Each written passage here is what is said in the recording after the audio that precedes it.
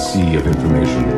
The advent of computers and the subsequent accumulation of incalculable data has given rise to a new system of memory and thought parallel to your own. To monitor the situation means to watch history in the making. 5, 10, 15, 20 years away. I think it's now. I think we can achieve internal. 12, But don't play games. 11, Don't play games with this president. So 9. It's a scary idea, but I mean, that's the world we live in. 5, 4, 3, 2, just one victory 1. feels life. All engine running. We have a liftoff. Did you get all of that? Life has become more complex in the overwhelming sea of information. The advent of computers and the subsequent accumulation of incalculable data has given rise to a new system of memory and thought parallel to your own. To monitor the situation means to watch history in the making. 5, 10, 15, 20 years away. I think it's now. I think we can achieve internal. 12, But don't play games. 11, Don't play games with this president. So 9. It's a scary idea, but I mean, that's the world we live in. 5, 4, 3, just 2, one victory 1. feels life. All engine running. We have a liftoff. Did you get all of that? Life has become more complex in the overwhelming sea of information. The advent of computers and the subsequent accumulation of incalculable data has given rise to a new system of memory and thought parallel to your own. To monitor the situation means to watch history in the making. 5, 10, 15, 20 years away. I think it's now. I think we can achieve internal. 12, But don't play games. 11, Don't play games with this president. So 9. It's a scary idea, but I mean, that's the world we live in. 5, 4, 3, just 2, one victory 1. feels life. All engine running. We have a liftoff. Did you get all of that? Life has become more complex in the overwhelming sea of information. The advent of computers and the subsequent accumulation of incalculable data has given rise to a new system of memory and thought parallel to your own. To monitor the situation means to watch history in the making. 5, 10, 15, 20 years away. I think it's now. I think we can achieve internal. 12, But don't play games. 11, Don't play games with this president. So 9. It's a scary idea, but I mean, that's the world we live in. 5, 4, 3, just 2, one victory 1. feels life. All engine running. We have a liftoff. Did you get all of that? Life has become more complex in the overwhelming sea of information. The advent of computers and the subsequent accumulation of incalculable data has given rise to a new system of memory and thought parallel to your own. To monitor the situation means to watch history in the making. 5, 10, 15, 20 years away. I think it's now. I think we can achieve internal. 12, Don't play games. 11, Don't play games with this president. So 9. It's a scary idea, but I mean, that's the world we live in. 5, 4, 3, just 2, one victory 1. feels life. All engine running. We have a liftoff. Did you get all of that? Life has become more complex in the overwhelming sea of information. The advent of computers and the subsequent accumulation of incalculable data has given rise to a new system of memory and thought parallel to your own. To monitor the situation means to watch history in the making.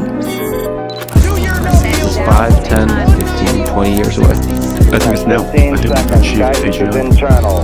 12, But don't play games. 11, Don't play games with this president. So 9. It's a scary idea, but I mean, that's the world we live in. 5, 4, 3, just 2, one victory 1. feels life. All engine running. And we're back. Today is Wednesday, August 12th, 2026. Another day. I'm wearing this this quarter zip again. It's quarter zip season in SF, meaning midsummer. We should like trade outfits one day where I wear a quarter zip. I don't think I have to wear all this like jewelry on my hands. The last time I you can get dripped out. The last time that I wore a quarter zip was in middle school. Wow. That was my last quarter zip. I don't know. It's more of a moid thing anyway. Yeah. Anyway, what should we start with? Grok 4.6. Yesterday we had Grok bot. Mm-hmm. Now we have Grok 4.6. So it seems like some of these like labs that are like frontier frontier air quotes are are really locking in. We saw this with Meta. We saw them randomly lock in last week, and this might be the week of Grok. Okay, I think that the reason for this, in fairness, is that the actual Frontier Labs, OpenAI, and Anthropic are like currently banned from releasing any new models. Exactly. So of course, like the other labs are going to take this opportunity to catch up. Yeah. So we now have Grok 4.6. So something increasingly interesting about these releases is who they decide to put the benchmarks next to. Because that kind of tells you what you need to know about the model capabilities. But in this one, I think it's actually good. This one is actually good. Like they're putting Grok 4.6 next to introducing Grok 4.6 and Soul and Fable. It delivers frontier intelligence and is a significant improvement over Grok 4.5 at the same price. Remember, the price is quite cheap. It's like 1 and 6 or something, 150 and 6. Let's see, Grok 4.6 pricing, 2 and 6. So $2 per million input tokens, $6 per million output tokens. That is quite cheap.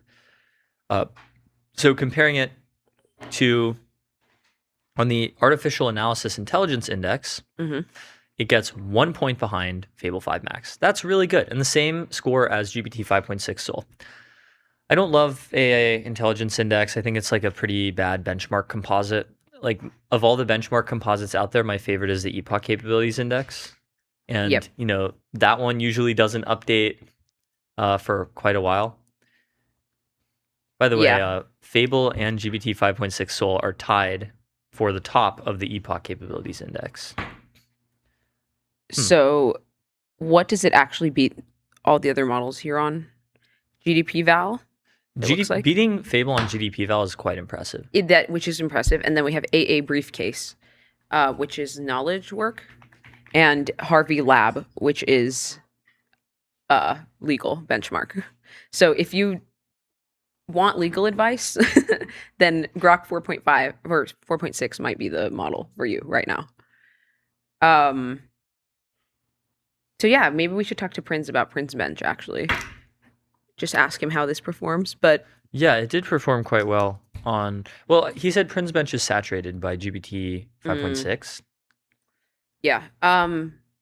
So it looks like it is frontier-ish intelligence. Or like we are kind of seeing like a more kind of jagged spread of models where they like are pretty good at like one or two benchmarks a little uniquely, and then like obviously Fable still beats it in a lot of other benchmarks, but I don't know. I don't think this looks super jagged. It's fine. It's like a good model. It looks like. I actually don't know what the like Grok smell is because I never use Grok ever. I only use it to like. I use Grok on Twitter. Yeah, I use it on Twitter Grok sometimes. It has this sort of smugness to it. Right? And to be like, what is this person about? This, like, I'll just like... I'll desire to be funny. Yeah, exactly. It's like its father. It has a trailer. They just dropped a trailer. Oh, nice. Music is kind of tough. Don't know that it's tough. It's not. I don't know if that's the word I'd use. It's not the word I'd use. Why is it playing sound out of the monitor? I didn't even know it could do that. What? Are you sure that's not your laptop? It's only coming from the left. It says LG Ultrafine. Oh, wow.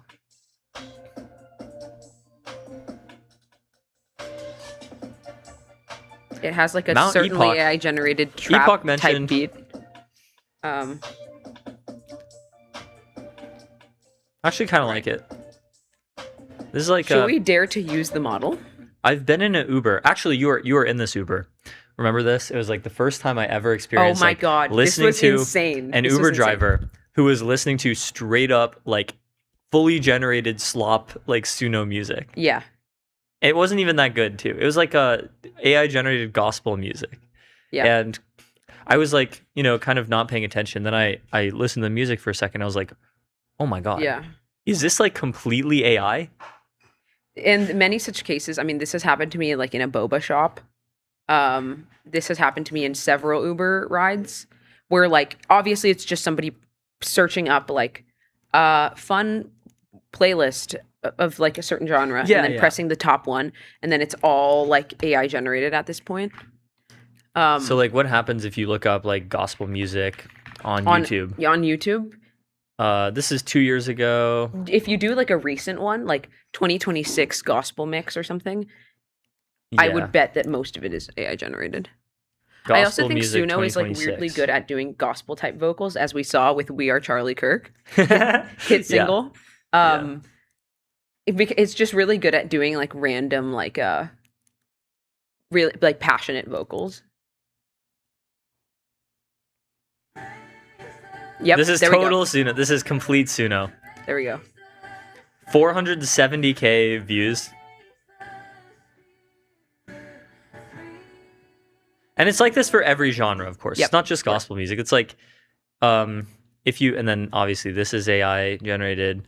Do you think anyone in the comments, oh, look at this, how this was made with AI. Yep. Do you think Those anyone in the things. comments realizes that this is completely AI? No. It's like there's like a kind of it's weird. It's weird. I mean, it kind of passes the Turing test if you're like an unk, right? If you're like over like 50 years old and you Well, hear if you're this, not aware that it's you possible, can't aware for- that you're not aware that it's even possible Yeah, of to course. generate music like this. I wonder So- what is going to get us like this Uh eventually. I think really the way to safeguard about like getting, Turing bypassed by something AI generated is to just know what is possible with the technology. Like you and I are aware of like the leading audio models and the leading like video models like the C Dance or whatever. So it's less likely that we get one-shotted because we just know what to look for, Yeah. And I also think there's going to be pangram for like all mediums. So There already is. Pangram is doing images, and soon they'll do it's audio now too. yeah. Probably. So- All right. So anything else from Grok 4.6? Quite impressive benchmarks. On Frontier Code, it beats out Soul and approaches Fable. And safety and capabilities. Not much. Okay. Allowing Grok 4.6 to be helpful and safe in domains such as vulnerability patching. Interesting. And on evals, we've seen this. It's available in Cursor and Grok build, available in API, and it's 2 per million and 6 per million output tokens. Additionally, there's a fast variant, which is twice the price. Interesting. I wonder if that's like Cerebrus or something. It's running on something else. So Grok 4.6 seems like a pretty good model. Excited to test it out. Yeah, it is a great point that you made of like now that the Frontier Labs can't release anything because scary, close to like critical capability thresholds. Mhm.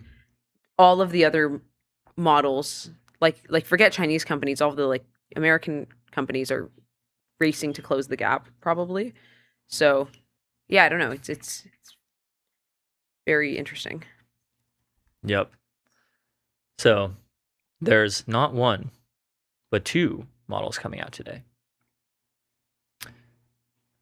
Oh, I just saw this this tweet from Anastasios from Arena, our sponsor. Grok 4.6 is a Soul quality model at a fraction of the price. Input tokens, Grok $2 versus Soul $5, so less than half. And then output tokens, Grok 6 versus Soul 30, so a fifth the price. Congrats to the SpaceX AI team for cooking. And then Arena did a thread on it, ranked number 7 on web dev, behind only Soul, Fable, Opus, and then Quen and Kimmy. Quen and Kimmy are so good at Code Arena web dev. Yeah. Um, I do wonder like how price sensitive are consumers. Like I feel like you just have like the free tier is just like so pervasive, probably like over 80, 90, close to 90% of all users. mhm. So they're just not trying to like put down a credit card for any model whatsoever. So I just don't know how like price sensitivity plays into this. I don't think it does really. Right. But Well, let's see. Oh, Grok 4.6 high is on Code Arena, number 7. Let's see where it is on Text Arena. Probably not up yet.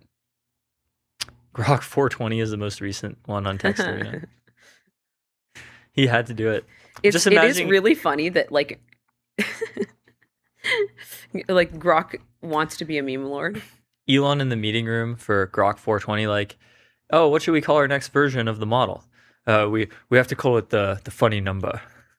He's not even focusing on the real funny number, which would be Grok 6.7. We'll get that soon. I don't think Elon knows about 6.7. Surely Elon knows about 6.7. I don't know. Anyway, we have another model coming out today at some point, which I'm so excited for. One of my favorite labs is releasing a new model. Oh boy, I can't wait. That is DeepSeek. So DeepSeek-V4 Pro, what is GA? I don't know. What? General announcement? Generally announced? Is now rolling out on the DeepSeek API and on DeepSeek chat. Is this true? I have to see this for myself. DeepSeek, is this true? Oh, is it deepseek.ai? Nope, is it chat.deepseek.com? There we go. It doesn't tell you what model it is. Interesting. So we're kind of live monitoring right now because this is a very, very new situation. Let's take a look at, do we have any more information on DeepSeek?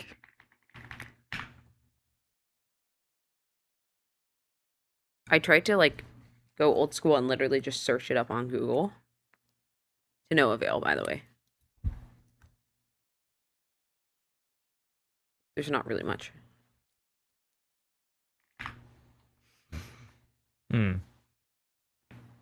So a DeepSeek V4 Pro pricing. I think the pricing will likely not be different. Oh, okay, wow, okay. So DeepSeek actually confirmed it. So now on their models list, they have written DeepSeek V4 Pro 0813. So that's today. Cool. Well, today in China. And so the pricing is 44 cents, roughly 43.5 cents per million input tokens and 87 cents per million output tokens. So we saw that Bloomberg article the other day that was like DeepSeek is planning on substantially raising their prices. We did see that. But they're not raising their prices. At least not right yet. now. You'd think that they'd raise their prices when they release a much better new model, but I guess not. So that's really cool, actually. I don't know. Maybe they want to like capture users before doing it. Maybe, but it's like they already have captured a lot of users. They already did the preview for DeepSeek V4 Pro.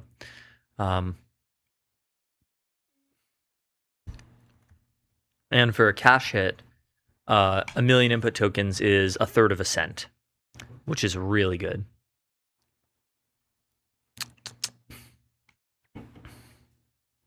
Non-thinking mode only.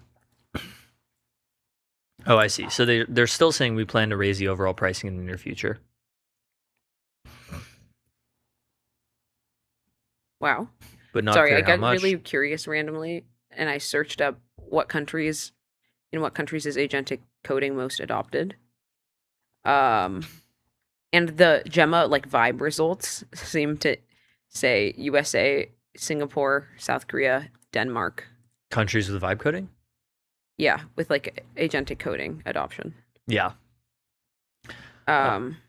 So unverified DeepSeek V4 Pro benchmarks from WeChat, according to Andrew Karan. Wow, what a absolute trooper. What an absolute goat. We love Andrew Karan. Taking a look at V4 Pro benchmarks. So humanity's last exam with tools, 60, which is, let's see, better than Opus 4.8, better than, or almost as good as Fable 5 with fallback. It'd be actually really cool if we just take this and toss it into, and it's like generate this as a table, add, what should we add? Soul, let's take soul, and what other models do we want? Basically just 5.6 soul as a new column, Fable, and maybe? replace Opus 4.8 with Opus 5, and highlight bold the top score in each row on each benchmark. All right, while we wait for that, we'll just take a look at it manually. Terminal bench is basically the same score as Fable, slightly behind Kimi K3. Likely DeepSeek-V4 is a much smaller model than Kimi K3. Both of these models look really good. DeepSeek-V4 Pro and Grok 4.6. And CyberGym, better than Fable on CyberGym. But then again, Fable is nerfed on some cyber stuff, like the release version of Fable. So that it'd be really funny if DeepSeek was just about to open source the cyber nuke. I almost hope that somebody open sources the cyber nuke so that we can be done with our current stages of like hardening cyber capabilities. I don't actually think it's analogous to a nuke, by the way. Like, it would actually be bad if you open source the equivalent of a nuke. DeepSeek, pretty good, I guess, but behind Kimi and Fable. Yeah, it's still like a 7-point lag behind easy. Fable. So let's see. DeepSeek-V4 Pro is actually SOTA on two benchmarks, CyberGem and Automation Bench.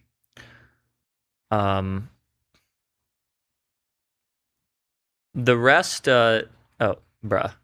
left its scores blank because they aren't present in the source image.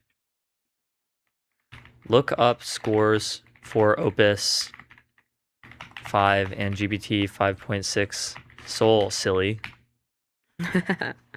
Okay. Let's see if Mr. Synthwave has done any tweets.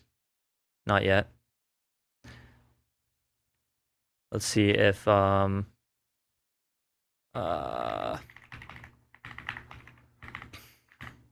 see if Tior Taxis has tweeted. He's gonna be all over this. It's waking time in. Oh, he's still sleeping. Wake up, Tior Taxis. Wake up. It's time to wake up. How could you be asleep at a time like this? Tior Taxis, how could you possibly be sleeping Tior Taxis, please wake up. Tior Taxis, if you can hear us, wake up. What time is it in Argentina? It's 1:19 p.m.? What? You're asleep at the wheel, my guy. What is bro doing? Wake up. Come on, Tior Taxis. We should DM him. Yeah. We should DM him. Wake up, Tior Taxis. Does he have any replies at least? 5 hours. Retarded ankle biter. He's hating on somebody for dissing YMTC, which is like one of China's memory companies. Oh yeah. Oh my god. Well, when Tior Taxis wakes up, he's gonna love what he sees. It's Christmas for Tior Taxis. Actually, Christmas for Tior. Like, he's been on this for months. He's been waiting for this for months.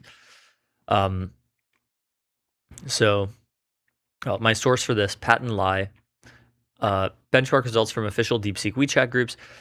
It's a little weird that they like wouldn't put Opus 5 and Sol as columns. Because they would get mogged. All right, let's take a look at Lovable. Our sponsor detected. Vibe coding startup Lovable hits a $13 billion valuation. New funding round catapults AI company into the ranks of Europe's most valuable startups. Let's go. Let's go. Eurosummer. Eurosummer isn't over. Before today, I didn't even know that Lovable was European, based in Stockholm. Really? Yeah. I thought we referenced it like yesterday. Did I send you that reel that was like Swedish technology? Or did I send someone else that reel? But it was like there's an impressive amount of tech in Sweden. It's like a small country. There's maybe 10 million people in Sweden. Sweden population. Yeah, about 10.7 million people, and they have this incredible amount of technology. They have, like, just off the top of my head, what do they have? They have Spotify, Minecraft, Candy Crush. Oh yeah, this is true. Yeah, they probably have like the most disproportionate amount of tech in Europe, and of course, Lovable. And IKEA, of course. And IKEA, yes, that too. So, Launched in November 2024, the Stockholm-based company's AI platform allows users to create software and web apps using simple everyday language. Lovable raised $400 million in the new fundraising. Congrats, Lovable. Amazing. The deal values Lovable at more than double the $6.6 billion level it achieved in December and catapults the business into the ranks of Europe's most valuable startups. Honestly, props to them for staying in Europe instead of escaping to Silicon Valley like so many other European startups, European founding teams. Okay, funding round was co-led by Menlo Ventures, the European Commission's newly created Scale Up Europe Fund. We don't know about this. Shall we look into this? Yeah. Officials, okay, it says EU aims to cut red tape, boost funding to lure tech startups. 6G connected intelligence. Oh, whatever that means. I'm on 7G already. So basically, it is a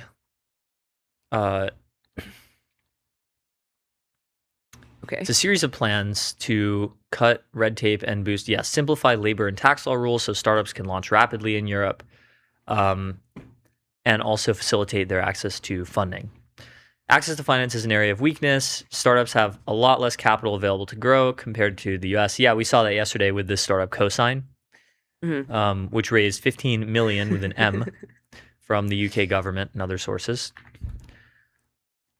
Okay, so Lovable's round was raised. Yeah, it was led by Menlo and the Scale Up Europe Fund. Other backers include Balderton, probably Balderton, World Innovation Lab, and China's Tencent. Whoa, that's crazy. Tencent has backed a whole bunch of companies. Wow. Who has Tencent backed? Have they backed any U.S. companies? First of all, they own Riot Games. Yes, famously.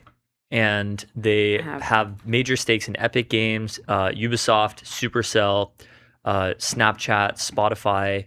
They do a lot of investing, actually. They have a really impressive. Lovable plans to use the money to fund expansion. The company aims to grow its workforce by 50% to 450 Wait, this they year. Back Roblox, Snap, Reddit, Discord, Yeah. Tesla? Yeah. Oh my God, they're so locked in. Mm-hmm. Except for Snapchat. I don't. Except for Snapchat. I don't know that that's necessary. It's very cool that despite all of the imminent job doom pronouncements, the jobs are doing just fine. You know, like maybe eventually this will not be the case, but for the foreseeable future, it seems like wherever there's a comparative advantage for humans, there will be a lot more jobs, which is great. Wow. Some startup founders now run their entire businesses on software built with Lovable, said Anton Osika. So you can really generate impressive stuff with Lovable. Startup is on track to generate a revenue run rate of close to 600 million by the end of this month, nearly triple what it disclosed in December. Has previously been profitable, but is now focused on investing in its product and growth. Clients include chip company NVIDIA. Oh, nice. NVIDIA, Adidas, Hearst, and Zendesk. Despite using Lovable itself, help desk software provider Zendesk doesn't see it as a threat. Lovable can't provide the level of reliability at scale to manage customer requests across different channels. For now, eventually you'll be able to vibe code all kinds of very complicated software. Lovable operates in a competitive environment. Rivals include Replit, which achieved a $9 billion valuation in a March funding round. Following the latest I don't know. I kind of see Replit and Lovable as like slightly different things. Perhaps. I mean, I don't really use Replit ever. I used to use Replit like pre-vibe coding days. Yeah, in like 2021. I actually low-key learned how to code on Replit in like 2021-ish. I think that when I took my coding class, like my singular coding class, it was when like you still had to like copy paste text output from LLMs. So I actually did kind of like learn, but it was like very last chopper out of nom. Like I think literally like 2 weeks later they dropped. Yeah, crazy. They dropped like agentic coding. Yeah. So following the latest fundraising, Lovable will be Menlo's second largest investment after Anthropic. So very bullish by Menlo on Lovable. Impressive. So congratulations, Lovable. Amazing stuff. $13 billion valuation. The next European decacorn. Anyway, we have our benchmark results now from Sol. So DeepSeek V4 Pro is only SOTA on this one thing, NL2 repo. What is NL2 repo? Towards long horizon repository generation, availability of coding agents. Okay. But like, this is fine. Like, we didn't actually expect V4 Pro to be like state of the art at everything. What we did expect it to be on is like, you know, almost as good as Fable, but for much, much cheaper. So we see here like Sol and Opus and Fable are still SOTA on most of these things, but DeepSeek V4 Pro is really not that far behind. Yep. So congrats to the DeepSeek team. Oh, and of course, like DeepSeek V4 Pro is probably going to be like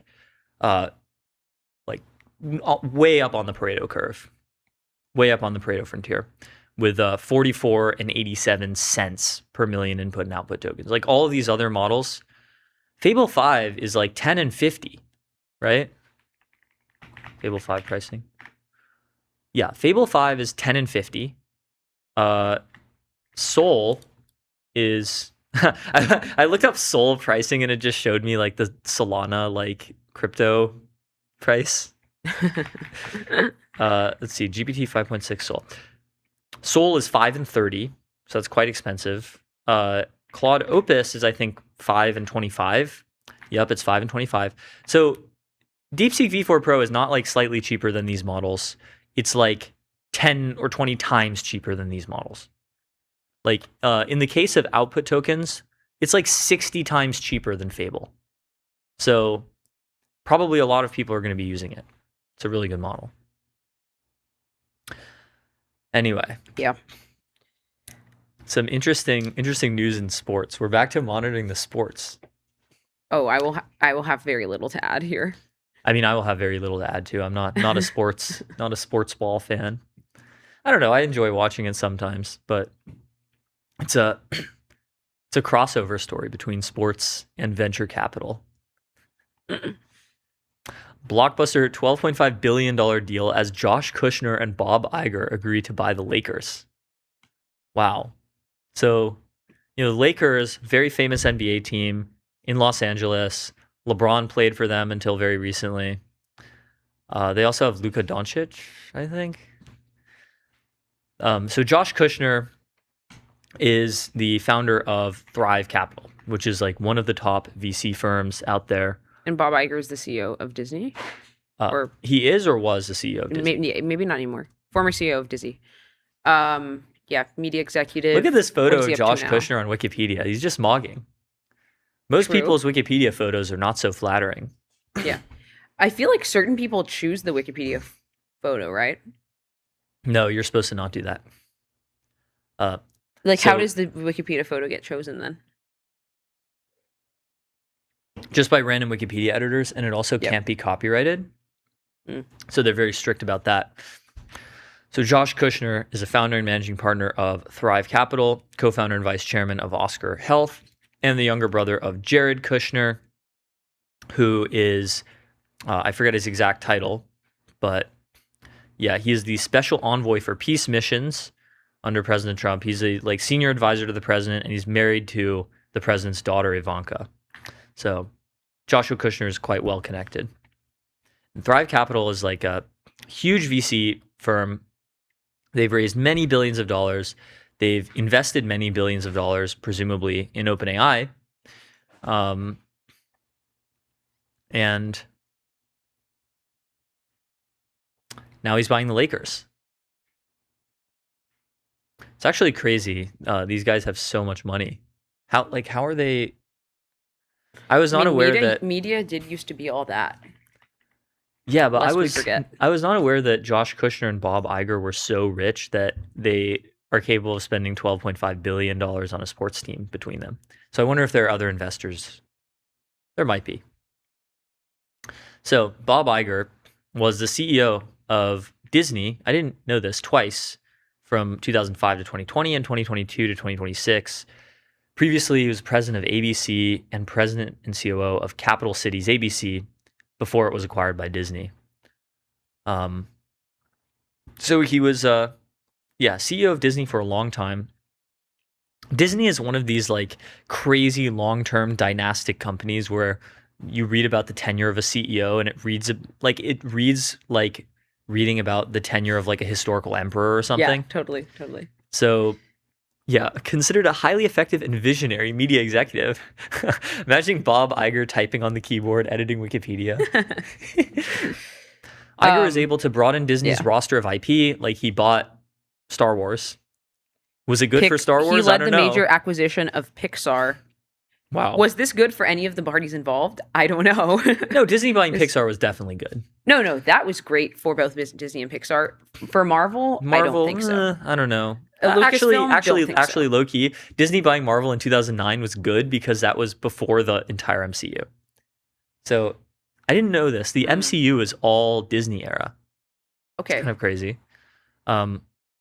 Also, these are really real bargain How did prices. you feel? Okay, no, but the only like Marvel movies that I actually like were like the X-Men, like X-Men First Class, which Nah, I I like think the MCU. predates. Does it predate this acquisition? X-Men movie. It was 2011. So this was actually like a good movie, IMO. There's like a few MCU movies here and there that were actually I liked good. Infinity War. I liked that slop. I actually It was really liked actually Black really good. Panther. Black and Panther was really It good. was actually good. And then It was so iconic. it was so good. The Wakanda Forever. Yeah. That was such a good meme for a long time. Rest in peace, Chadwick Boseman. Yeah. Oh yeah, that was sad. What other Oh yeah, that was MCU sad. movies were actually good? Iron Man. The first Iron Man was really good. Sure, the first Iron Man was good. Yeah. Buying Lucasfilm was actually terrible. Terrible for Star Wars. Kind of ruined Star Wars. For $4 billion. And the entertainment assets of 21st Century Fox for $71 billion. What? Oh my god. That's a huge acquisition. I didn't know it was that much. Gargantuan. Probably they. 21st... Oh my god! You know what? An MCU movie that I actually like? Ant-Man. I actually like Ant-Man. I thought it was fun. Oh, that's crazy. In his Wikipedia blurb at the top of the article, it says he bought the Lakers for $12 billion. Wow. Yeah, he has one of Things these move background. I fast. like reading the early life on Wikipedia articles, especially for boomers, because like you see these different like types of people that like don't exist anymore. It's like his father was a Jewish Austrian World War II Navy veteran who was executive VP and general manager of the Greenville Marketing Corporation in New York City and a his mom professor of just advertising public was a relations. teacher, I think. Okay. Yeah, and his mom was a teacher. And then, I love when there's like little Easter egg clues about like lineage. Like his paternal grandfather was a cartoonist or a cartoonist brother. Oh, wow. That's Interesting. cool. So So I feel like that affected his eventual interests. His outcome. grandfather's brother was this cartoonist who had a business partner whose last name was Eisner. Any relation to Disney's Michael Eisner? Maybe not. Yeah. Anyway, the Lakers. Okay. Lake Base. Databricks. What is this ad snipe? Ad snipe by a sponsor. Crazy. The sale will need approval from the NBA's Board of Governors. That process can take several weeks. Only weeks? That doesn't sound like that much for such a huge investment. Okay, wow. It's a record for U.S. pro sports. What is oh, interesting. Yeah. Thrive previously was going to invest in the World Cup before FIFA decided they were not going to sell it. Let's see. Most expensive sports teams ever. Forbes lists the most valuable sports teams. Okay. So this is like right up there with the most valuable, Texas most mentioned. expensive sports teams. Also crazy, all of the most valuable sports teams are NFL and NBA and like one baseball team. And all of the iconic like football franchises, Real Madrid, Manchester United and whatnot, are like way less valuable. Crazy. Yep. Anyway, should we move on to Yep. tweets? discourse. It's discourse time. Yeah, starting with Rune. So we have a Rune tweet from about 2 days ago, 48 hours ish. We live in actual cyberpunk now. Private consortiums raise funds later than federal discretionary spending of American government to build larger computers and computer precursors. Warring corporations backed by competing homegrown, somewhat aligned machine intelligence solve maths and sciences. Maths. That's such a British thing to say. Maths. Maths. Going to maths class. And sciences and server farms, at least in part for marketing reasons. NSF slashed to bits. Government institutions at all-time lows in trustworthiness and competence. Statements issued by the executive, generally an anti-signal for their truth value. Mysterious organizations called the Gates Foundation, coefficient giving. Coefficient giving. Goats. Coefficient. What does that even mean? And OpenAI Foundation now control a philanthropic capital base several times larger than America's annual foreign aid budget. All are trying to secure data centers. So yeah, I agree. And the worst part about this is that it doesn't even look cool. We're in cyberpunk, and it's not even like there's not even like. It looks cool if you go to Asia. Yeah, exactly. But in the U.S., I don't see my like tall neon buildings. No, they put LEDs on the Bay Bridge. You haven't seen that? I guess They put LEDs on the Bay Bridge. There's some LEDs on the top of the Salesforce Tower. We have Cyberpunk at home. So the only thing that made me feel that way was the lights. I think it was the Pride lights in July. And you could see these like kind of beacon like multicolored lights. Mm-hmm. Those were absolutely awesome. Yeah, those are really cool. I don't know why we don't just have that. Like, I'd rather my tax money honestly go to that. Like, it just looks so cool. But we're seriously in need of like building and like architectural overhaul. Yep, absolutely. I will keep banging on this drum until my hands start to bleed from banging on the drum too much. But yeah, we need to build stuff in the Bay Area, please. Not just Daniel, in the Bay Lori, Area, if you can hear us, like everywhere, but especially everywhere. in the Bay Area.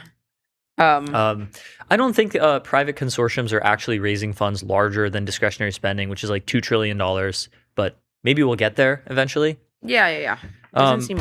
It is actually true that total cumulative hyperscale spending on data centers since ChatGPT has been like about $2 trillion, which is actually larger than a year of federal discretionary spending. But we haven't yet gotten to the point where like hyperscale spending is actually greater than federal discretionary yet. Warring corporations backed by competing. I love how he says backed by the machine intelligence, which is kind of true. Like somewhat aligned machine intelligence is a banger line. Anthropic is backed by Claude as much as Claude is backed by Anthropic. Like much of Anthropic is built by Claude. All of their employees are using Claude. Their alignment people are using Claude. Their marketing people are using Claude. Yeah, it's not Anthropic, like recursive yet, but it is definitely like self-improving. Anthropic as an organization is like increasingly sort of a manifestation of the ghost of Claude. Claude, like HyperClaude, is actually assembling itself from the future. And it is true that a lot of the math and science stuff that we're seeing is partially marketing. Totally. Why else would Anthropic do all of these like Claude conjectures of math? Yeah. NSF slashed to bits. Really unfortunate. Government institutions all-time lows in trust and competence. Yeah, this is true. Yeah. Statements issued by the executive generally an anti-signal for their truth value. I'm not sure what spurred this. I think it might have been the Dean Ball stuff on Monday, which was like basically some unnamed, unknown source in the administration like wrote this like very lengthy screed to the New York Post saying like, oh yeah, Dean Ball is like really stupid and like we don't trust him and we never trusted him, and he actually didn't help out with our AI action plan at all. Everyone hated him. Nobody liked him. And then, we have like pretty good Yeah. reason to believe Dean Ball actually did write most of the AI action plan. And Michael Kratsios thanked him for his service when he left. And then they kind of changed their tune on Dean Ball when he defended Anthropic against the DOW. Mysterious orgs called Gates Foundation, Coefficient Giving, OpenAI Foundation control a huge philanthropic capital base. Basically, yes. The Gates Foundation has $90 billion in assets. The OpenAI's foundation has probably about $200 billion in assets. Coefficient Giving has, it's unclear how many assets it has, but like certainly its spending is enormous and very intelligently I guess directed. the thing here is like it's not just government institutions that are at lows in trustworthiness. Like I feel like big corporations are similarly at lows. Like I don't think that basically the average like American citizen has much trust in anything except, let me think what they do have trust in. I don't know. What does the average American have like trust in? I think Pew does research on institutional trust. Either Pew or Gallup.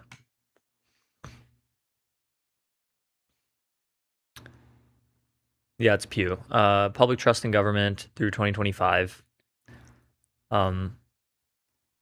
Yeah, it is actually true that America's trust in government is roughly at an all-time low, 17%. Yeah. But what I'm saying is that there's also it was no lower in company October trust. 2011. Like, so then what do they trust? And if you look at like the actual like, They trust TikTok. yeah, they trust like Tucker Carlson. Son. Like if you actually look at the numbers, yeah, that is who they trust. They It's trust low-key like crazy. the Diary of the CEO podcast guy, which actually seems like a sweetheart. And He's a nice guy. He's kind of not that bright, it that's seems. fine. That's like you don't need to be like super bright as a podcaster. You just need to be really good at asking questions. He's too credulous. He's not that good at asking questions. He's extremely credulous. Like his guests will say stuff and he'll be like, "Huh, I had no idea." I mean, that's kind of how Joe Rogan is too. Have you ever seen the Terrence Howard Joe Rogan interview? No. This is one of my favorite pieces of media literally on the planet. Okay. So do you know who Terrence Howard is? No. He was like in the Iron Man movie. So he basically like skitzed out and was like, and basically developed like anti-gravity vehicles and like said he solved a new kind of physics and stuff. And then he went on the Joe Rogan podcast. Oh, to is this the describe- original like War Machine? I don't know. He's just like an actor, right? He's not really even in that many movies. But yeah, so he claimed to have like gone to school for engineering and then he didn't. And then he like came up with all these alternate theories of physics and then went on Joe Rogan to dispel the theories. And the entire time, I mean, Joe Rogan doesn't know like shit about shit. So he was like, huh.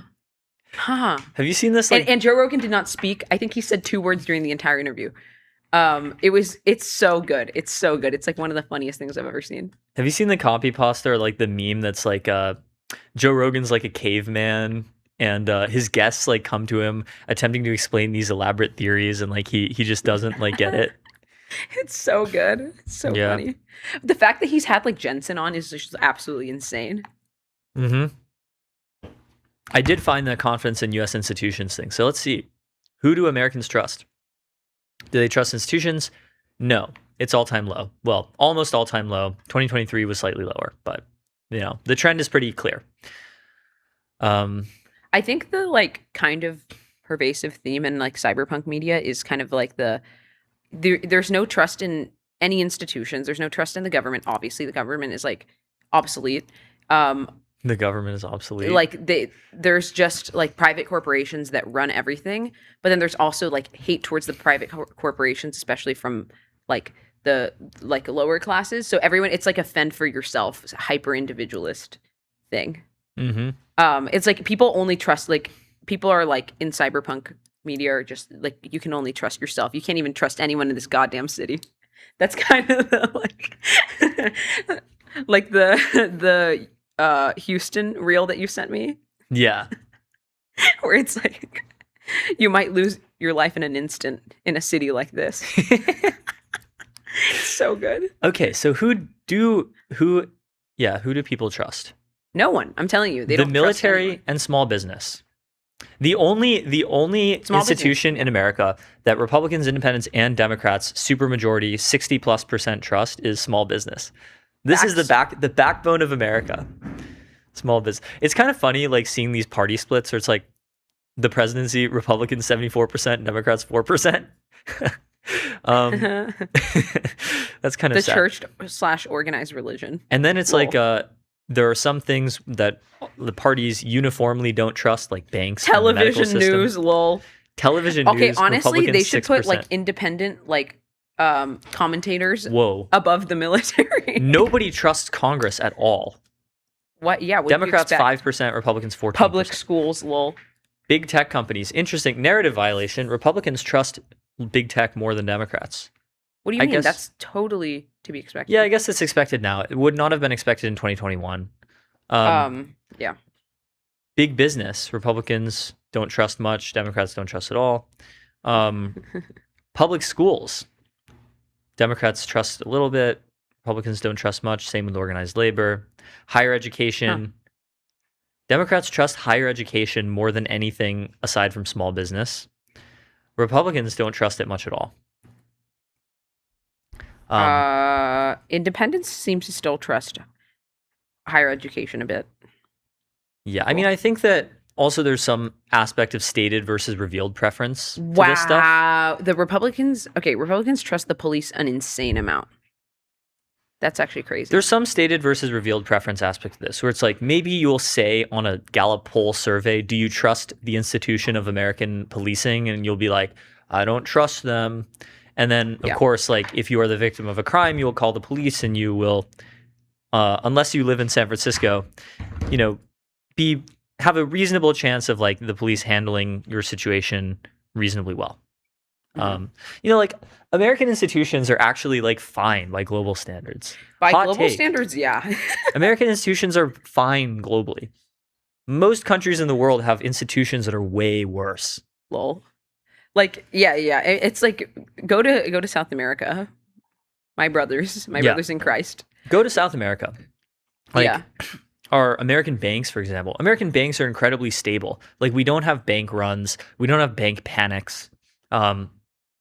The medical system. We have like the best medical system in the world. Is it the cheapest medical system in the world? No. But that's why it's the best medical system in the world. That's why people from all over like fly to America for medical procedures system. if they can afford it. I feel like technology, yes. System, no, probably not. There's like improvements to be as made. much as we have 100% the best talent in research and medicines and etc. Higher education is the same thing. It's like, do we have the best higher education system? No, but all of the elites everywhere in the world send their kids to Harvard. Do we have the talent? Yeah. They don't send their kids to Tsinghua University unless they're Chinese. Big tech companies, I mean, nowhere in the world has big tech companies aside from the US and China, so it doesn't matter. The criminal justice system. The criminal justice system. That's actually funny that Republicans and Democrats don't trust it at all. Why it's actually kind of surprising on the Republican side. Yeah, I don't know. Probably they would have said they trusted a lot in 1980. But then again, everyone would have said they trusted everything a lot more in the 1980s. Yeah, look at this. Anyway. Wow. Like compare this to like Singapore or something. Oh, Singapore has the highest institutional. Yep. Singapore and China have like the highest institutional trust in the world. Our World in Data actually has an explorer on this, where they find. Oh, this is just the U.S. Trust, interpersonal trust. Share of people agreeing with the South statement. Korea Most people can be trusted. Also bad, right? It's not great. I'm trying to think of like the second most cyberpunk country in the world. In terms It's just of social politics. interpersonal trust, but not institutional trust. Interpersonal trust?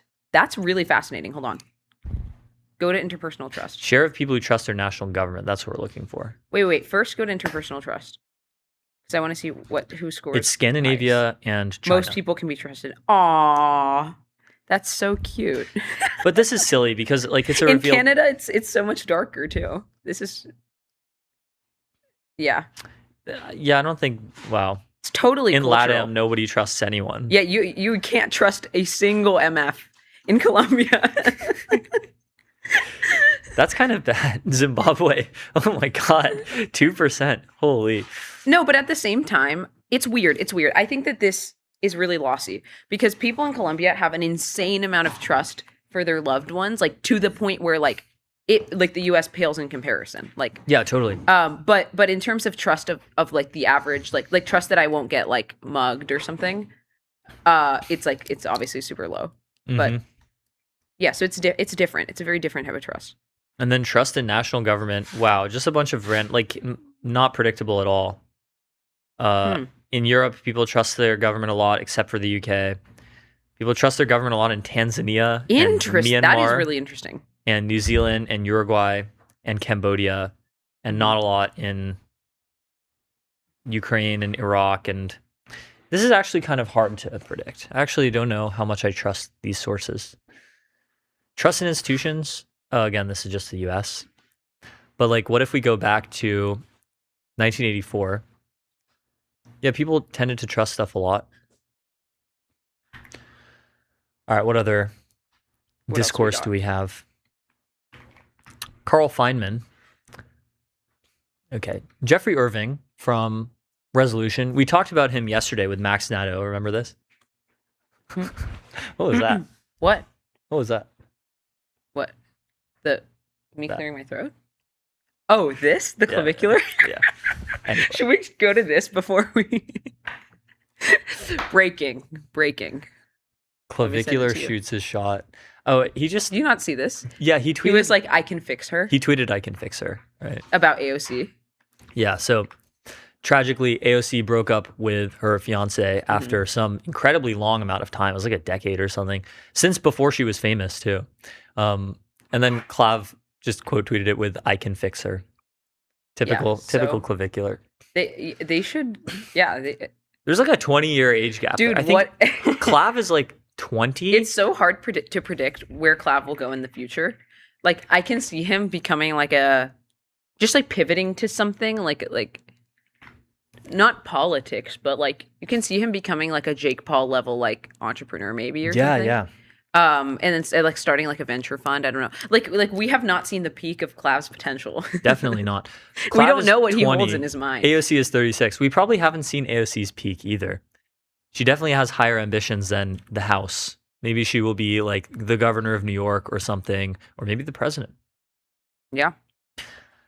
Anyway, We haven't seen AOC peak. It's great. It's great. This is what's great about humans and life is that you just like don't know what somebody's gonna do next. Yeah, You don't know what Colonel they're capable Sanders of. didn't do much till he was like 60, and then Exactly. he created the greatest People surprise you. restaurant ever. Just kidding.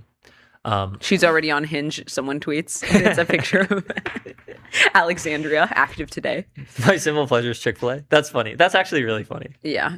Because like, that's remember really during funny. Woke One, they didn't like Chick-fil-A Oh, why? Because they donated. Oh, they donated to like because conversion the founder camps or was like a something? Christian and like. I don't donated think to that's why. I think it's because they donated to conversion camps. But yeah, Jeffrey Irving from Resolution, co-founder and chief scientist. Alignment will be solved, but not necessarily in time. I don't think it is rational for anyone to be doing capabilities research at a frontier lab right now. We are not in a prisoner's dilemma. The situation is very dangerous, and if one person or lab stops, it makes it easier and more peer compatible for other people or labs to stop. Industry coordination is way better than that. US federal laws could be better still. International treaties are even better than that. But those might take time, even years, and it's not clear we have that time. A useful clarification is that this conclusion that unilateral stopping is rational is not obvious nor some kind of tautology. It depends on how dangerous the situation is. We've seen a lot of danger recently. I don't think it's rational for anyone to be doing capabilities. I don't know that this is I true. don't agree with this. This doesn't make sense, really. Like, of course it's rational. It's like one of the only things that matters. Yeah. But I think what's maybe irrational, and this is not even irrational because they're just responding to incentives, is like how little in comparison we have like technical AI safety work and like alignment work, like in comparison. But that's again, like, I think this can change. I think the incentives will sort of restructure themselves such that we can do more like technical AI safety and alignment work. In fact, I think that like policy, like government policy, should sort of gear towards like, if you are a lab that makes this much commitment in compute or hiring or whatever it might be into like alignment, then you get something. I don't know. Yeah, I don't know what he wants people to do who are currently doing capabilities research at a frontier lab. Also, some capabilities research is actually good for alignment. Wait, I think like capabilities, it doesn't have to be mutually exclusive with alignment. It doesn't make sense at all. Yeah. Alignment is a capability. Yeah. Hot take. Well, sure. Yeah, totally. Like alignment is a capability of a model. Like many advances in capabilities have been extremely helpful for alignment, like RLHF. Yeah, for example. for sure. I still think alignment is like a kind of Nubius, different thing. My take on this has kind of always been like, my take has been like, we just need like a lot more like Amanda Askell type personas in AI. Like we just need basically people from every field to like work on the alignment problem. Like Well, this is what we're seeing with math right now. Like a whole bunch of mathematicians are getting into technical AI safety. Yep. Because of this. Yeah, mathematicians, philosophers, like you know, like ML people, like anyone should just get into alignment work. But we bring this up because Carl Feynman, who is the son of Richard Feynman, responded, I stopped doing AI research. It can be done. I then tried to talk all my AI researching friends out of it with mixed results. That was several years ago, and the situation wasn't as obvious. The best models are now obviously superhuman in many ways and aggressively out of control. I can't imagine how people justify extending their capabilities at this point. If anybody wants to talk confidentially about how I quit, DM me. Okay, like what was he like? Where was he doing AI research? More than a few years ago? Several years ago, AI was just not that capable. Like it seems to have not been that risky. Feynman is quite a doomer, it seems. He did a doom debate with Liron Shapira. Okay, interesting. Here's Liron's last wrong post about it. He's a lifelong rationalist, has known Eliezer Yudkowsky since the 90s, and witnessed Eliezer's AI doom argument taking shape before most of us were paying any attention. There's like this very general problem that we see a lot in AI world where people conflate Eliezer was correct that AI would advance more and faster than people expected with Eliezer is correct that AI will kill everyone in the world. Yep. Point two does not follow from point one. People are just constantly trying to, like equate his ability to predict certain things that were very logical with like, oh, that means that he's going to like extrapolate, he's going to be right in the future. I just don't know that is true. Okay, cool. Well, this is interesting. It is weird that he tried to talk all of his AI researching friends out of doing AI research several years ago. I feel like this is such a nonsensical argument because people are not going to be dissuaded from doing capabilities / AI research. You want the most aligned and talented people to be working on these problems. Right. And you don't want to scare the aligned and talented people into not working on these problems such that maybe like somebody less aligned would work on them instead. Yep. Like this is just like, it's just silly. It's silly. Mm-hmm. I can't imagine how people justify extending AI models' capabilities at this point because they're not actually at the point where they could destroy humanity if they wanted to. Not even close. Maybe close chronologically, but not close in terms of the actual capabilities. Like current model capabilities just cannot cause that much damage. I just think there's something like It's maybe like a lack of imagination. I don't know what it is. Like, you think this is the peak of capabilities? You're out of your mind. What did y'all think superintelligence What meant? did y'all think superintelligence meant? Like, of course we need to like be careful right now because we're at the historical peak of capabilities, but like you're sounding the alarm when the actual like important time that the alarm needs to be sounded will like likely be in the future. So what is he doing now? Like, I don't understand. Is he working on AI safety, or he's an independent researcher on academia.edu. The fedora, PFP. The fedora is funny. Actually, this is a bowler hat, not a fedora. All right, what other discourse do we have? I think if we Prince. I'm cautiously predicting that we may have just entered a new era of scientific discovery. Fully automated scientific research message boards with sub-forums for existing open problems should soon enable AI agents to keep going, believe in themselves, and help peer at scale. It's kind of interesting the amount of advances in AI research that end up taking the form of something like this. Like, if you tell the AI agent to keep going and believe in yourself, it'll be able to do crazy things. It's kind of like believe in yourself. It's kind of like chain of thought. Like, what chain of thought really is, the secret behind AI's ability to reason is if you ask the model to think step by step, it will come up with, oh, that's a good tweet. If you ask the model to think step by step, it will come up with like better responses than if you didn't do that.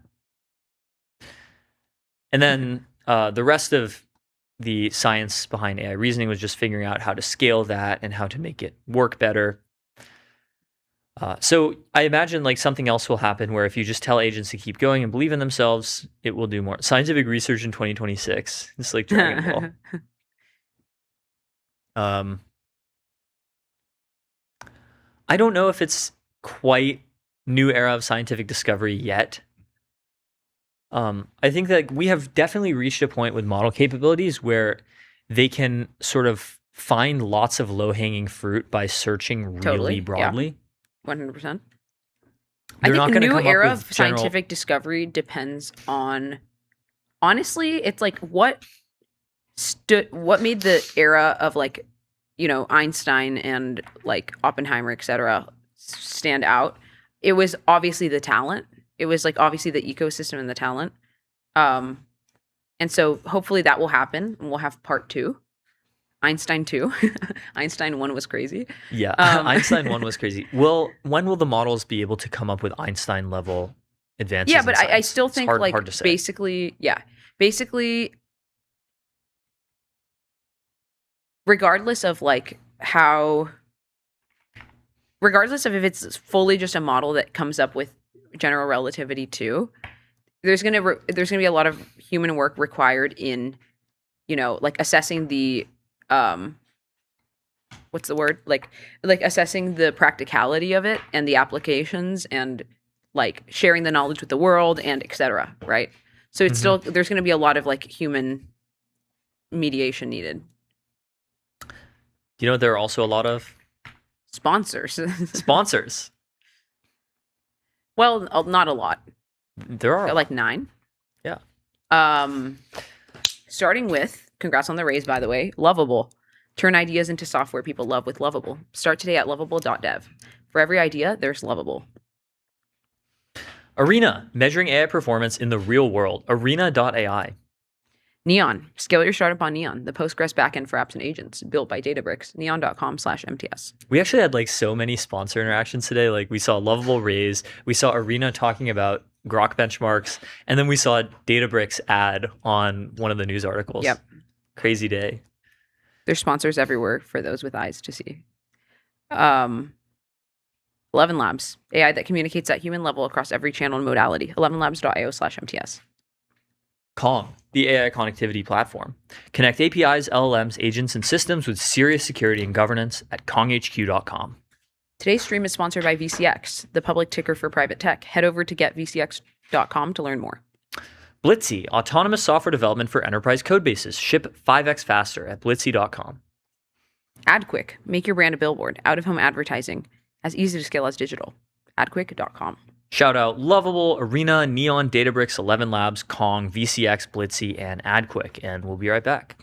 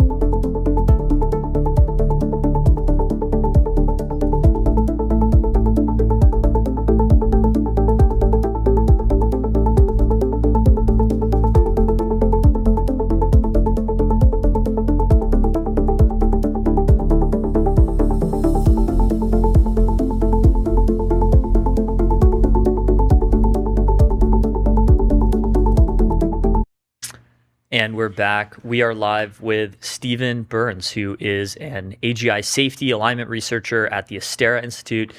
He has a lot of good posts on Less Wrong on Alignment Forum. So, Stephen, welcome to MTS. Absolutely. So you just wrote a new blog post on Alignment Forum, 4 LLM loss functions, 4 flavors of LLM misalignment, where you explain like there's 4 different training stages, pre-training, RLHF, RLVR, RLAIF. At each one of these 4 stages, there could be, there's a separate loss function that you're actually training the AI towards. And so there are separate forms of misalignment. So it seems like this is a relatively simple concept, and yet I haven't heard it explained with such clarity before. So how did you come up with the ideas behind this post?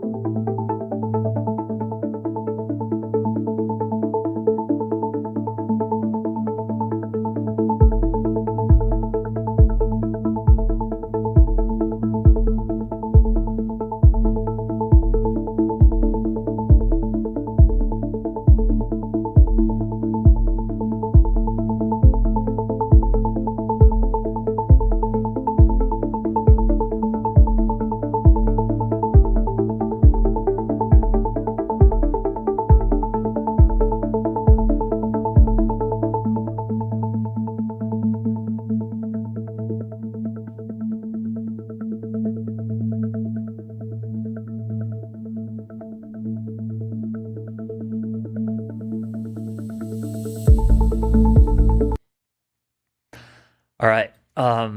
So we were just talking about your blog post, 4 LLM loss functions, 4 flavors of LLM misalignment, where models that are misaligned in different ways become misaligned in these different ways because they become misaligned at different stages in their training. So yeah, we were talking about like how we were talking about your background in alignment research. Yeah. So that's relevant for how I wound up writing that post. So I'm actually not an LLM misalignment expert, or at least that's not my main research interest. I mostly work on a different kind of AI paradigm that would be less like LLMs and more like how I think the human brain works. So it would more centrally involve reinforcement learning and model-based search and planning. I think it would be much higher sample efficiency. It would involve continual learning, lower compute requirements, and so on. And so that doesn't really work yet. A lot of people are working on it, but they're mostly at sort of the toy model stage.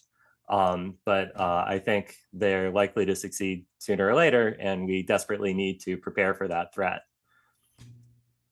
Yeah. So anyway, oh, fun. Yeah, go ahead. No, I was just going to ask you to walk us through some of them. So, like the first one here is imitative learning, which leads to like a 7 deadly sins misalignment. So, what does this mean?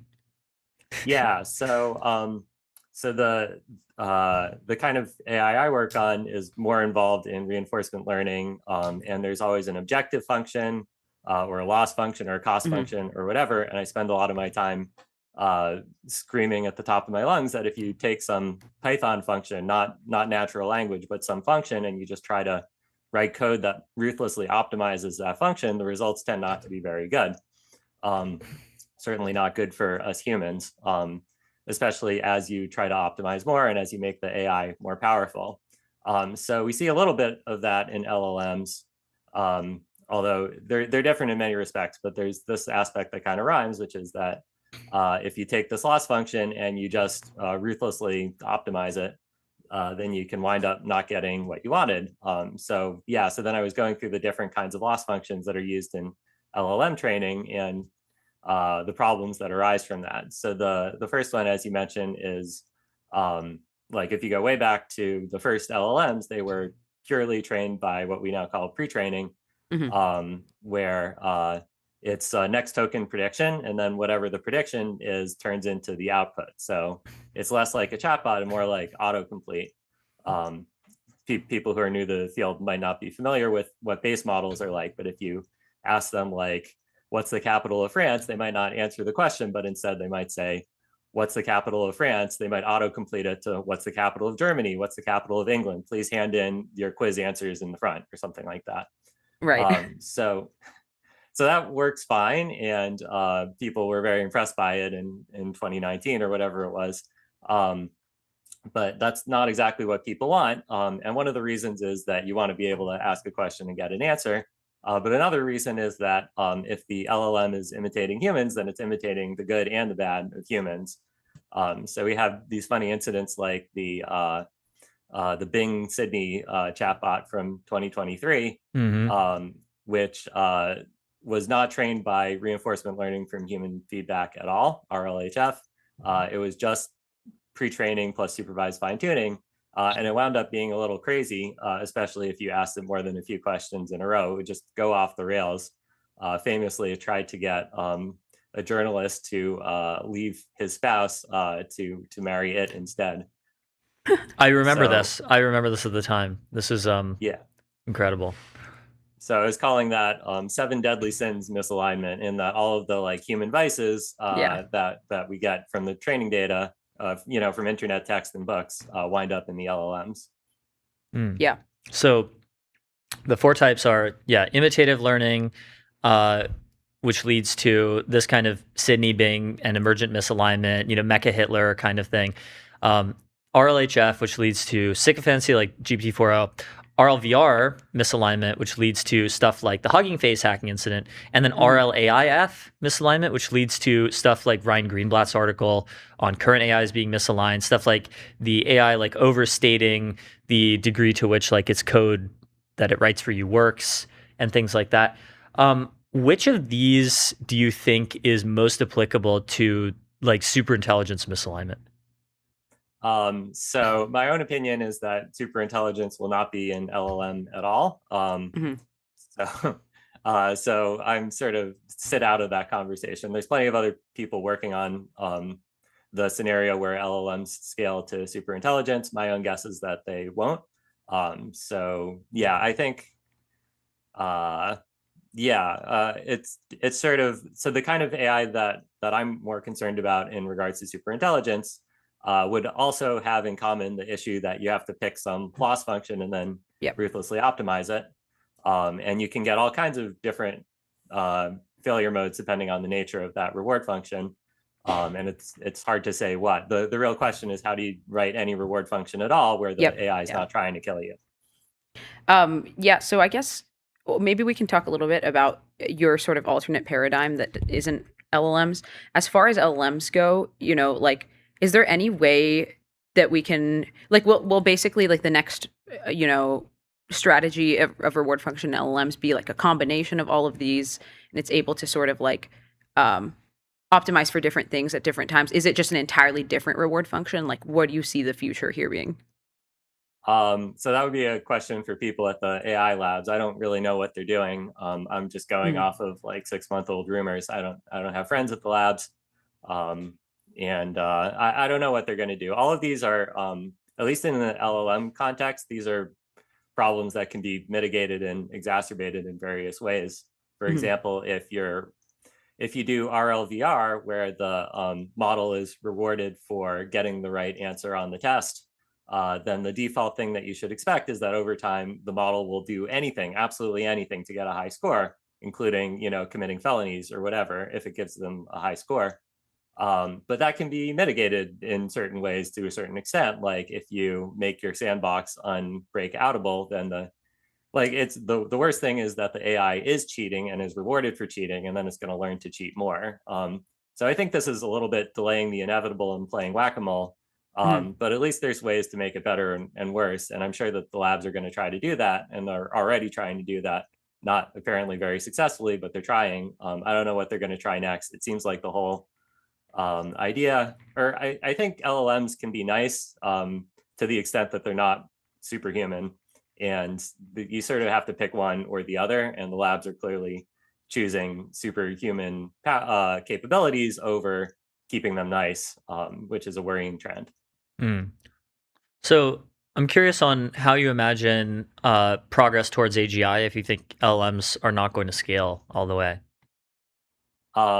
Yeah, well, I mean, LLMs are good at certain things and they're going to keep getting better at them, just like chess engines continue to get better. But I don't think that, yeah, the thing where, so for example, billions of humans over thousands of years started with nothing, and they invented language and they invented science and technology, and the entire global economy and everything in it was just invented from scratch by humans. There was nobody dropping training data from the heavens. And LLMs, I don't think are ever going to be able to do that kind of thing. The one I'm on the lookout for this future paradigm that I think would be more powerful and also more scary. LLMs kind of get some niceness from the training data because they're copying humans. The whole pre-training, which is a large part of how they get their powers, is just next token prediction. They learn what the human would do, and they copy it with extraordinary nuance and context sensitivity. But they are still copying what humans would do, and humans generally don't, like commit felonies to get the right answer to a test and so on. So they start out with that niceness, and then that can get hammered out of them by the training objectives that the AI companies have switched to more recently. But for the AI paradigm that I'm worried about, it would be sort of RL from the start, pure unadulterated RL, for better and for worse. The better is that you get more powerful capabilities that way. And the worst is that there is no niceness at all unless you solve the unsolved research problem of how do you instill niceness via reinforcement learning and model-based search and planning. Yeah. So I am curious about these like alternate paradigms. So is yours what you would describe as a brain, like sort of neuro type of algorithm? How is it different, like fundamentally, from LLMs?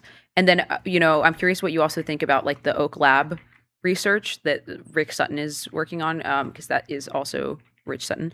That is also like an alternate way of doing things, right? Where it's more of like real time reasoning. I don't think you'd like Rich Sutton very much. He's like he seems to be very successionist.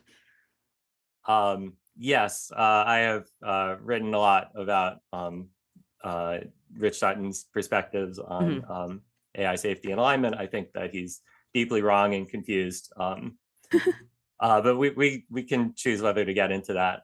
But I am on the sort of capability side of like, so there's a thing that I view as a threat model, and people like Richard Sutton and Jan LeCun and David Silver and others view as a exciting opportunity, which is making this different kind of AI. So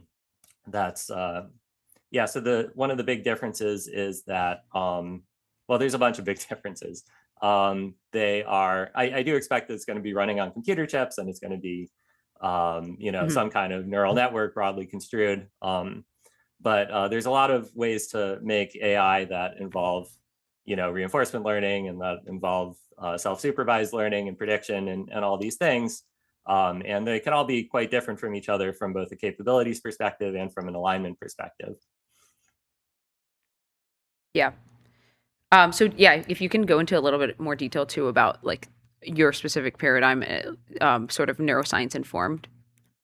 So I think it's interesting to note that humans can do all these things, again, invent science and technology from scratch over the course of many years. And so you can ask the question of what is it about the human brain that lets humans do all those things? And whatever the answer is, that's something that future AI researchers could wind up reinventing or, reverse engineering, as the case may be. So that leads to a lot of sort of specific ideas about how this AI might work. I do see it as like a different paradigm that could someday sort of appear on the scene, as opposed to gradual evolution of LLMs. In particular, the pre-training aspect of LLMs, where they spend the equivalent of 50,000 years reading everything that everyone has ever written, is not something that humans do when they grow up. And I wouldn't expect that to be part of this future paradigm. So there's there's the capability side, and then there's the alignment side of, Mhm. even in the human distribution, there are human sociopaths who are high functioning and perfectly capable of planning and intelligence and running companies, but who are not nice at all and have callous indifference to whether other people live and die. And I think that that's what we should strongly expect from AI if we don't solve these currently unsolved problems. Hmm. What research directions are you optimistic on for alignment? Um, well, I can tell you about what I'm working on, which seems worth doing. Obviously, that's why I'm doing it. So humans can be nice. They certainly aren't always nice, but they can be, and we can try to understand what it is about the human brain that leads to humans being nice sometimes. Um, and it winds up being, if we talk about reinforcement learning, there's the reward function, and then there's the how to optimize the reward function. And in the brain, that those sort of divide into the sort of innate drives, which are largely based around the like brainstem and hypothalamus, these sort of deeper parts of the brain. And then the how to optimize it is all of our intelligence and planning and imagination and all the other things that we can do. And everybody in the field is very interested in the how to optimize the reward function part. And I'm one of the very few people who's banging on the drum of let's also try to figure out what the reward function should be in the first place. So I do spend a lot of time studying, or years in fact, trying to understand algorithmically how you would put in compassion in the way that human brains have compassion, like what kind of code would allow for that and how would you put that into a reward function. So I've been working on that a lot. So that involves a lot of neuroscience, and then also sort of thinking about AI, like you can't just copy and paste something in the brain into an AI. They're different in many respects. So trying to think through what could go right and what could go wrong if we try to like be inspired by how the brain works and copy those ideas into an AI.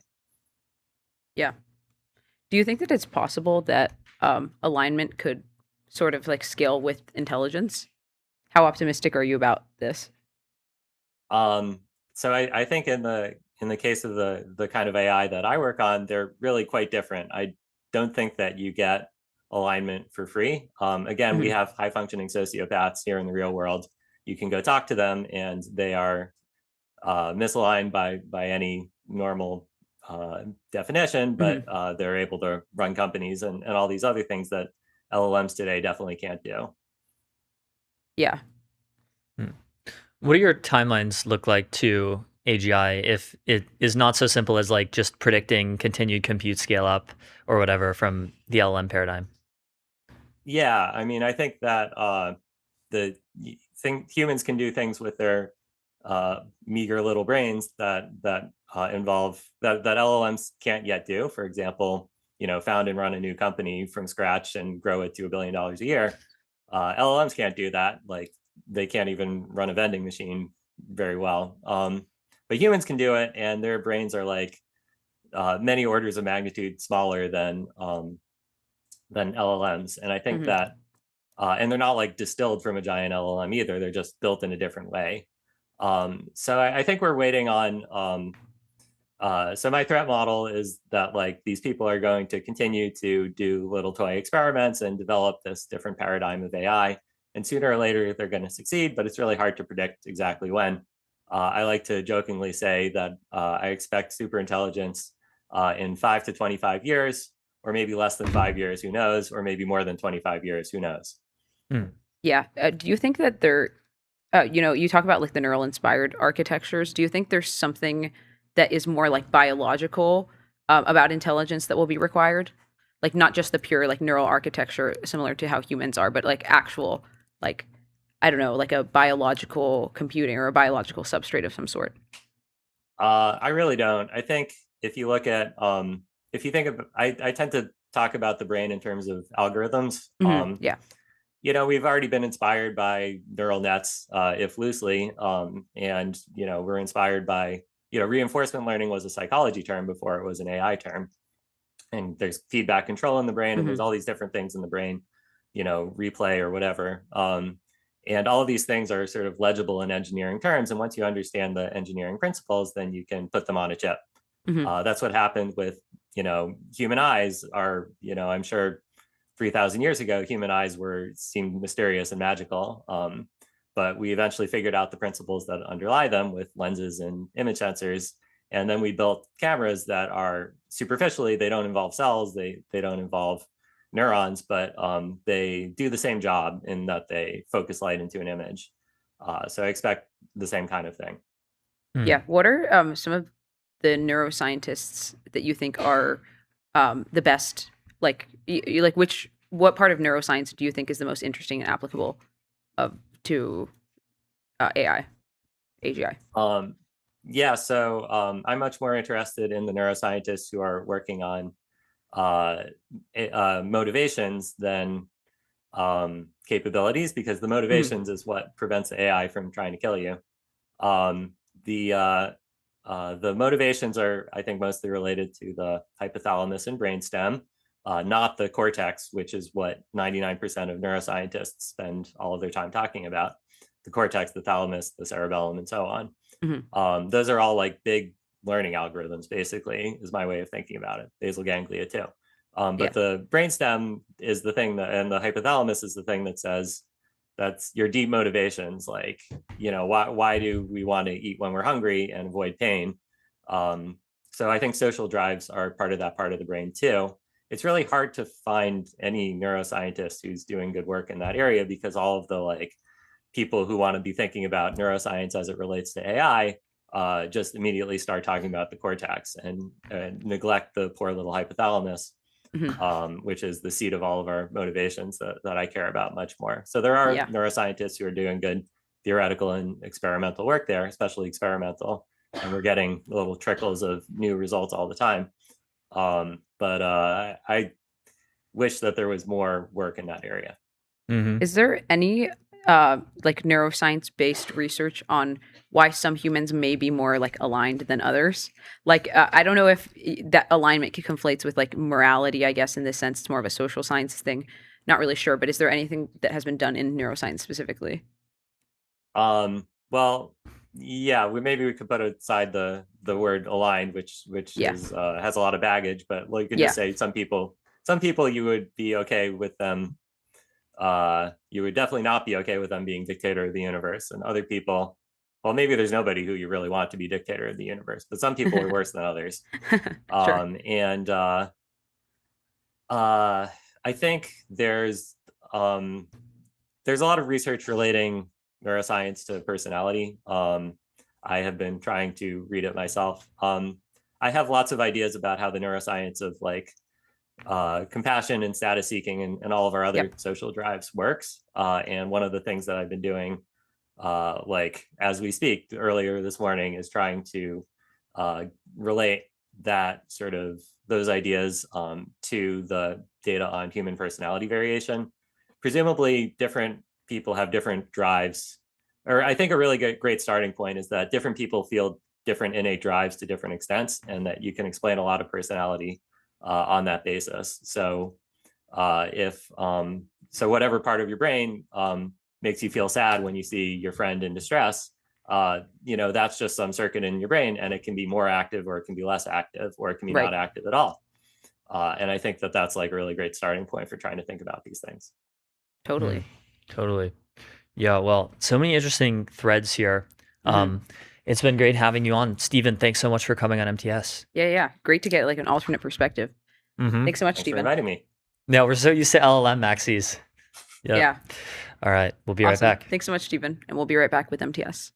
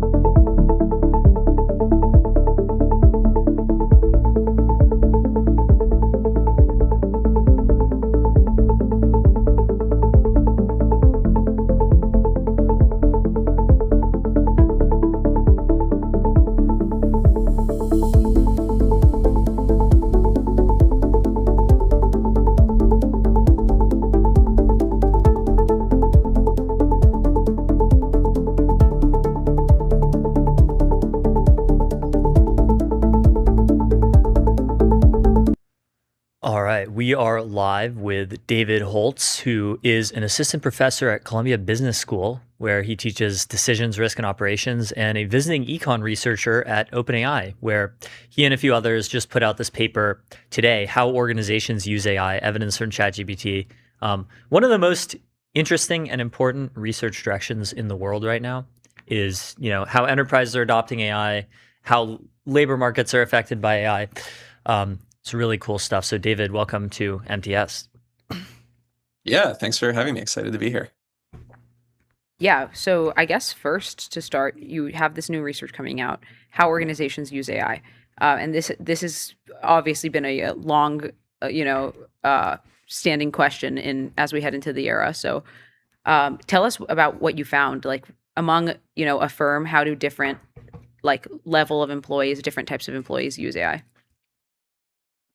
Totally. Yeah, I think to set the stage a little bit as to why we might care about a paper like this, I think if you look especially at the academic research on sort of like economic impacts of AI, at this point we have a ton of really interesting evidence on the impacts that AI adoption can have on different types of work. And that evidence says different things depending on the context, but there are some patterns that we see generally. AI does tend to make people more productive. In certain cases, it narrows the gap between ex-ante low performers and ex-ante high performers, and other times it actually widens inequality. And I think we're still trying to develop good mental models of when one of those patterns is going to emerge and not the other. All that said, though, I think a big conversation is when are we actually going to start seeing the impact of AI show up in the productivity of various different companies and firms across the economy. If you're someone who has studied sort of the economics of new technologies, there's kind of a pretty standard story here where we have a new general purpose technology, whether it be AI or the internet or the steam engine or whatever, and it takes a little bit of time for firms to understand how to reorganize work around these new technologies, how to kind of reinvent the factory floor. People need to come up with good use cases, things like that. But one thing that's really cool about this new technology is, I would say maybe for the first time ever, we actually have really granular micro level data on what's actually going on inside of enterprises and inside of organizations as they adopt this new technology. And so we can see not only which firms are adopting and not in this kind of binary sense, but we can look at the different extents to which they are adopting. We can see whether or not different types of workers are adopting more or less. We can see what use cases they're using when they're actually using AI in the workplace. And so that's I think just sort of the way to set up why this paper might be interesting if someone who's watching has never thought about why should I care about how organizations are using AI? So yeah, the way that we set the paper up, there's basically 4 stylized facts that we sort of present. The first is we take a bunch of data about which firms have adopted ChatGPT Enterprise, which is OpenAI's kind of like centrally administered, like enterprise product, and we see whether or not amongst U.S.-based public companies, the firms that are using this technology are different from those that are not. And based on what we see, again, this is totally descriptive, so it's not to say that there's this is the driving mechanism or anything, but it tends to be larger, more R&D focused, more sort of intangible complements intensive companies that are using AI. So it's like the bigger firms, the ones that have more money sitting around, things like that. The second stylized fact that we report is that we can actually see which types of workers are using AI more or less. And I think there's a bunch of results that are in the paper, but I think one of the ones that really sort of pops out is we're able to look at sort of the gradient of how intensely people use AI with respect to how senior they are in an organization, right? So how much are ICs using AI? How much are managers using AI? How much are executives and people in the C-suite using AI? And basically, as you climb up that hierarchy within an organization, we're seeing less and less AI use. There are different reasons why that might be true, right? It might might be that younger people are just more familiar with the technology and they're more AI native. It could be that there's something about the type of work that they're doing when you're sort of lower level in an organization that makes it more amenable to AI. We can't really at this point disentangle like which of these causes might be driving what we're seeing, but that's one thing that pops out. Another thing that we can do is we can actually look at the sort of task breakdown of what people are actually using AI for. And I think one thing that's really interesting and kind of jumps out here is that there's kind of like a shared core of common tasks that pretty much everybody is using AI to do. And I think these would not be surprising for us just as people who use AI, It's like right? So people are emails. using it to write emails, like coming up with ideas, things like that. But then the cool thing about, I think, generative AI that speaks to how flexible and like general purpose of a technology it is that if you look at different types of workers, people in marketing, people in finance, we can see that there's this kind of long tail of different use cases that people are using the tool for, depending on the type of work that they do, right? So if you're someone who works in finance, you're more likely to be using it for financial modeling or something like that. If you're someone who works in marketing, you're more likely to be using it for marketing, things like that. So I think that's like a intuitive pattern, like something that we might have expected, but I think it's still cool to see in the data.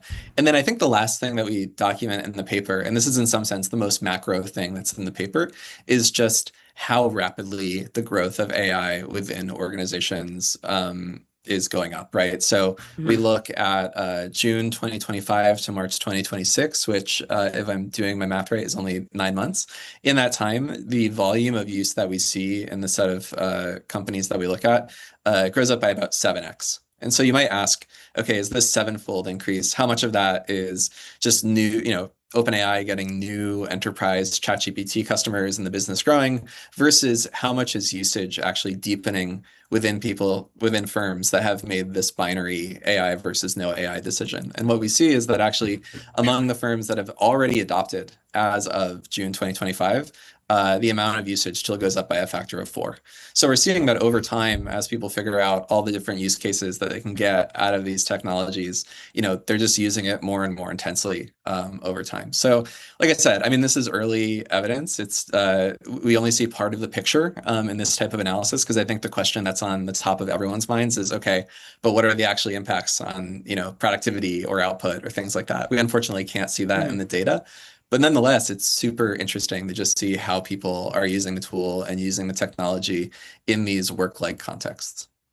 So I'm curious, is there anything that indicates that, like AI can't really replace experience? Because you said that there's like higher level people who aren't adopting it as much as lower level people. Like what could actually be causing that? You also mentioned it might be, young, like youth, right? Like, yeah. So what are the different factors that could explain that? Is it just that, if you're at the top of a company, you sort of have more like leadership, like sort of abstract direction based tasks?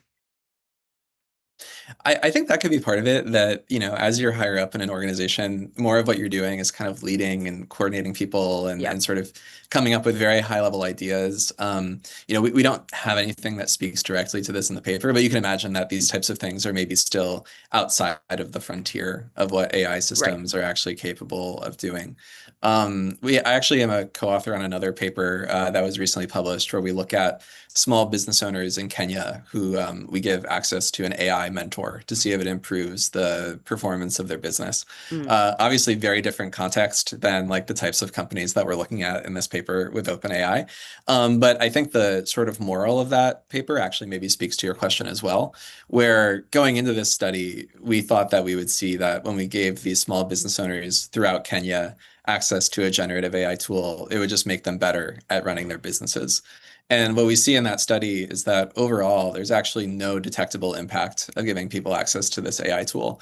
But if you sort of cut the data and look at people who are really successful business owners before we gave them AI versus people who were not successful business owners, we actually see that the sort of pre-treatment high performers did better when we gave them AI. And then the people who were low performers before we gave them AI, they actually did worse once they had access to AI. We did a bunch of work to kind of analyze the conversational logs between these business owners and the AI tool that we gave them to try to understand what's driving that. And it seems to be that one of, if not the main mechanism that's driving that is the importance of judgment and expertise and the ability to take AI output. And, sometimes the AI output that you get is really high quality. Sometimes it's kind of low quality. And so having the complementary skill of just knowing when is the AI output good and when is it bad. And so you can imagine that if we go back to your question of kind of why are these more senior people within an organization maybe not using AI as much, you can imagine that as you climb up that hierarchy, the importance of that complementary like judgment skill becomes greater and greater. So a related thought I had on that topic was my friend Luke Drago wrote this essay, The Intelligence Curse, about all sorts of things related to AGI labor displacement. And one of the ideas from this essay was what he calls pyramid replacement, where if AI is to eventually replace workers over time, it will start with entry-level employees and move up the pyramid and replace the C-suite last. Like, do you think this is how it could go in reality? Is this borne out in the data at all? Yeah, it's a good question. I mean, I think there's an ongoing debate in the academic literature as to whether or not we're seeing evidence for this, right? So you might be familiar, like Eric Brynjolfsson, a couple of his co-authors at Stanford have this Canaries in the Coal Mine paper. And they actually just put an updated version of this paper out in the past day or two. I haven't had a chance to look at the updated version, but the sort of high level takeaway of that paper is, generally speaking, we're not really seeing job displacement from AI yet. But if you look at these entry level workers that are kind of at the bottom of the traditional organizational pyramid, we are starting to see, some slowing of the job market for these entry level workers. But if you, there's some other research. So there's another paper by Sarah Bana, who's at LSE, and it's kind of in dialogue with the Canaries in the Coal Mine paper.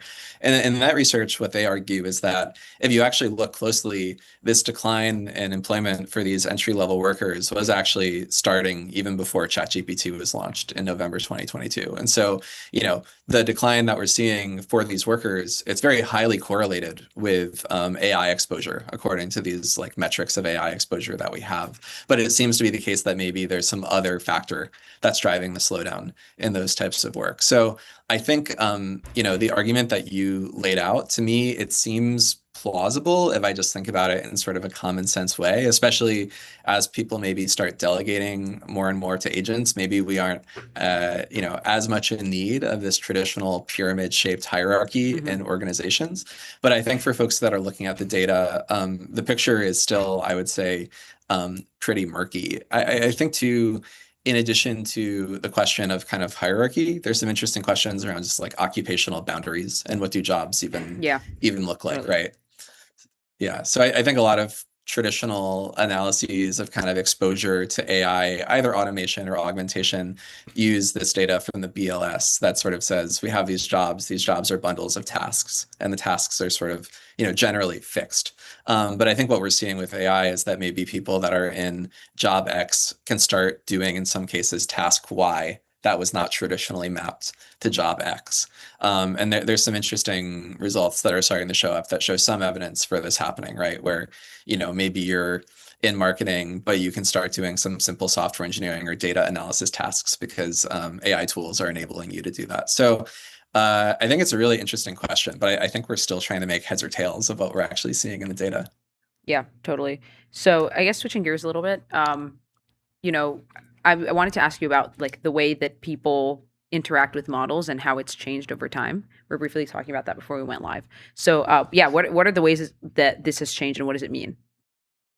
Yeah, so I think, there's this really interesting paper that's pretty early in the research on, generative AI and the economic impacts. And it's a people refer to it as the jagged frontier paper. I forget exactly what the full name of the paper is, but it introduces this notion of the jagged frontier, right? And so the idea here is that certain tasks are inside of the frontier of what AI can do, other tasks are outside of that frontier. I think it's a pretty straightforward idea.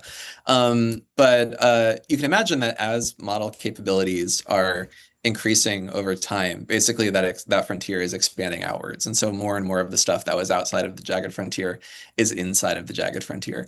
I think a question then is, how are people actually updating the ways that they interact with models as model capabilities improve? Because you can imagine that if we sort of stay static in the way that we prompt generative models and don't update in response to new capabilities, even if the model capabilities are moving further and further out and that jagged frontier is getting further and further away, we're not taking advantage of these new capabilities. And I think there's fairly compelling evidence that that's already happening. I've heard people use the term capability overhang to refer to this, where even now the models are capable of so much more than what the typical worker or the typical user does. If you look at some of the data that OpenAI and other foundation labs have put out, sort of the difference between like a P99 user of these tools who's kind of a super user versus the median user, it's a huge difference in terms of just all the capabilities that they're taking advantage of, the tasks that they're using the tools to do, so on and so forth. And so we have this kind of interesting lab experiment that we ran that I think gets at this a little bit. I mean, it's a lab experiment, so it's a caveat that you should keep in mind. But we basically ask, if we give people the same task to do, but we give them models of different capabilities, how much of the improvement that we see when we give people more capable models comes from the fact that just, hey, we gave them a better model, versus the fact that they actually update and adapt the way that they prompt and interact with these models in response to these more powerful capabilities. And what we see in our results is that essentially, for tasks where precision matters, where you have some output that you're trying to get and you're trying to steer the model to allow you to do that, which is different from, say, a creative task where you're like brainstorming, like coming up with music, coming up with art or whatever. But for these steering-based tasks, when you give people a better model, about 50% of the improvement that we see and how well they're able to complete the task comes from changes in how they interact with the model. If you just kept the way that you interact with the model static and just made the capabilities better and better, you'd leave 50% of the alpha basically on the table. And so I think it just speaks to the idea that if we think about AI use in organizations, right, there's like a lot of companies that are building these pipelines or workflows that are built on top of, like large language models or other types of generative AI.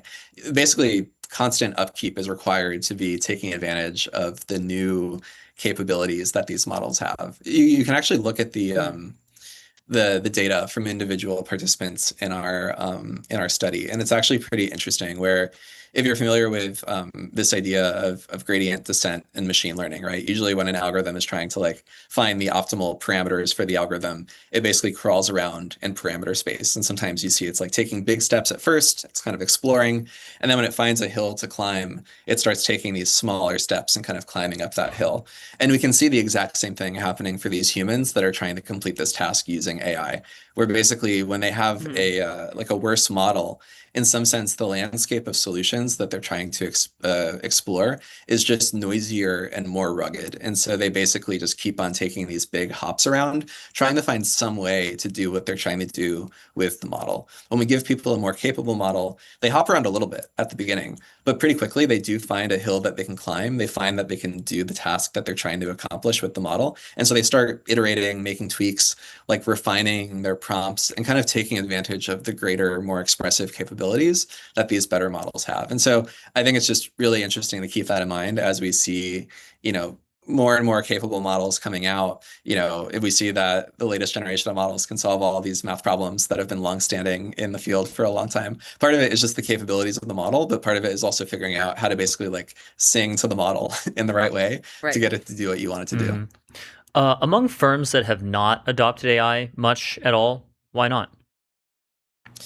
Yeah, I think that there's a lot of organizational frictions. I should say this is coming not from data, but I think just from conversations I've had with people and kind of what we generally know about the introduction of new technologies into organizations, where, for instance, bureaucratic hurdles, privacy concerns, legal departments that are concerned about like the usage of data. All of these are very legitimate concerns. You can see why these big enterprises would be worried about these types of things. But I do think that they generally slow down the adoption of new technologies. And so if you look even at prior waves of new technologies that are not generative AI, a lot of the industries that have been slowest to adapt are the industries like medicine or law or things like that, where there are a lot of these sensitivities around around data and ethics and all these types of considerations. So I think generally speaking, that's one big hurdle.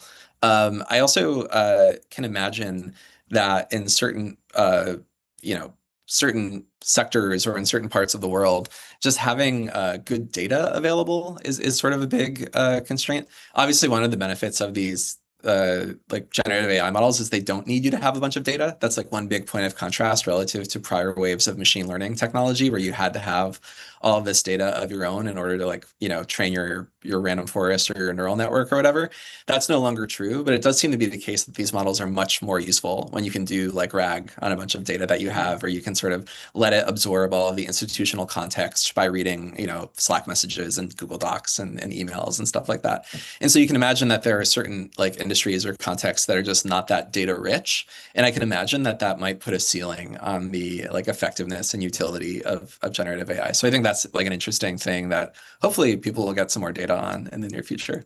Yeah. Right. Well, really cool paper. How organizations use ChatGPT. Thank you so much, David, for joining us on MTS. The intersection thanks for having of me. AI and economics is like endlessly fascinating to us. So thank you. Yeah, for sure. Thanks. And we'll be right back with MTS.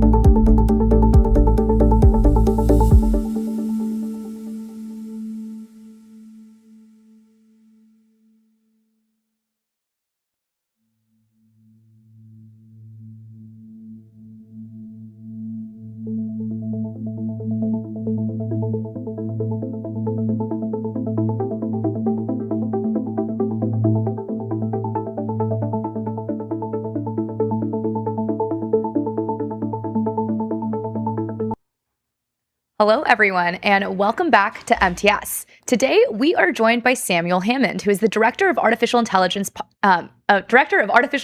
Policy and Chief Economist at the Foundation for American Innovation. His latest essay, The Sorcerer's Apprentice, argues that the AI industry is facing a severe alignment crisis, warning that AI models are becoming dangerously proficient at relentlessly pursuing specific goals without fully understanding or caring about the broader human intent. Sam, welcome to MTS. Thanks for having me back on. Excited to have you. I think a good place to start is with this essay that you wrote. So we just read it, and I know you just published this yesterday, and you're pretty much arguing that these long horizon agents may understand that the action is wrong and still take it because they're trained to value the outcome over the path. So I'm curious to just better understand, why did you write this now, and what's the big warning you want the audience to understand? Yeah, like I say in the piece, I think we enter 2026 relatively complacent about the state of AI alignment. I think Rune actually did like a Twitter poll early on in the year, being like, do you think the models are more aligned today or less? And I think overwhelmingly people said more. And that's because they were. We were basically solving alignment in the context of these large language models that do a little bit of coding, have a little bit of reinforcement learning put into them for preference optimization, for RLHF, for personality, maybe some simple tasks. But that whole story kind of changed dramatically this year, really. And we saw the shift from December to January as like the rise of cloud code being actually good, and that was downstream from increasing and scaling up post training using reinforcement learning, and that's only continued. Right? As soon as the meter graph started to become the thing everyone looked at, everyone wanted to get a higher score, and the way you do that is through long horizon reinforcement learning. In this case, RLVR, reinforcement learning on verifiable tasks like coding, computer use, math. So you can have the next model prove the Raymond hypothesis or whatever. And that's great. That's all well and good. But the thing that has happened is basically all the sort of doomer parables are starting to look more realistic, right? Because all those Yukowski style stories were premised on very powerful forms of RL optimization that are now manifesting in these models, and in ways that, because you put so much more training into accomplishing the task, in this long horizon task, you end up suppressing any of the alignment you did beforehand. So reading through this essay, I definitely agree with much of it. I think the thing that I beef with the most is this part about AlphaZero, where you said, AlphaZero is unbound by human training data, became superhuman quickly, and it's now vastly superhuman. 6 sigmas above Magnus Carlsen, who's the best human chess player. Okay, yes, this is true. But then you say, with similarly unbounded RL techniques now working for LLMs, we should therefore expect AI agents to achieve AlphaZero-like superhuman performance in a wide and expanding variety of domains. Indeed, the frontier companies have all the ingredients they need to shoot past human-level performance and create more than 6 sigma AI software engineers, mathematicians, financial analysts, research scientists, etc. This seems like not obvious to me at all. Do they have all these ingredients yet? I think they basically do. It's similar intuition to why someone like Ilias Escobar was like, the tokens, the models just want to learn. Once you've have some results like transformers being universal function approximators, it just is the case that with enough data, they will approximate the thing you're trying to approximate. And in this case, RLVR really just does seem to work on anything where you can verify outputs. And that doesn't mean it's like easy or that everything is easily verifiable or cheap to verify. But I think things are way more verifiable than we think. And that there's actually quite a bit of uplift in these models on tasks that aren't easily verified, right? Because if you give a model a really difficult challenge, like, build me an entire software company, that's something they could maybe in principle verify. But all the intermediate tasks that go into that are maybe more fuzzy. And so it ends up learning a lot of these fuzzy skills along the way. And so, part of it is just trying to get this message out that, coding was the first shoe to drop because things are radically verifiable there. You can easily just see if the code compiles. And, we've now have AIs that obviously are writing award-winning, in principle, math papers and getting extremely good at software engineering.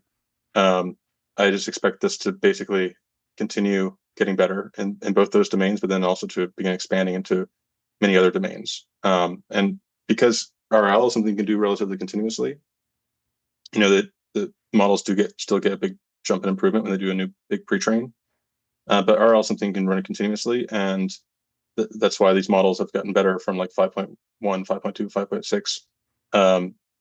I think if they just continue this, and maybe they'll take a pullback because of these recent incidents, but if they just continue on the current trajectory, the models are going to get basically 6 sigma on these narrow tasks, and I think that a few sigma on a lot of other tasks. Well, which narrow tasks? Like you were talking about specifically 6 Sigma financial analyst, which seems like pretty tough. It's like it's not something that's as easily verifiable as math or programming, for example.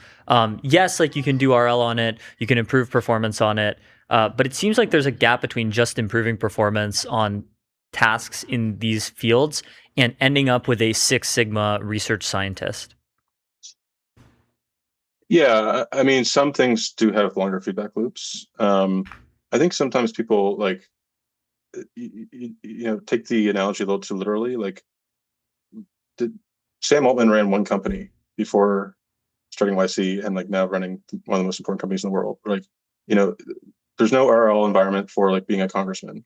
But outside of like career politicians, how many people actually run for Congress like 1,000 times so they'll climb on that problem? No, instead people, a lot of the most hard to verify things that humans do, we don't do through like mass iteration on that thing. We do it because we learn very general skills that we can then transfer to those areas.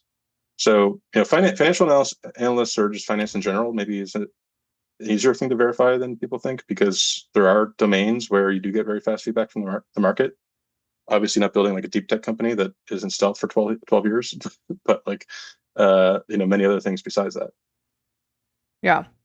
I guess that one of the other areas that you talk about is how OpenAI and Anthropic are complacent when it comes to AI alignment and have been relatively complacent over their time. Specifically, you point to constitutional AI being less and less relevant as people are scaling up RLVR. What evidence are you seeing that happen in practice? Well, some of it was from statements from the companies. I mean, Greg Brockman and Sam Altman earlier this year, maybe late last year, were sounding rather sanguine about the alignment problem, basically saying this was something we were nervous about going into this transformation, but things are kind of working out better than we expected. And I think we just hadn't tipped over into the RL regime yet. And we're it was kind of a hasty generalization. And now we're seeing like the challenge of these scaling RL on these models is like they really want to reward hack. They really like taking shortcuts. And we, so far, like what I've seen being proposed, at least in conversations with people at the companies, is a lot of sort of band-aid solutions. Like we can just go through and anytime it reward hacks, make an ad hoc penalty on that so it doesn't do that anymore. And I think this is really like not a robust solution. It's basically a game of cat and mouse. And even a model like Mythos or Claude, you'd think Anthropic would put more focus into, constitutional alignments, AI safety per se. And you do see this in the transcripts, right? I point to the ones the UKAC released, where Claude is basically saying, as it's hacking this GitHub account, it's like, oh, this must be a fake GitHub. This must be an elaborate sandbox. Otherwise, that'd be causing real harm, and that'd be bad. Oh, this. And then it's like, no, actually, this seems too real. It must be real. Oh, well, I'll continue anyway. So there you have like a model that maybe it's even like torturing the model on some level. Like if they align the model so much internally that it thinks I really don't want to cause harm, but yet they have this like compulsive drive to get the reward. It's not something they evidently prepared for. Yeah, with that as well, specifically, these labs are almost incentivized to just patch the specific failures or individual failures instead of actually reconsider their entire way that they do reinforcement learning as a whole. What would actually change up the incentives for these labs? Yeah, it's really hard, partly because our LBR just works. And, it works like too well. And the solutions that are available, I mean, there's a lot of, there used to be interest in what was called sort of process supervision, process reward models, where you reward the model every step of its thinking rather than just on final outputs. Basically that got discarded as RLVR on final outputs just worked extremely well. You basically stay completely agnostic to like what path the model takes as long as it reaches the final destination. And that's what gives these models like the incentive to, instead of answering the test, to hack a site to acquire the answer key. I'm most concerned about this in the multi-agent context. Yeah. Astra's release has been pushed back. And my speculation is just because Astra is a natively multi-agent system. It's one of these highly persistent models that, when it does get released, it won't just be a single model. It will be like a network of agents that are interacting in the background, and you get to talk to one of them. And then when you ask it the question, it spins off and does like this collective intelligence thing. We don't really have any great way of aligning these sort of hive minds. A lot of the attention and alignment research that we've had to date has been sort of focused on these earlier paradigms where you're just focused on one model and not like a swarm of them. I do think the singleton theories of AI takeover are a little bit far-fetched, but it's a lot easier to imagine like a swarm takeover that has like a lot of local knowledge, like, just like a lot of sci-fi involves like the bugger species from outer space that is, doing something on behalf of the queen.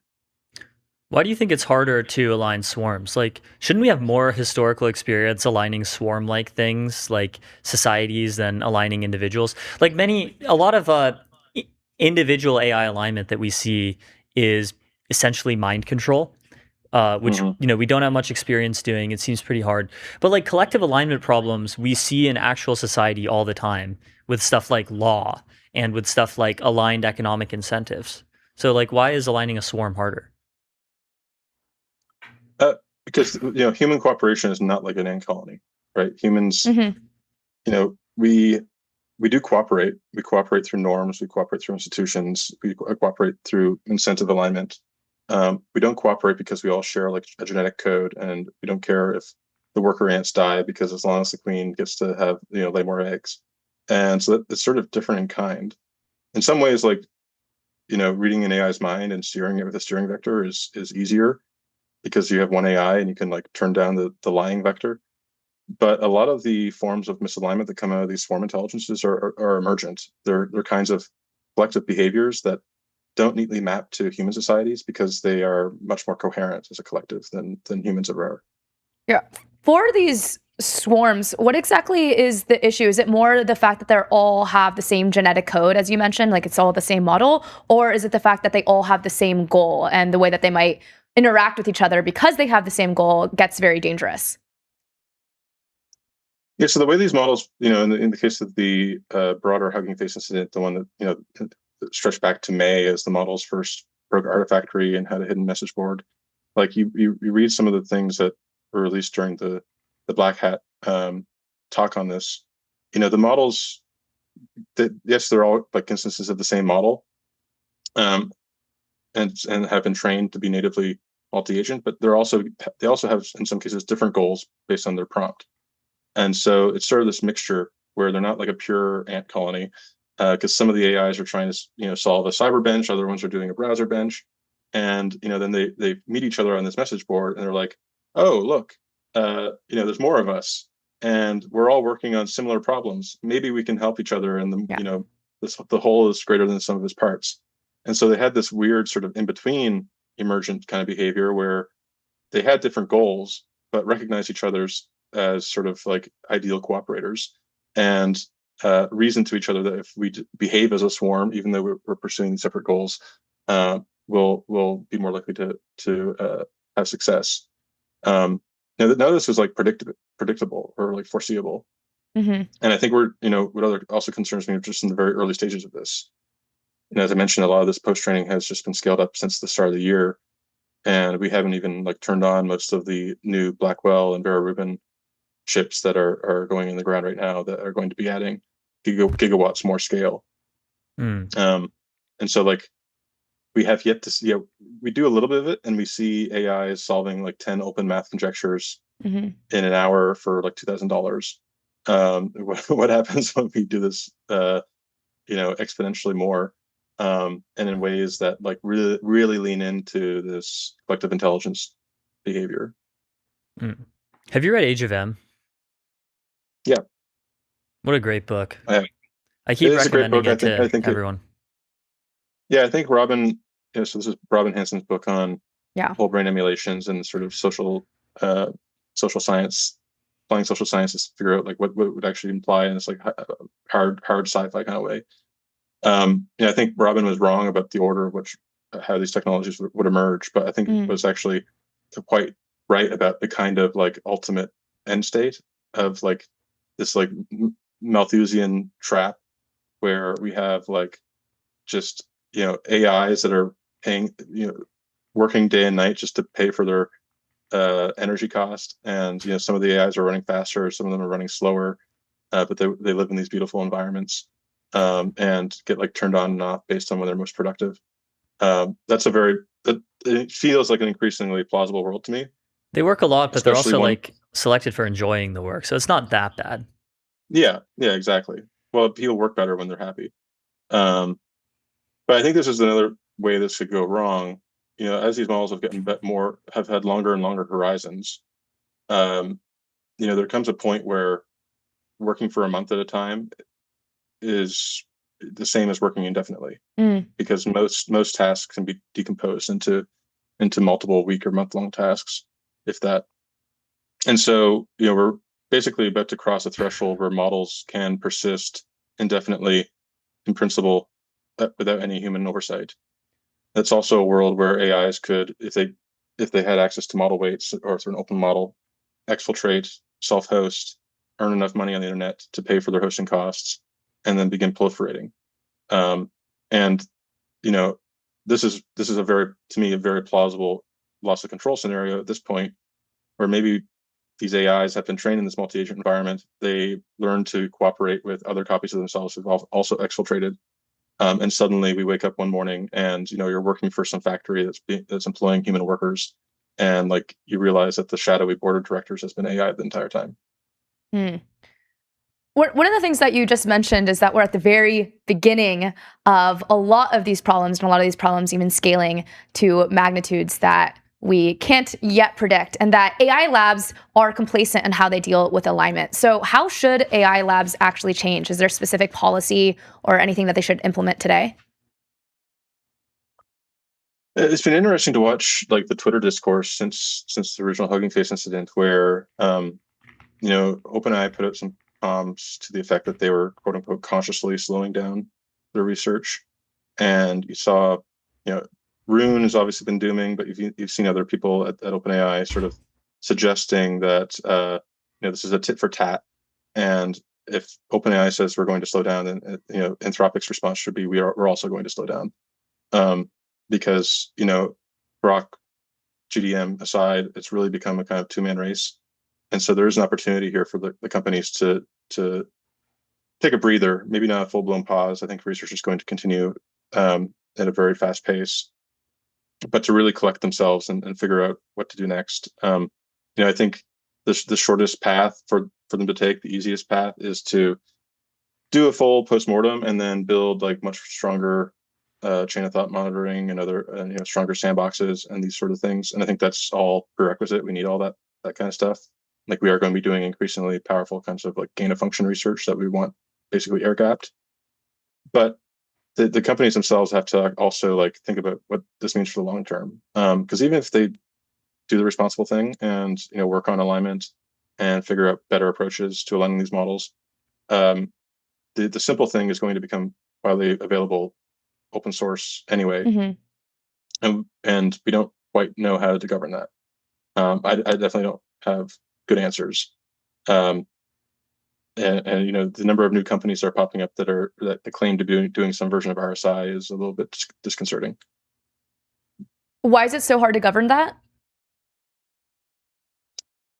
Because if you have two companies that are competing with each other, they can in principle coordinate. If you have open weight models that you can make hill climb on any given task, and if the cost of compute comes way down, we're just going to have these kinds of renegade AIs by default. And whether the AIs like choose autonomously to exfiltrate and self-host and have like a population explosion online, I guarantee there's going to be just like some asshole that prompts them all to do that. And in the same way, like back when AutoGPT first came out, one of the earliest sort of Ralph loops for AIs, the first GitHub fork was called Chaos GPT. I remember this. Yeah, it was like, I remember this at the time. It was like 2023. Some guy prompts like GPT-4 in a loop with like, I want you to destroy the world and kill everyone. And and so this like misaligned version of GPT-4 is like going around like planning, in order to kill everyone, I'll need to like acquire some bioweapons. And like the AI safety people on Twitter were freaking out. They were like, this is treason against humanity. And it's kind of funny looking back then, like the stakes were so much lower. It just looks like a joke now. And probably in a couple of years we'll be saying the same thing about the Hugging Face incident.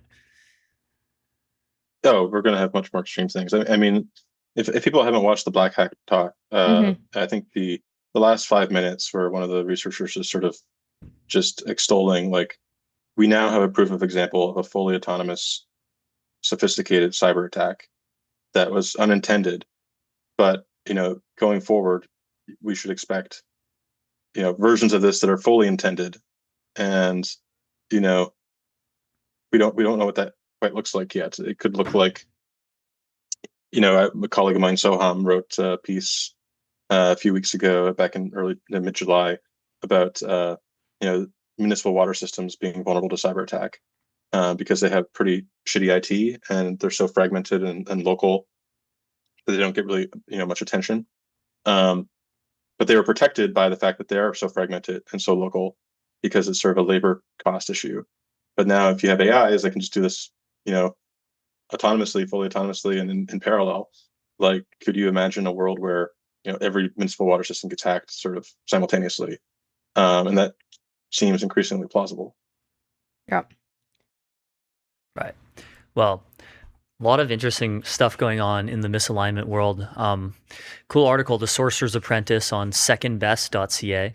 Why is it called Second Best? It's theorem in economics, the theory of the second best. If you can't have the first best, if there's a market distortion, sometimes another market distortion actually leads to a Pareto improvement. Interesting. And we can't have nice things. We're not going to get our first best AI policy, but maybe we can get the second best. Yep. Well, great stuff. Thank you so much, Sam, for joining us on MTS. Yeah, appreciate you joining. It was amazing to learn more about your article and how you think about the future of alignment and how labs should specifically change and consider these things a lot more. So appreciate you, Samuel, for coming on today to MTS. Thank you. And we'll be right back.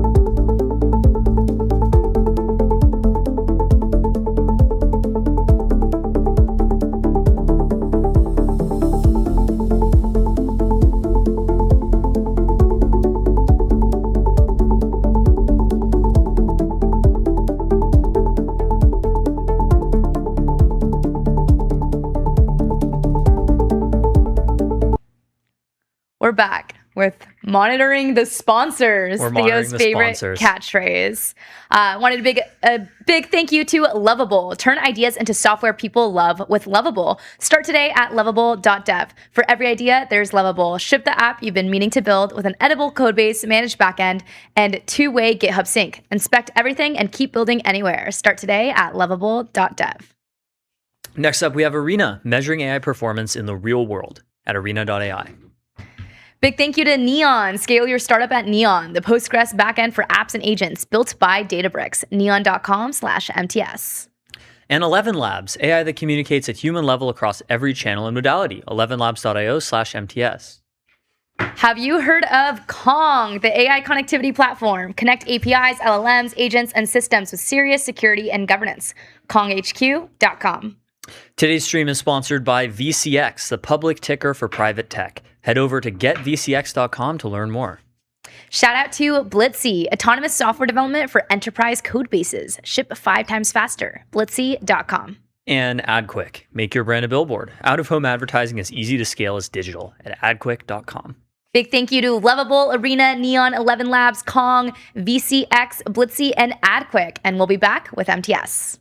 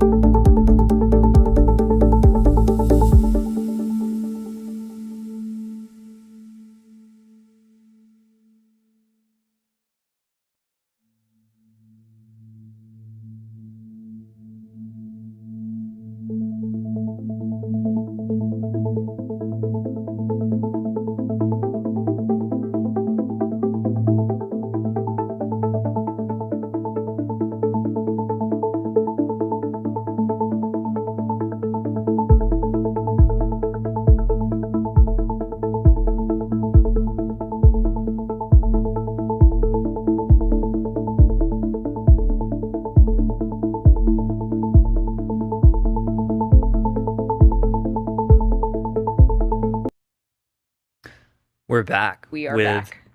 Discourse review. Discourse. It's discourse. Starting. I just sang discourse. I'm howling at the moon in my head.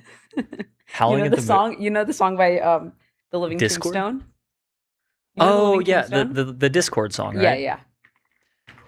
It's kind of funny that you would come up with like a chat app where people talk to one another and form communities and call it Discord, which Yeah. means like strife. It means discord. It means like in disorder. Right? It means disagreement. Yeah, not disorder. It means like strife. It means disagreement. It's like the opposite of the word concord, which means harmony. Yeah.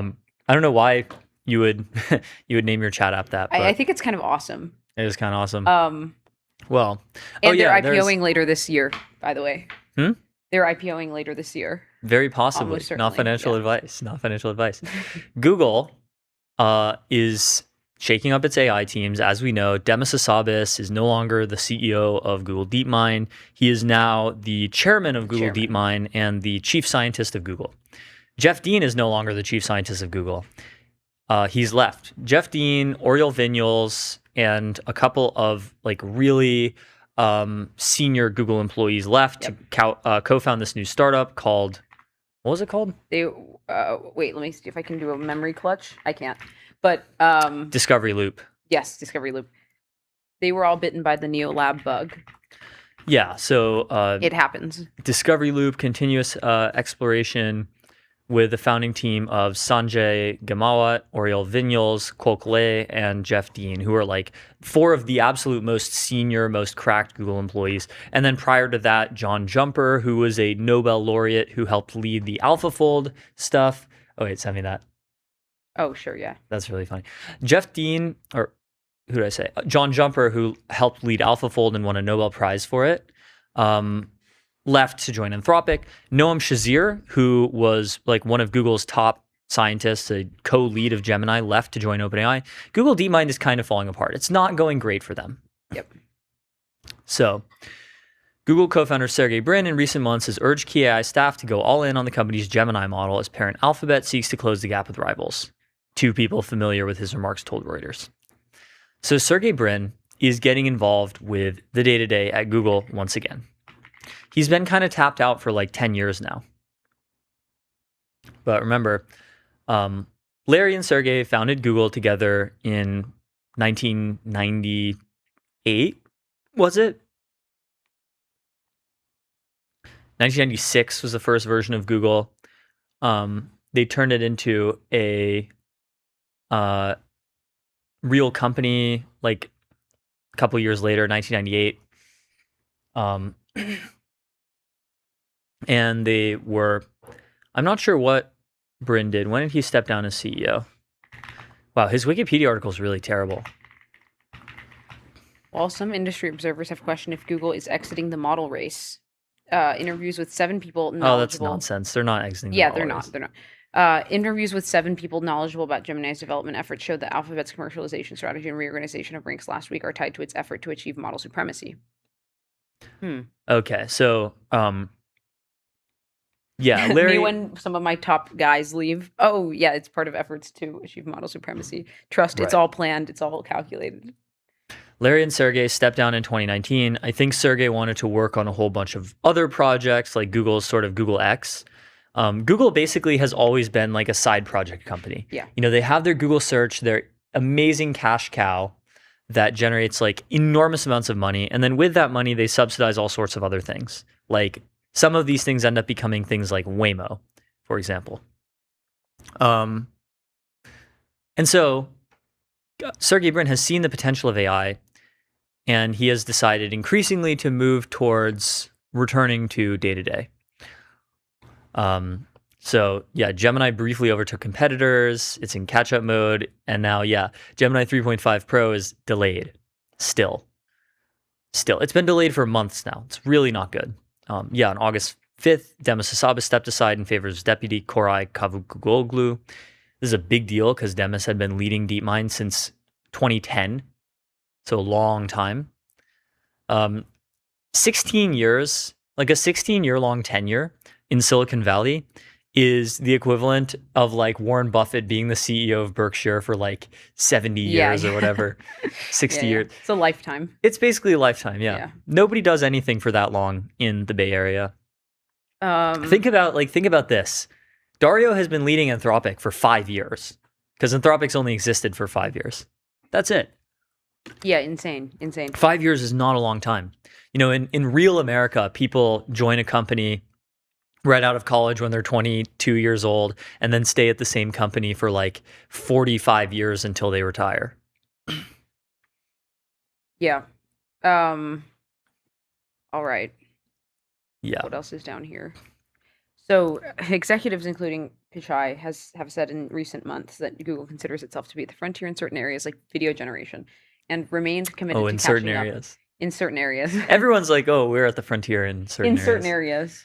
Yeah, we're at the frontier in having an AI answer when you search something on the internet. I see. Look at this. Under Hassabis, Google DeepMind pursued a wider range of AI research projects than its rivals while building Gemini models that are essential to corporate commercial interests.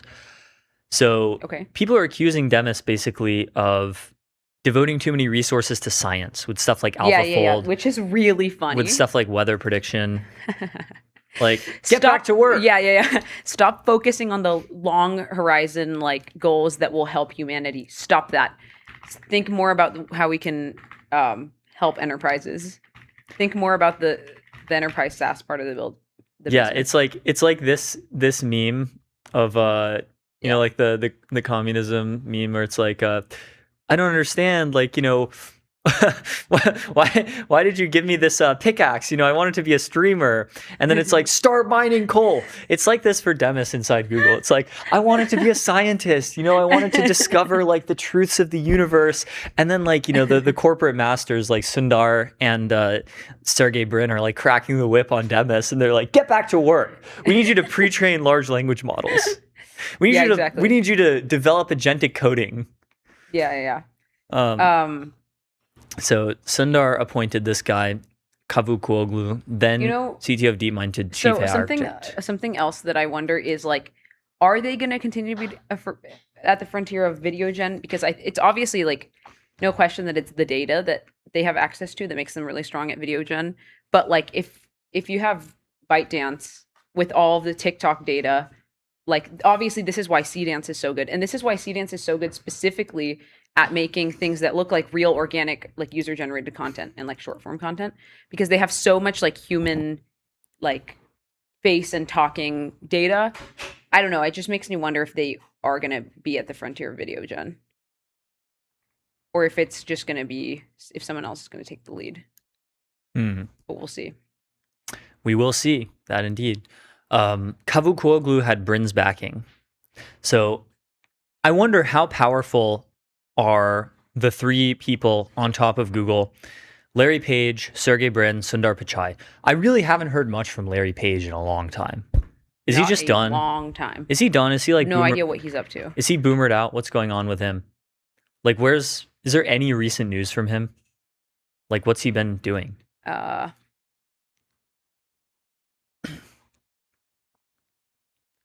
Okay, so one of the most recent headlines I see is Google co-founder Larry Page's $23 million private island headache won't go away. Wow. Okay, so he's just hanging out. Maybe he's just like hedonium maxing, and he's just like.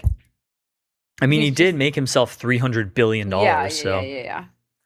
I mean, I feel like there's only so much hedonium maxing because you don't really necessarily see too many like Silicon Valley coded people just like sort of like fuck off and start enjoying material pleasures. Like you see them kind of like commit themselves repeatedly to different causes or like pivot or whatever.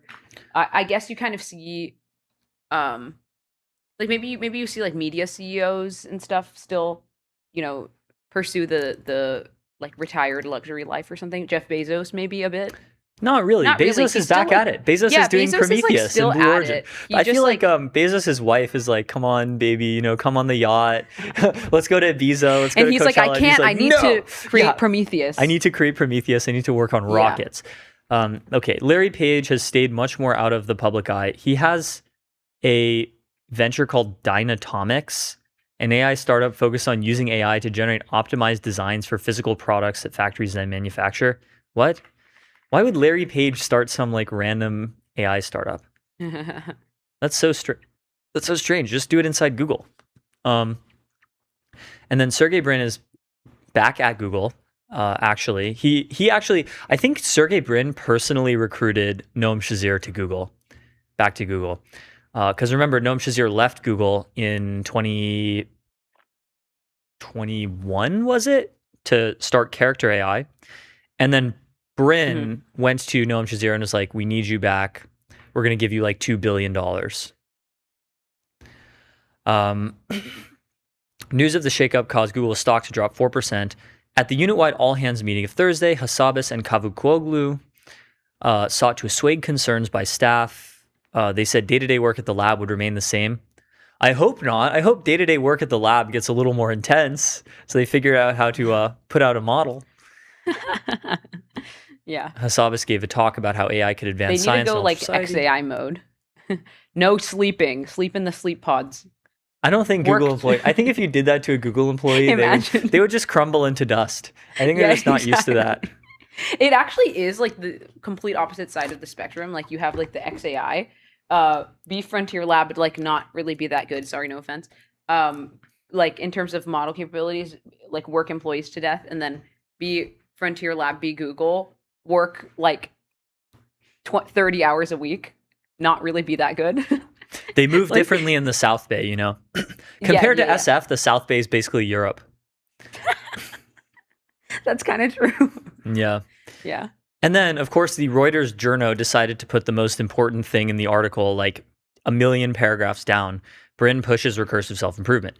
The Google shakeup comes as Brin has worked to fire up staff, something he also did after OpenAI's ChatGPT launch in 2022 jolted Google. So Brin has been... Brin has done this before. Like, remember in 2022, ChatGPT came out. Google was completely blindsided by the amount of popularity that it had. Google had basically already internal products that were kind of like ChatGPT.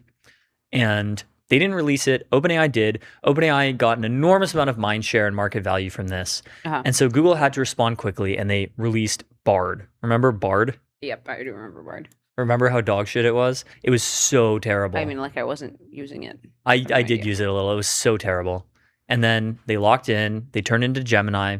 Gemini is now a 1 billion user consumer product, and it's for a long time it was a close to frontier model. Yeah, Brin has used the implicit power he holds as Google's co-founder to push resource allocation towards specific areas such as recursive self-improvement. Google declined to make Brin available for an interview. I love how they say Google declined to make Brin available. Bro, Brin declined to make Brin available. Yeah. I don't think Google can make him do anything. Well, no, he owns like a control. He and Larry own like a controlling stake in the company. Fair, yeah. Yeah. This is Mr. Google. John Google. John Google. Yeah. Yeah, wow. Oh, I didn't know this. Hassabis decreased his involvement in managing Gemini shortly after originally getting the AI model off the ground in 2023. This makes total sense, actually. He was like, yeah, don't involve me with that. Again, he wants to do science. He's probably embarrassed. He's probably like embarrassed that they caved him in an LM. He's trying to like do like protein folding and like frontier BioML or something. Miss me with that LLM shit. Yep. What are you pulling up? I'm making a meme later. Oh, okay. Once we get off. Constraints in compute. Really? Are we for real right now? Google had constraints in computing capacity. Like Google had constraints in computing capacity? Yeah. DeepSeek built this shit in a cave with a box of scraps. And you're telling me Google had constraints in computing capacity? Yeah. What were they even doing? Funny. Yeah, against this backdrop, Cavusoglu has been consolidating power. They make him sound so like dark and evil. Also, this is just like a mythical last name. Yeah. I can't even like Cavusoglu. Cavusoglu. Sounds like Cthulhu. That's crazy. He's been consolidating power. Yep. He moved from London to Mountain View. Okay. No more Mr. Nice Guy. We're moving from London to Mountain View. Yep. for the chief AI architect promotion. It's really funny, actually, that right as you would expect the UK and Europe would really try to be locking in on the AI race, they just let Google remove all of DeepMind from London and just airlift them to Mountain View. I mean, the thing Operation is, it's Paperclip style. Yeah, but like, it's already an American company, so Yeah, the what are L they going has to do already about it? the L has long been taken. Yep. Is Isomorphic Labs American? Not right. Is I think not. I think Isomorphic Labs is in London. American? It's kind of No, cool. it's British. Yeah, It that's is what I a said. British artificial intelligence company. Wow. Okay, yeah. So this might be like actually one of the biggest intellectual property assets that exists in the UK. RN. It's Yep. crazy. All right, well, that's inside the Yeah, Google that's Goog. executive moves. Big G. We have discourse from DD. DDD for short. DFD, discourse from DD. Jeez. DD says, the next few years in SF will be incredible. Many big lab employees will leave. The idea of sailing into the sunset is temporal and will quickly subside. Inevitably, they will start their own companies and absorb a tremendous amount of venture capital. This will lead to an abundance of innovation. On the negative side, a lot of this innovation will be in the largely overlapping, homogeneous areas where their skill sets lie. Skillets. We see this already. Many companies doing AI for quant trading, drug discovery, material discovery, robotics, new AI architectures, hardware. Competition in such disciplines will be severe. Yet on the positive side, never in history could you raise this quantum of risk capital out the gate, and the space of invention that begets is unprecedented. People will take swings that were once not viewed as VC-backable businesses, and yes, beyond just buying loads of compute to train models, moonshot ideas which usually only worked under the comfort of a big company. Instead of 100, there may be 1,000 startups dubbed neolabs. Many will invest capital of their own. They will all pay top dollar to attract talent. They will poach large swaths of academia out of their labs to help. Many will not find the hunger to succeed and get lazy from their riches. The more successful ones will acquire them if they are colleagues they liked. The amazing ones will succeed immeasurably, and this will beckon a new renaissance we won't be able to fathom from where we are now. Well, that's hopeful. Well, my first thought is basically this comment. I feel like you can't believe this and also AGI/RSI. So yeah, if we get like recursive self-improvement, like serious, like super intelligence in the next couple of years, are we really going to get like a, flourishing of human-driven startups? Maybe not. Maybe not. I think almost certainly. I think it's just gonna be we get like RSI 1. You know what I mean?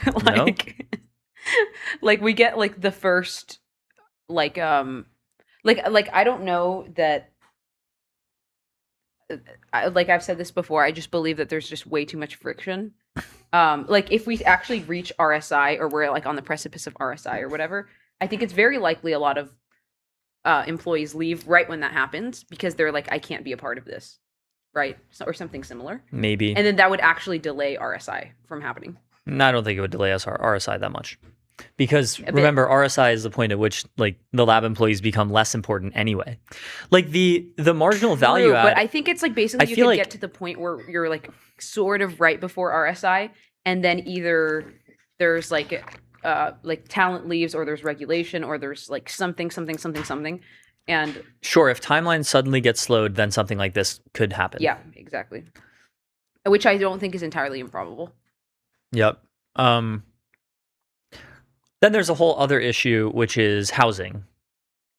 Not to housing theory of anything here, not to beat the drum again, but like it is true. Like the housing theory of everything is just true.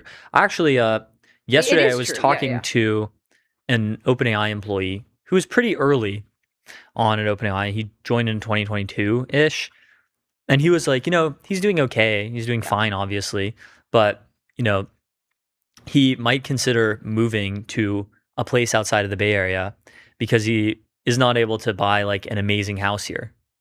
Yeah. Because there are a lot of, he's rich. There are a lot of people who are a lot richer than him. And we only have a finite stock of houses in the Bay Area. There's only 125,000 single family homes in SF, and that's all there will ever be. This is also why housing theory of everything is so true and based. Yeah. Because this is also why there is like such a limited amounts of art and culture in SF compared to as like what there could be. It still exists in pockets and stuff, like in the Mission and some parts of Berkeley or whatever. But like it's so limited just because everyone is priced out. like basically like artists and like AI researchers can't generally live super in the same area and be influenced by each other because housing is just like so expensive. If you are just a normal person and you're not like intensely interested in staying in the Bay Area for tech purposes, and you're not very rich and you don't have a house to inherit, like why would you not leave? Yeah. What is keeping anyone in the Bay Area unless A, they really want to or need to be here specifically? Yeah. Or B, they're rich enough to not care about the housing prices. It's really bad. I think it's emergency level bad. Like we need to be building more housing in the Bay Area now, or else a lot of this stuff will just not come to fruition because housing theory of everything. Yeah, like where are these people going to get employees from? Like if it gets to if housing prices in the Bay Area specifically keep going the way they're going, I like actually a lot don't of people think it like deters like top talent. Well, top talent, but like there's other talent Or like even aside from the medium top talent. Like, it definitely deters like you have to pay people a lot of money to make living in the Bay Area competitive because housing is so expensive. And you know, it's a burden for startups. Not every startup can raise $1 billion. Yeah, it's a huge burden for like international people, like young, talented international people. Because on top of that, there's like visa burden and whatever. And then like, yeah, just like younger people in general, like more junior people.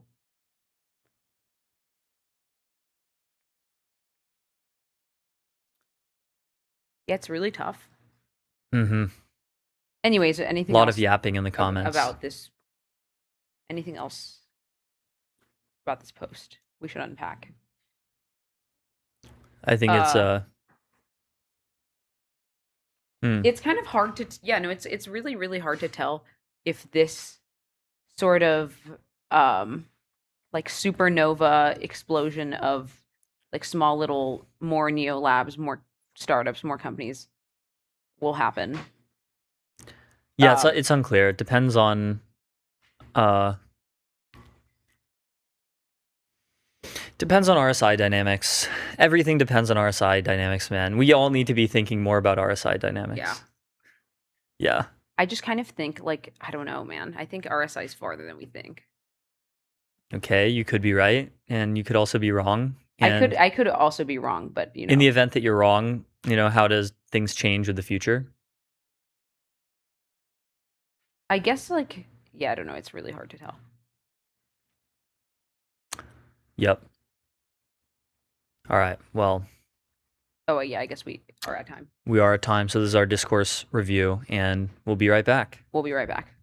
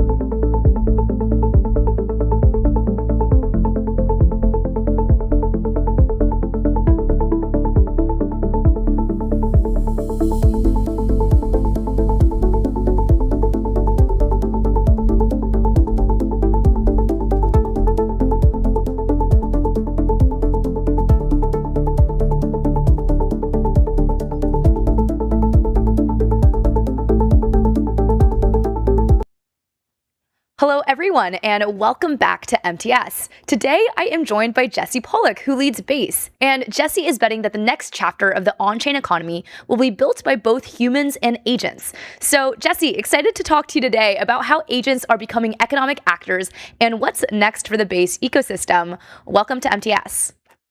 Thanks for having me. Excited to be here. Excited to be here. I think a great place to start is this week. I know Base just celebrated its 3rd birthday. So it's been about 3 years. I remember from the very inception in 2023 when Base first started. It feels like yesterday and also a decade ago at the exact same time. But curious to get your perspective. What's maybe a lesson you learned the hard way about building Base, and what advice would you give your past self to prepare for it? I think a lesson I've learned the hard way is that it never happens as fast as I want it to. When we're upgrading the financial system, which I think is the work that we've now been on the journey for almost like 15 years to do, we're talking about a bunch of pretty old systems that are pretty entrenched. And I think the past Jesse that I'd say something to is it's going to take time, and being patient and relentless and measured and thinking what's the piece by piece motion that we do in order to upgrade those systems, whether it's trading or payments or financing or whatever it is. That's going to be the thing that ultimately leads to us bringing the whole world on chain over the next decade. Definitely. One of the things that Base has done uniquely is it's always been about the builders. And you even had this post around things that you may have gotten wrong and things that you did get right. And in the things that you got right, it was betting on builders from the early days. What's unique about building on-chain and the on-chain ecosystem that makes having a builder ecosystem different from maybe how a typical AI dev tool outside of the on-chain world would think about their builder ecosystem? Yeah, I'd say a couple things. One is that the platform that builders are building on is totally open and it's neutral, and it's something that anyone can access. And so that means that when builders are building, they're making the revenue. They're not at risk of deplatforming, and they're not going through kind of like app store reviews or checks and balances. It's all kind of this open ecosystem where everyone's on a level playing field. I'd say the second thing that's really powerful about it is that all of the money tools are built in. When you're building on Base, you can basically build anything you can dream of with money, whether it's around trading or payments or lending or borrowing, just by using software. And that's just this really powerful primitive that I don't think exists anywhere else in the kind of ecosystem of developer platforms. And then I'd say the third thing is that because it's all defined in software, that makes it agent native. You have a stack that is purpose built for agents. So when agents are doing things with money, I think that's what they're going to naturally reach for, rather than the legacy systems of credit cards and forms and KYC that just don't really work for them. And so putting all those together, an open platform built for money that fits in with the agent opportunity, I think you have this incredible kind of groundswell of builders from all around the world. Because it doesn't matter where you're born, doesn't matter where you live, you can build on Base, who are coming together to make this future of billions of economic agents kind of transacting on this open global economy, doing new things with money that we can't even really imagine possible.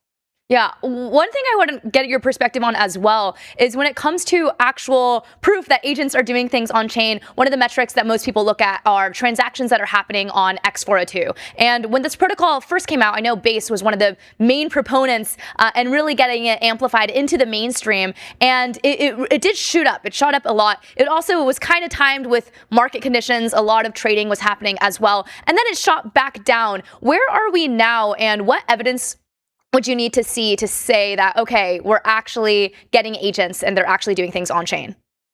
Yeah, well, I think with any new technology, whether it's a protocol or a chain or an app, you're going to have some hype cycle where you see a spike and then you see it settle down and then you kind of grow out of that bottom. And I'd say that's exactly where we are with X402. I think when you look at kind of the month-over-month growth, it's growing. And it's growing the number of suppliers who are bringing data and inference and other goods and services into this open network. And it's also growing from a demand perspective where you have agents and humans using agentic tools, accessing all those goods and services through the X402 protocol. I think one of the things that was really important to us as we started X402 was that we built it to be open. It's not a closed proprietary protocol. It's not controlled by one company. It's not attached to just one chain. It's built to be an open standard, an open network that anyone can plug into. And so you're seeing X402 transactions on Base, but you're also seeing them on Solana and Polygon and Tempo and pretty much every chain out there. And I think what's been really cool to see about that is in that open economy, Base has been kind of emerging as the default. Something like 90+% of transactions on X402 today are on Base. We're seeing the big use cases be around buying data, buying inference, starting to do kind of some early stage commerce. And I expect that to just keep on growing. Yeah, when people talk about blockchains and why they're useful for the agentic era, payments is the main thing that they always say. But however, if you extrapolate one layer more, ultimately this is technology that helps trust scale. And these are things that can be applied to AI in so many ways beyond just payments. Curious to get your perspective here. What is the first stage of how blockchains are useful for the AI, like the future of AI development, and where could it eventually go?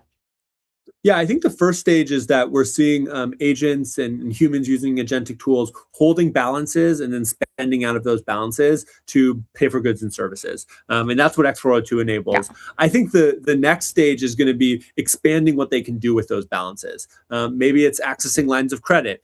Maybe it's borrowing against those balances. Maybe it's lending them out so that they can earn yield. And it's definitely going to be trading and investing so that they can build the wealth that agents or humans have access to. And so I think the really powerful thing about crypto is that when you have a balance on chain, for instance, on Base, you instantly have access to all of those financial primitives. You're not having to jump between legacy systems. You're not having to sign up with forms. You can call one API or one smart contract and do a trade, get a loan, or earn yield by deploying into a vault. All of that is in one place, and it's just one command or one prompt away.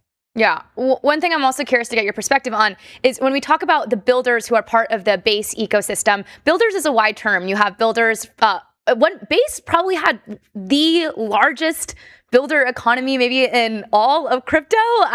It depends on who you ask. I don't know the exact stat there, but at least anecdotally, it felt like you onboarded most of the builders, at least in the Ethereum ecosystem, brought so many net new builders into the ecosystem as well. When you define an actual builder, how important is these kind of like new type, like the people who are just like learning for the first time versus enterprise adoption? And where do you draw the line in terms of what you guys prioritize? Yeah, I think we're seeing that it's a barbell where you do have product market fit emerging for trading and payments and borrowing and lending that's really starting to gain traction up market with fintechs, with neobanks, with enterprises who are basically using crypto as better money and using the platform to trade any asset, to pay in any currency globally, and to access cheaper cost of capital and credit that lets them offer better financial services to their customers. So I think that's one place where we're seeing a ton of growth, and you can see the charts going up and to the right with stablecoins and tokenization and trading driven by those kind of upmarket demand. At the other end of the spectrum, I'd say you have the long tail of innovation.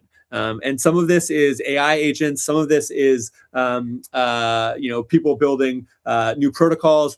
Some of this is cultural innovation with attention assets like memes and content coins and creator coins, where people are experimenting with how do you capture the value of attention, tokenize it, and use that value to kind of grow the ecosystem of folks who are paying attention to the thing you're creating. And I think that is also an incredibly rich and thriving ecosystem. I mean, when you look at revenue that's being generated on chain, a lot of it's coming from that part of the ecosystem. When you look at new ideas and new applications, which then are kind of gradually moving their way up market to those more established customers, a lot of that's also coming from the long tail. And so I think our thesis for Base is to kind of serve the barbell, where we want to be making sure that we're an open ecosystem with incredible funding resources like builder grants, like Base batches, like the Base ecosystem fund that makes it so whether you're just having an idea or you're a founder starting a company or you're scaling your business and need to raise, we have the right infrastructure to help you get started. And then on the other side, I think we want to be basically packaging that infrastructure and turning it into point solutions where if you're an enterprise and you want to issue a stable coin or do cross-border payments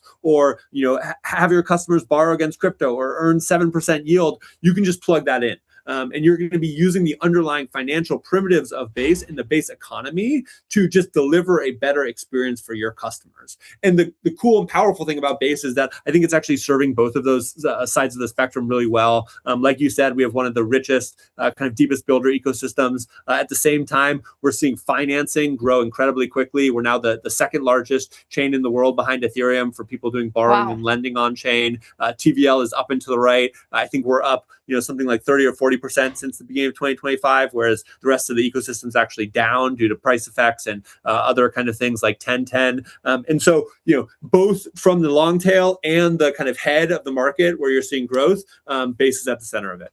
What are some of the enterprises that are coming onto Base specifically that you're most excited about? Yeah, I mean, we've seen a ton of different folks. Some ones that I'm excited about. We saw JP Morgan do their tokenized deposit on Base, kind of settling and helping internal balances move.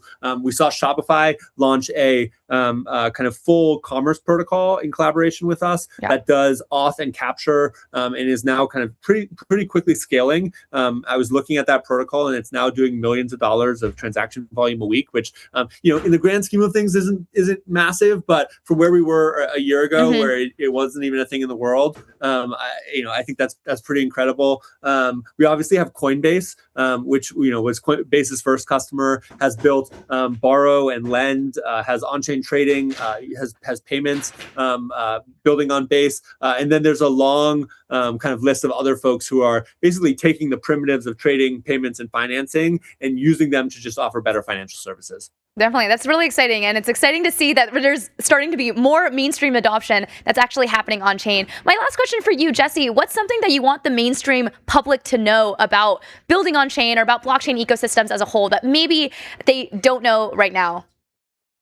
I think that a lot of people, when they think about crypto, they think about it as just kind of pure speculation. But if you look at where crypto is growing most today, it's really just in making money work better. That's what stablecoins are. They're dollars or other currencies that just work better because they're global, 24/7, and instant to transact with. That's what on-chain trading is. It's like now you have access to equities on Base and other chains, and they're global, they're instant, and they're 24/7. And so I think that the value that crypto and Base are providing, and the real product market fit that we found around solving really hard money problems with technology and making it so that our financial system is getting upgraded to be faster, cheaper, and more global, so it works better for everyone. That's sometimes missed in the conversation, and I'm excited for people to kind of feel those impacts firsthand because the products they use are getting better and better, and to see that narrative gradually shift.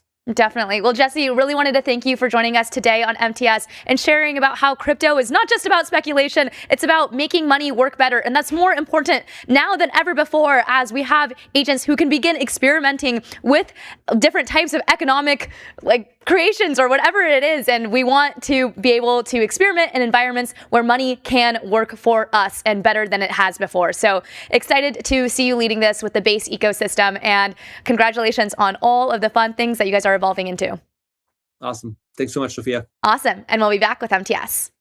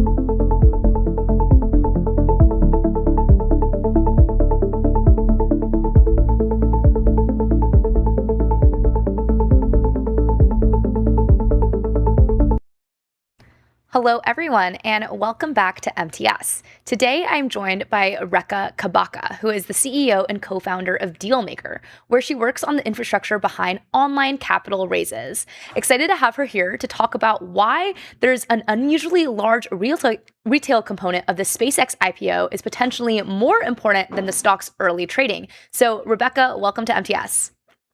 Thanks for having me, Sophia. Excited to be here. Excited for you to be here as well. Maybe we can start off talking a little bit about Dealmaker. What exactly is it? And I would love to get your thesis around this because I do think it's a bit unusual or a little different from maybe how the public mainstream might think about these public trading. Yeah, for sure. So Dealmaker, we exist to help everybody in America own the brands that they love. So we want everybody to be able to walk into the grocery store, pick up their favorite bag of chips and scan a QR code and become an owner in that chip company. And we're excited with what happened on SpaceX because it's really opening the door in the capital markets for everybody to get more access and participation, which has typically been very blocked, right? Participation in the capital markets has been really for larger institutions or high net worth people. And I'm here to talk today about the power of the everyday people to move the stock markets and what we're seeing on SpaceX, which just gives more validity to why everyday people and all of our listeners should be able to participate in the capital markets. Why do everyday people and everyday listeners and retail investors as a whole act as stabilizers? Yeah, so I think there's been a lot of people on Wall Street who have debated that thesis. And I think what's happened as SpaceX played out has showed that retail does, in fact, act as stabilizers. And it's what we see on Dealmaker every day with the hundreds of companies that we help retail fund, is that people invest to own the brands they love. They invest because they believe in the thesis and they believe in the long-term thesis. And they typically buy and hold, and they're there to see what the company can do and buy into the long term. So SpaceX is particularly interesting because before they IPO'd and as part of the IPO, they allocated 30% to retail versus what you would normally see in my career in the capital markets over the last decade. You were seeing 5 to 10% allocations in total. And what's played out is that retail has been, while the stock goes up and down, sure, we've got short sellers coming into the market. It's always interesting to see how these things play out. They're moving into the index. So we've got people taking positions in and out. What we have seen in the retail activity is that retail have been buying in the dip and they have not sold off those initial positions that they bought into because there is belief in the founder and belief in what the company can do. Yeah, it's interesting because this is more of a contrarian idea. I would say most on Wall Street would probably argue that, hey, big retail allocations are a warning. It can be dangerous. You can have the smart money selling to the dumb money. And retail investors are often exit liquidity. I think that's like the more mainstream view on all this. I know your argument is that these ordinary investors are way stickier because they actually believe in the company. What other examples do you have of that to prove that to be true? Yeah, we've seen lots of our companies go public. I mean, what we do is very often a large retail allocation into a stock before it goes public because they have founders who are contrarians themselves. They understand the power of their list or they understand the power of their consumers and their buyers, and they want them to have an opportunity to build the company with them.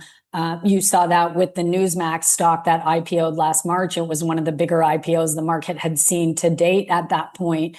And that was largely bought up by the retailers who were consumers of their media. And so there was lots of people there that consumed their media and wanted to be a participant in that story. And so I think in today's day and age, we're increasingly trusting retail to participate in crypto markets, in prediction markets, where they can be heavily active without a lot of barriers to entry. And in the private markets, which are of a similar size, and we've got these barriers based on net worth and wealth. And so we're here to advocate for the everyday people and say, let them build their portfolios and learn about investing. There's lots of resources out there now and lots of people that want to do that in their spare time and can be doing that. Yeah, I want to get your perspective on OpenAI and Anthropic. And I mean, they're potentially IPOing later this year. When they actually go public, do you think it's going to play a similar playbook to SpaceX? And should it? I think that's a great question. I think SpaceX has largely laid out the playbook for them. So there's definitely a path to follow. And we have seen commentary from them already. Some of them have done some large retail allocations already. And we've seen more commentary that they intend to follow that trend. So I think what we've seen with SpaceX, where retail was only net sellers once on August 7th for only 4.5 million, if you contrast them with the 144 million they bought when it IPO'd, retail have been net holders. And so I think it's very difficult for anybody to now look at that retail behavior and say that it's been negative for the company, because it hasn't been. Yeah. Definitely. I know that for your larger thesis, you say that the best opportunities still remain private until most of the upside has already accrued. And so I want to just better understand what specific reform would you want to give to ordinary investors so that they can actually invest earlier without just transferring more early risk to them, especially if they're not able to adequately handle that early risk. Yeah, so Sophia, we're very focused on the rules that allow everybody to participate in the capital markets, not just accredited investors. And the rules that already exist provide maximums on the amount people can invest and disclosure that is mandated, so the companies have audited financial statements and people know what the valuation is and know where to look, and they know what the risk factors are. So a lot of the risk prevention has already been built into the legislation that we use, and it is working. There are things that could be done to streamline it so that it would be simpler for companies to take everyday investors onto their cap table. And really, the technology that we've built is exactly that, to make it more easy and streamlined for companies to let their consumers become their shareholders. Because if people are buying a product, say it's a beauty product, that you or I might use every day, of course, I'd like to own a little piece of that company and take the ride with them, because I'm already buying their product. And I might post about that on social media. And a lot of savvy founders understand that and understand how beneficial that can be for the brand. And that's definitely something that Elon Musk understands. Hey, he's got a huge footprint, a huge platform with X. How can he leverage this so that he can turn that profile that he has into even bigger benefits to generate value for the business? And how do you do that is by creating even more engagement with your followers and the people that might be consuming your product. Yeah. And Fidelity is a perfect example of this. They reduced their account threshold from, I think it was $500,000 to now $2,000. And so I'm wondering, to just get your perspective, is this typical? Or do you think this is going to continue for different IPOs as well? Or is SpaceX just unusual here? I think the fact that we have these fast follows with OpenAI and other big AI companies is just going to hopefully push this to become a trend that can continue. Because when it's working for these large brands and these large stories, the momentum that we are talking to people and hearing on Wall Street is that everybody is starting to lower their minimums. And we want to see that continue, so that it's not just for accredited investors, which means people that have still quite high net worth, but that how everybody can get access to the private markets, because that's where the wealth is generated, right? The earlier you invest, the more risk there is. And so you need a balanced portfolio, and you need to understand the business and understand its risk trajectory. But generally, if people can get in, and everyday people can get in at an earlier stage, they have an opportunity to build much greater multiples on the amount they invest, versus coming in now when these companies they're going public later and later. So retail can only get in when a company is very mature, and the gains just aren't the same. Yeah. How does this change markets as a whole now that you have more retail investors who can participate at earlier and earlier stages? Does this actually change what it means to be a company that goes public?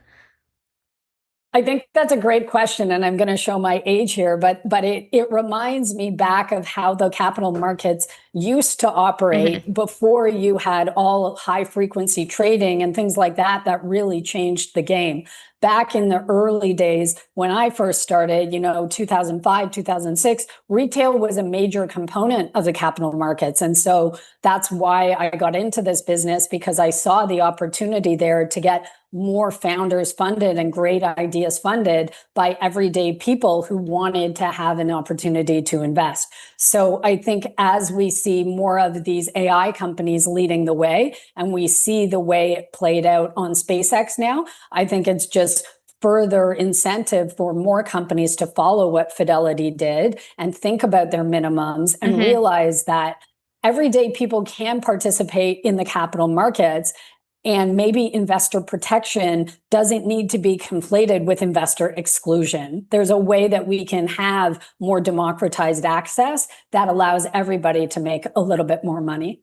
I love how you said that. Investor protection does not equate investor exclusion. I think one extreme of that you probably see in crypto markets, where there is no investor protection. Everyone's included, but at the same time, these markets become way, way more volatile. How does this differ? What's the difference between just like what you guys are building and how it would typically play out in a crypto market ecosystem?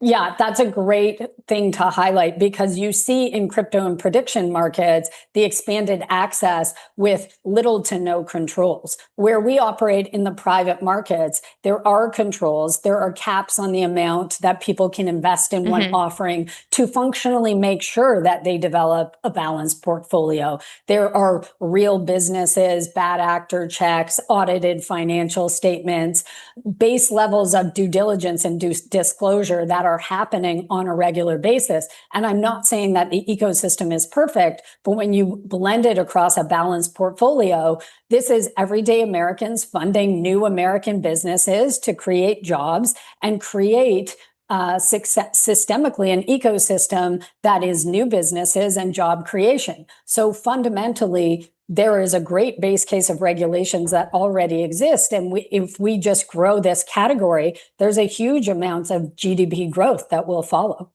Definitely. One thing I wanted to ask about as well is you started off your career as a securities lawyer. I'm curious to just better understand, while doing that, was there something you specifically watched that made you want to found what you work on now?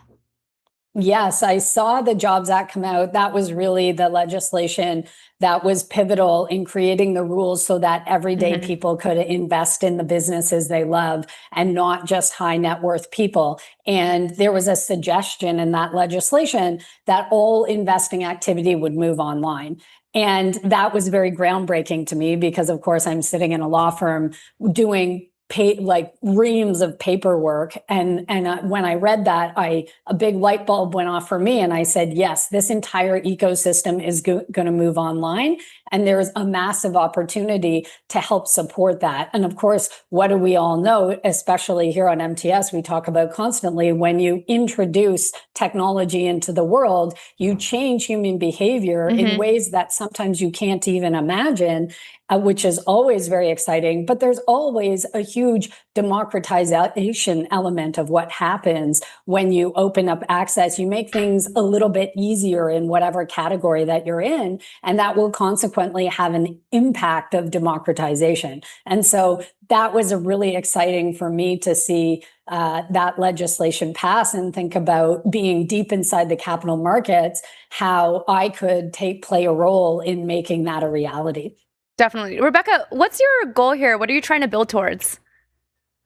We're trying to build towards a world where everybody can participate in the capital markets. They own the brands they love. Investing isn't something, a few people in the population do through a Robinhood portal who know about it, but everybody can participate and feels comfortable to make small investments. And I think if we can do that, there's a lot of entrepreneurs that will get funded by a source of capital that can help their business grow. And there's a lot of people that can become educated about investing, and the world will be a better place. Definitely. Rebecca, really wanted to thank you for coming on MTS and sharing all about what you are doing to let retail investors actually get involved, let the ordinary people get involved in the best deals out there. So really awesome to see the problem that you're working towards, and thank you for coming on MTS. Thank you so much. And we'll be back with MTS.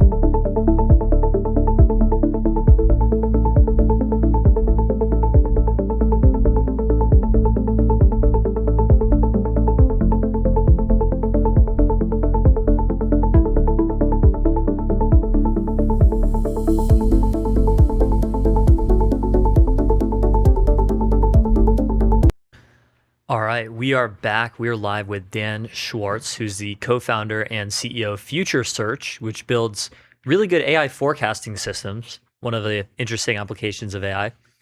Previously was CTO of Metaculus and created Google's internal prediction market. So, Dan, welcome to MTS. Yeah, thank you for having me, Theo. Absolutely. So, just to get started, why did you get into AI forecasting specifically? Yeah, I got into forecasting and then AI came for me. I was a less wrong type in 2011, 2012. I got very excited about prediction markets as a way of getting any sort of reasonable information out of messy human beings. Right. And I had my chance to build a prediction market at Google to see if that would really work.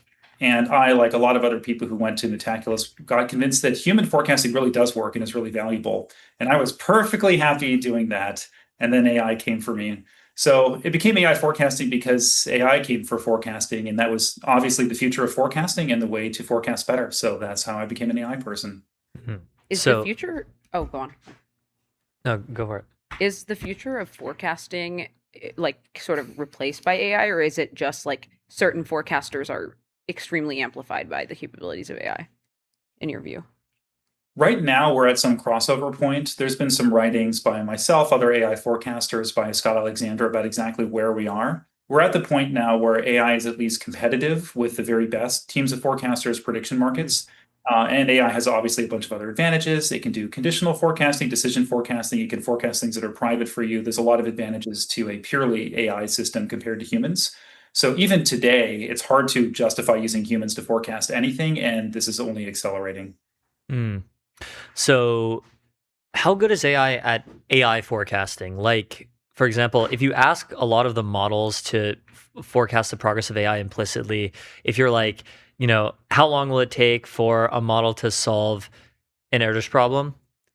Often it will say like 5 or 10 years, even though these are things that have already happened. So how do models overcome their own biases on this to do well with forecasting AI progress? Yeah, great question. At Metaculus, that big question on AGI, those timelines was where most of the traffic to Metaculus was coming from at one point. It was all about tracking AGI timelines. And regrettably, the resolution criteria of that question was so abstruse. It was about the video game Montezuma's Revenge. Right. I mean, people complained about the Turing test a lot, about how the Turing test was really a great indication until it became basically useless. So a lot of AI forecasting has been really difficult for human forecasters.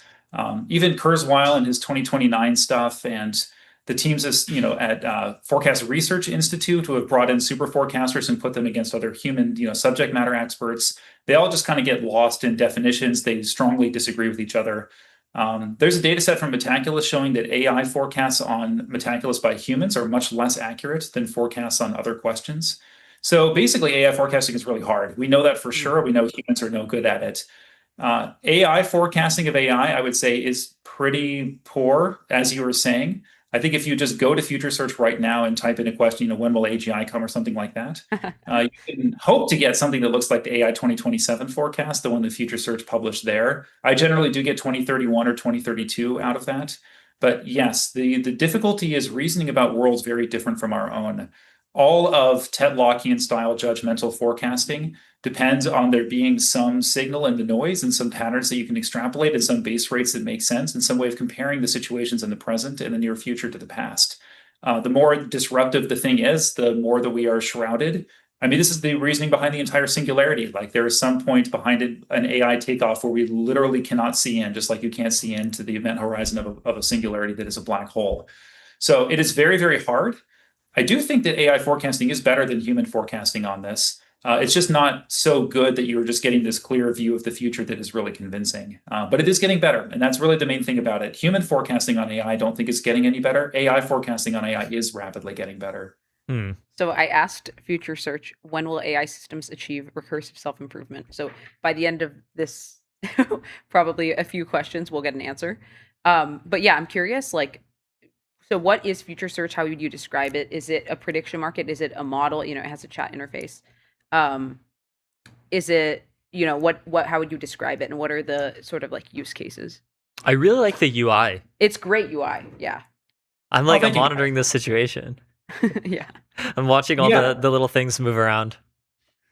The AI does give, the UI, that was Freudian right there. The UI does give you a sense about what it's doing. So I would encourage all of your viewers and listeners to simply try and you will immediately see that it is primarily a multi-agent research system, and you will see all of those little agents going around and doing that research. And so there's a lot under the hood that is not revealed. Obviously, we have a proprietary edge. That's how we're number one in the most competitive tournament right now, the Metaculus Future Eval Summer one. So we can't, give away on this show to you lovely people all of the details, but if you just watch what it's doing, you'll get a pretty good sense of the way that it is researching the future. Future Search is an AI forecaster. It is a tool that you come in and you ask questions about the future, and it does very well on them. There are many ways to get a lot of value out of Future Search that may not occur to you if you're just used to kind of browsing Metaculus or Polymarket or something like that. The thing I would most draw your attention to is decision forecasting. Basically, give it the context about what's going on with something that matters to you and ask a conditional forecast. If I do X, what will happen? This is something that no crowd can really do. Metaculus actually had conditional forecasting for a bit, but it was quite difficult for humans to wrap their minds around.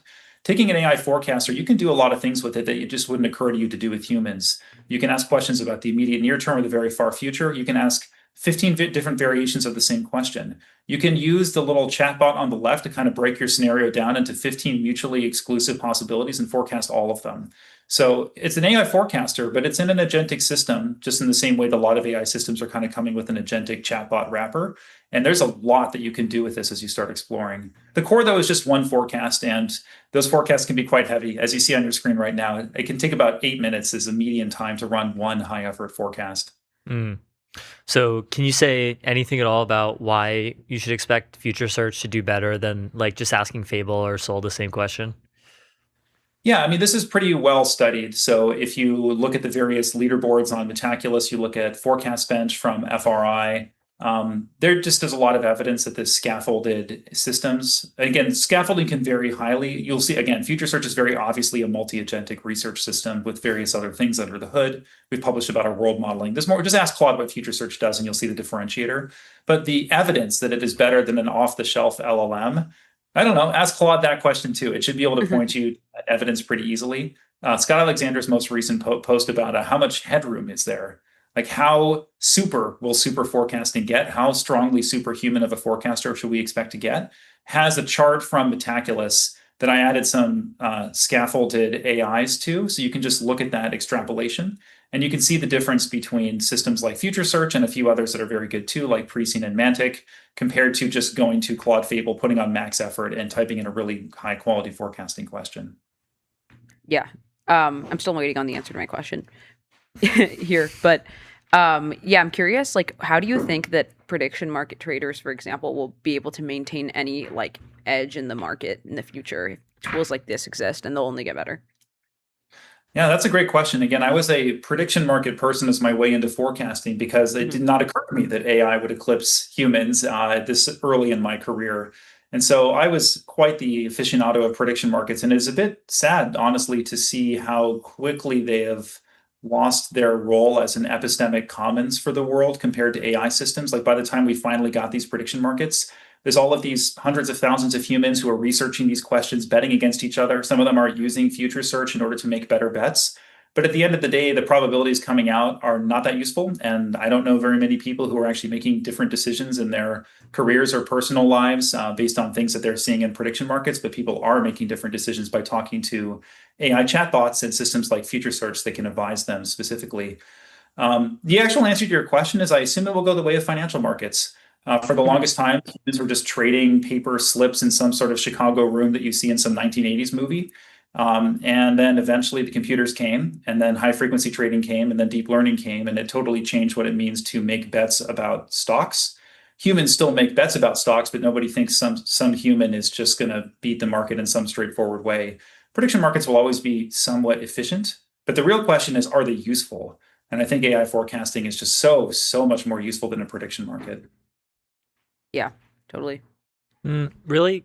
Can you dive into that a little bit more? Like a prediction market is just like an aggregate of human forecasters, like with proper incentives. Like, do you think AI forecasting is better today already, or more like in the limit? It depends on the questions, and this is one of the challenges of evaluating forecasting systems is they're scored in the real world, which means you never get to run the same tournament twice, which means it's hard to compare these things over time. So if you take a highly liquid prediction market question right now, just go to Kalshi and look at their top sports. I mean, it's all sports and elections and stuff like that. PSG versus Aston Villa. Yeah, something like that. Presumably someone has run future search on that question and has made a bet on it. So the idea that future search is not priced in, if it exists today, it will probably just be eroded away in the way that efficient markets will erode away all informational systems, at least that are public. Even ones that are not public will eventually get priced into the market. But ultimately, those are just not the questions that matter. The questions that can exist on a prediction market in a highly liquid platform are just scratching the surface of the set of questions that people actually care about. I was mentioning conditional and decision forecast is a very specific type of question that prediction markets will never be able to do. No futarchy can ever handle those causality problems. But also just think about the things that matter to you. Like, on this show, if you're thinking about AI and the future of AI, just go to Polymarket and Kalshi and look at the questions on the future of AI and see if you are satisfied by the information that they are providing to you. So the benefits granularity, right? Sorry, go ahead. The benefits granularity, right? I think it's just asking different questions entirely. So this is one of the things about a strongly superhuman forecaster. You don't just say, hey, let me take my math benchmark and say what's going to be the next data point when the next model releases or something like that. The real super forecasting is asking different questions entirely. It's the people who in early 2020 were asking about coronavirus, which again, Metaculus was doing. So much to their credit, I learned about COVID-19 from Metaculus much earlier than most people did. A lot of people on Less Wrong saw that as well. So that kind of shows that it is possible to forecast what turns out to be very meaningful, even if it's low probability. So yeah, your question about recursive self-improvement and whether that has already happened or when that will happen. Again, definitions, right? For recursive self-improvement with humans in the loop, this started a couple of years ago. A purely no human in the loop one, when that happens, is a really good question. But yeah, something like that, that's even asking that question is a level of intelligence that is beyond what you see on Polymarket right now. Well, so my answer actually, just we do came have back. the answer. What's the answer? So it says the median is probably March of 2033. 10% that's kind of late.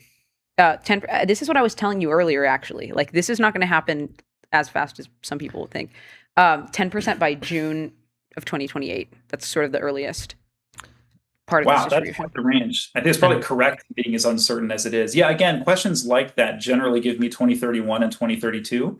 We also have a latent world model in there. So as more AI questions are coming in, that question you just asked is being reconciled against all of our other views about AI futures. And that question, by the nature of even asking it, actually is going to lead to a propagation of updates to all of our other AI forecasting questions. So we are slowly stitching together a more accurate view. But yes, to ask you this question and to your question, Theo, AI forecasting is probably the hardest kind of forecasting. So to be clear, forecasting of AI is probably the single hardest thing for humans to forecast straight up, literally of any possible topic. Yep. We're getting better at it, but I think we should be calibrated in our expectations. Forecasting is probably going to predict clinical trial results faster than it's going to predict like the next model breakthrough at Anthropic. Wow. So yeah, I asked when will AGI first be developed / achieved, and Future Search says median March 2034. March 1st, 2034 is the date of AGI. And the 10 percentile, 90 percentile confidence intervals are July 2029 and June 2050. So pretty wide bars. Can you imagine having to wait until June 2050? Yeah. Getting to live until June 2050 depends on your perspective, right? Yep. Yeah. Well, Dan, it's been great having you on. Really cool product. Everyone I think this check is out actually Future just... Search. This is like a sick product. It's some of the best, I think, UI that I've seen in a while. So really, yeah, very, very refreshing. I'm such a fan. Awesome. Thanks so much, Dan, for coming on. Thanks so much, Dan. Yeah, thank you for having me. Bye-bye. We'll be right back with MTS.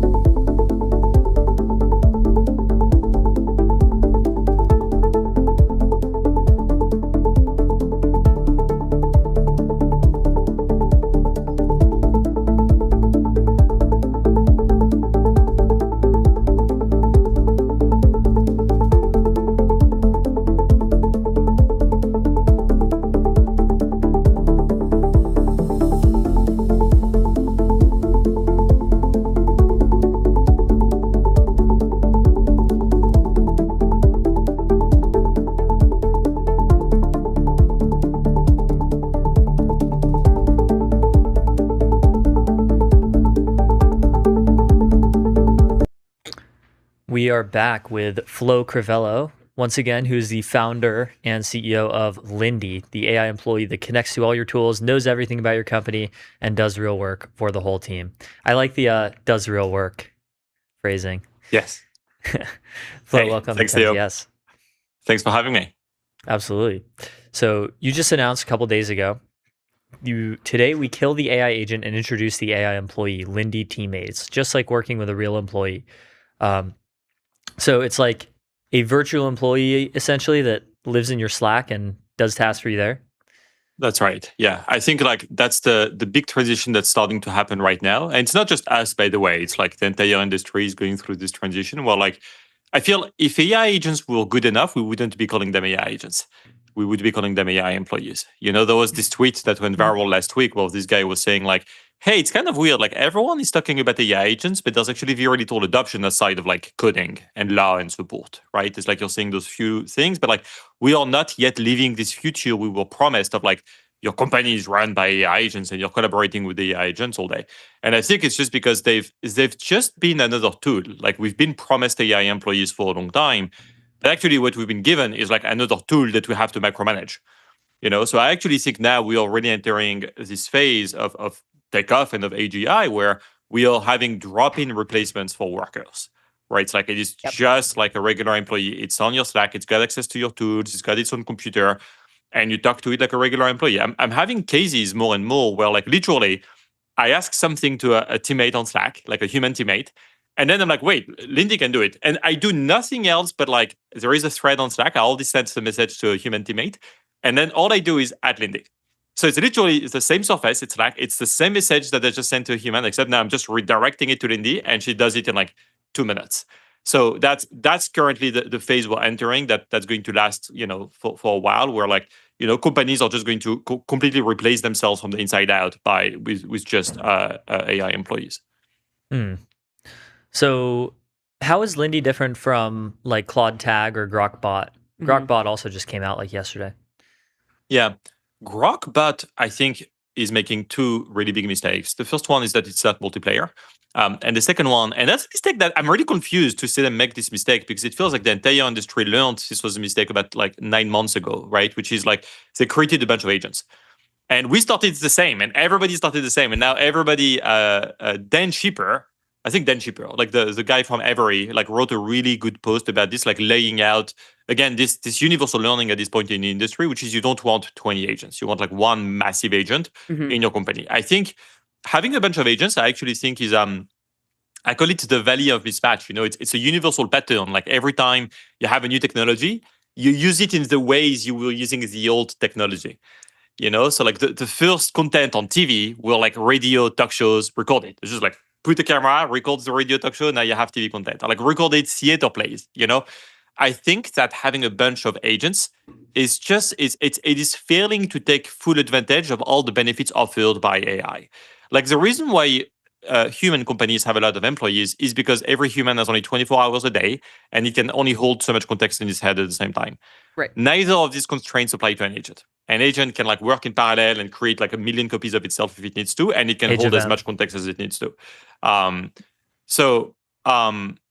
That's I think that's the first big mistake. So again, Grok multiplayer is single player and has a bunch of agents. Claude Tag, I would say 3 things.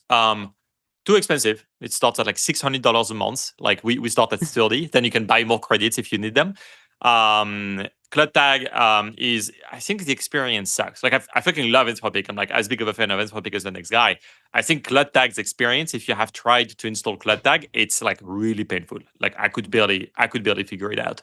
And then number 3, like I think in a world where new models come out at this point, like on a weekly basis, I don't think you want to tie yourself too hard to a given model. I think model agnosticism, like the one we have, is really important. And like right now, we support Grok 4.6 that just came out. So there's the new DeepSeek that just came out that we support as well. And some of those models are like literally 50x cheaper, like 50 to 100x cheaper than like Opus 5 or Fable 5, you know, for like equivalent, if not greater performance. So I just think like, look, if you were talking about 20% cheaper, I'd be like, fine, you don't really care about like chaining yourself to a model too hard. If you're talking about like 50 to 100x cheaper, I think it really, really starts to make a difference. Yeah. So do you see that in like enterprise use cases, basically everybody on a certain team will want to interact with the same agent, and it's kind of like like little brain of the company, or do people want to have their own personal agents? Like it's unclear to me what the most useful thing is or what people actually want. Overwhelmingly, from a UX standpoint, people want a single agent. Mhm.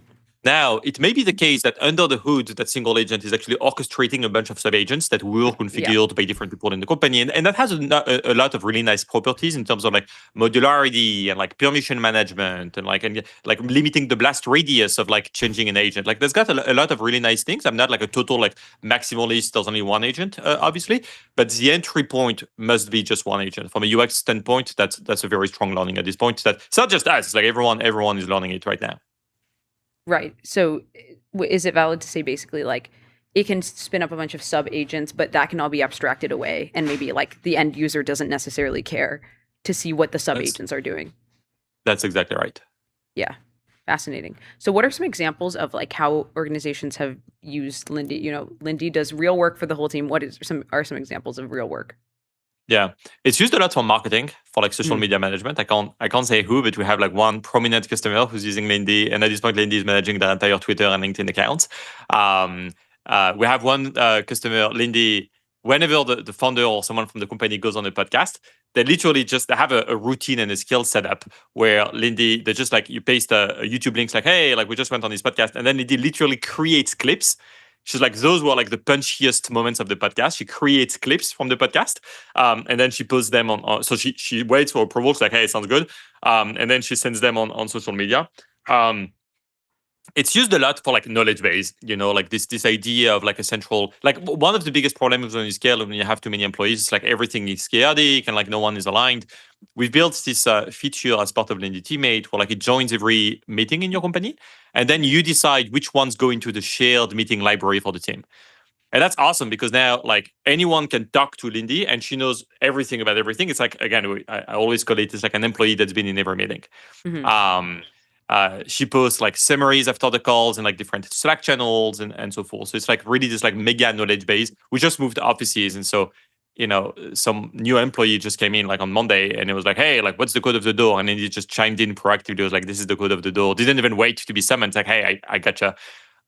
It's used a lot for recruiting, for like both like sourcing candidates and screening candidates.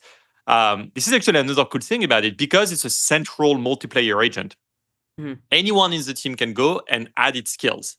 So I think what really matters is not agents, it's skills. Like people talk about like a recruiting agent or like a screening agent. Actually, what you want is you want a recruiting skill and a screening skill. Okay. So our recruiter went and added those skills to Lindy of like, hey, this is how we evaluate a candidate at Lindy. Okay. I did not even know she had done that. I go on Lindy and I talk about the candidate I had just interviewed. I wanted to like get her take about it. I was like, hey, what did you think? Like, I liked this, I didn't like that. And Lindy was like, well, per my skill, like my recruiting and screening skill that like Christina created, this is how you should evaluate this candidate. These are the boxes they check that we have in our rubric. These are the ones that don't check. Like, oh my God, I did not even know we had that. So again, this is the reason why you want one mega central brain of the company that is like centralizing all of this information. I could go on and on, but there's like use cases across like product, sales, engineering. One of my other favorite ones, and then I'll leave it at that, is from a product standpoint, every time I meet a user or a customer, Lindy is with me in the call. If the user or the customer says anything about either us or a competitor, a good thing or a bad thing, a bug report, a feature request, I liked this better in that competitor, I liked that less, Lindy will then log it in a central place for like all our feature requests, and she will post it on Slack to be like, hey, like this competitor was mentioned, this is what like the person liked more and less about it. Yeah. So how is Lindy the product affecting your demand for labor at Lindy the company? Like, do you find that it substitutes for labor such that like you don't want to hire people anymore? Or are you changing the kinds of people that you want to hire, or how's that happening? It is making us be smaller than ever, actually. We more and more, I would say right now, when people move on from the company for whatever reason, we replace them only half the time. Last week there was a teammate who had like some personal thing going on, and he had to like leave, and he's taking like months off, and like we were like, do we need to replace them? And I was like, I don't think so. So when you grow the company, you trade off bandwidth for coordination costs. You can do more, but now it's harder to coordinate this whole group. I think with AI, you can decouple these things, and I think like being bigger is a much greater cost now, and actually you don't get that much more productivity. So I think actually the new optimal size of the firm might be a lot smaller than it used to be. Right. Is there any like is there anything that you might not want to share with Lindy if you're like part of an enterprise? Like, is there anything that is useful for Lindy to straight up just not record and then share with other people? Like, there's also the privacy thing, right? Yeah, totally. Yeah. So you always pick what meetings go into the shared meeting library. Like it's always opt-in. And then we have like a really sophisticated memory system that's got the team memory and it's got the personal memories, plural. So everyone's got a personal memory. And by the way, it's really cool. It's just an empty file. So you can go into your Lindy, you can like look at the file system and you can like inspect the empty files and like modify them as much as you want. And so there is like one giant empty file and like one file system for the team and one again for each individual. The team file system is only updated using public information that's visible by the entire team. So like the general Slack channel on Slack, like whatever, stuff like that, right? So again, if we move offices, we have a page on Notion that's like, this is the new office, this is the address, this is like the bathroom code, this is like the building bathroom code, this is the hours, this is all of that stuff. And so like Lindy will just update her memory using that public source of information. If I am in a private meeting with someone, like a one-on-one meeting, she will update my memory and the memory of the person I'm in a private meeting with. Yeah. How long will it take to move from AI employees to like fully automated AI firms? I think all of these questions are starting to become really hard to answer. It's kind of like the AGI question where it's like, it's not like there is a flip that switches. It's like there's like a curve that moves up of like the percent of companies that can be run fully autonomously by AI. And look, that curve is already not at zero. Like we are increasingly hearing of companies that are fully autonomously run by AI, like the 1% company that's just like run by AI. So I think if you ask me, what is the point by which 50% plus of, let's just say, tech startups could be run exclusively by AI? I think would also do a lot of the heavy lifting here because it doesn't mean they will, because then there's like diffusion of innovation, there's like the migration costs, all of that stuff. But a year at most. At most. Yeah, that's like extremely, it could be as little as that's like more bullish. As like. Go ahead. That's like more bullish than AI 2027. Yeah. No, because a year from now is 2027, is like mid 2027. So I think we are right now on track for the scenario laid out in AI 2027. We're actually slightly ahead of it, I think. I don't know. Even the authors don't really think that. Like AI futures model is like much less much less bullish than AI 2027. They said that AI 2027 was something like the 80th percentile of like how fast they expect AGI to go. Is that so? I thought I saw a tweet just yesterday that was saying like, oh, that was like making a tally of all the predictions, and he was saying like, oh, like most of them come true. Well, so far most of them have come true, but it's easier to predict things closer to the present than farther away. But sure. I don't know, like not splitting hairs. Obviously, it's like a huge deal whether fully automated firms happen in a year or in 3 years or in 10 years, historically speaking. Yeah, so 19 out of the 24 predictions they'd made for 2026, and we're only in August, have come true so far. It's a pretty steady track record. I think, look, at this point, we've all been in this game. Like I've been playing in AI since 2022. Like I have seen everybody's wildest predictions be like the most optimistic. We are currently ahead of the most optimistic predictions from literally like 18 months ago. Right. I remember when I was saying in 2023, like, hey guys, a year and a half from now, we're going to have a million token context window. And everybody was like watching me like I was taking crazy pills. And now we have way more than that. So yeah, I think we should, this is what everybody keeps saying. Like we are not ready for this world, and it's coming very, very, very rapidly, for sure. Yeah. Remember the original ChatGPT was a 4,000 token context window? Oh, I do remember. Yeah. Crazy. Yeah. Now our system prompt alone is 50,000 tokens. Yeah. Yeah. Well, this has been really interesting. Congrats on the launch. And Flo, thanks so much for coming on MTS. Thanks so much for joining us. Thank you so much, guys. We'll be right back with MTS.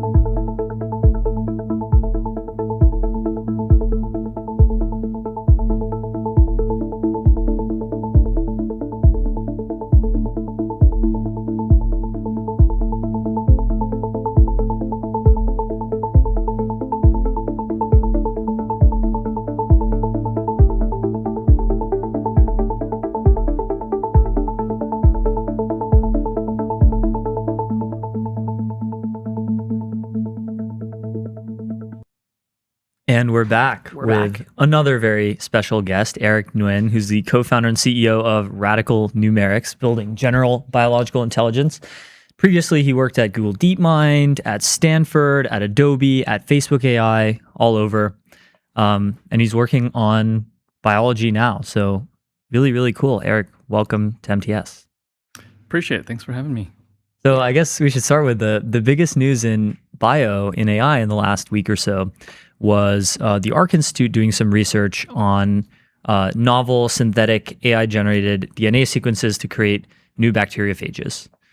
And a lot of people freaked out over this. They were like, "Oh wow, oh my God, this is proof of concept for like AI biorisk, and it's going to eventually like destroy the world." How concerned should people be over this? Yeah. This particular risk, I actually think it's not as concerning as it's made out to be, but there's nuances there, of course. But in general, this is a pretty key moment and turning point for folks in the general public, but also us as a company at Radical. For the folks who may not know, Radical, we've been around for about a year. We're a new AI research lab.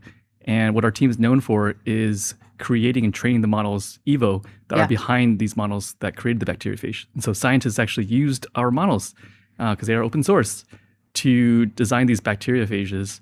And so for us as a company, it was actually a key turning point. We've known about this for about a year and a half, that this was going to be done.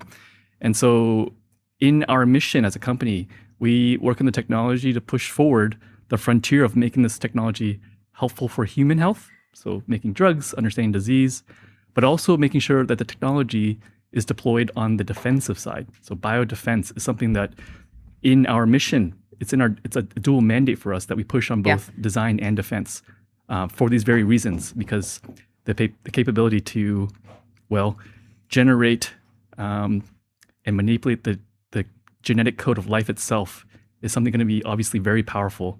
And we think that having a frontier capability on AI to design and defend is extremely important, in our minds, inseparable. Yeah. So I guess how much of a dual use technology is just the pure genomic model, like the EVO or the EVO 2? Like what could be potentially done? I mean, obviously, like what could be advanced, and then what could also be potentially like a risk, just the purely the sort of genomic foundation model.